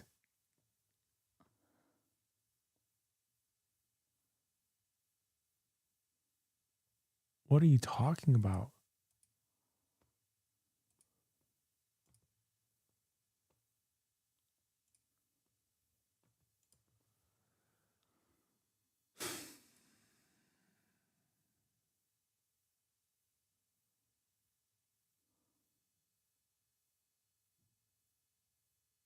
What are you talking about?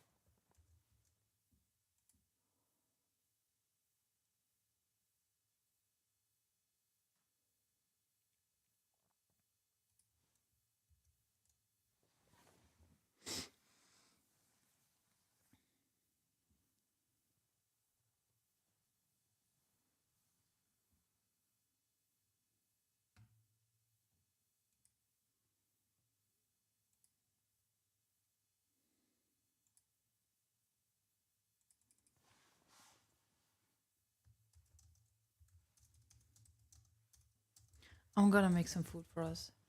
Okay? Mm-hmm.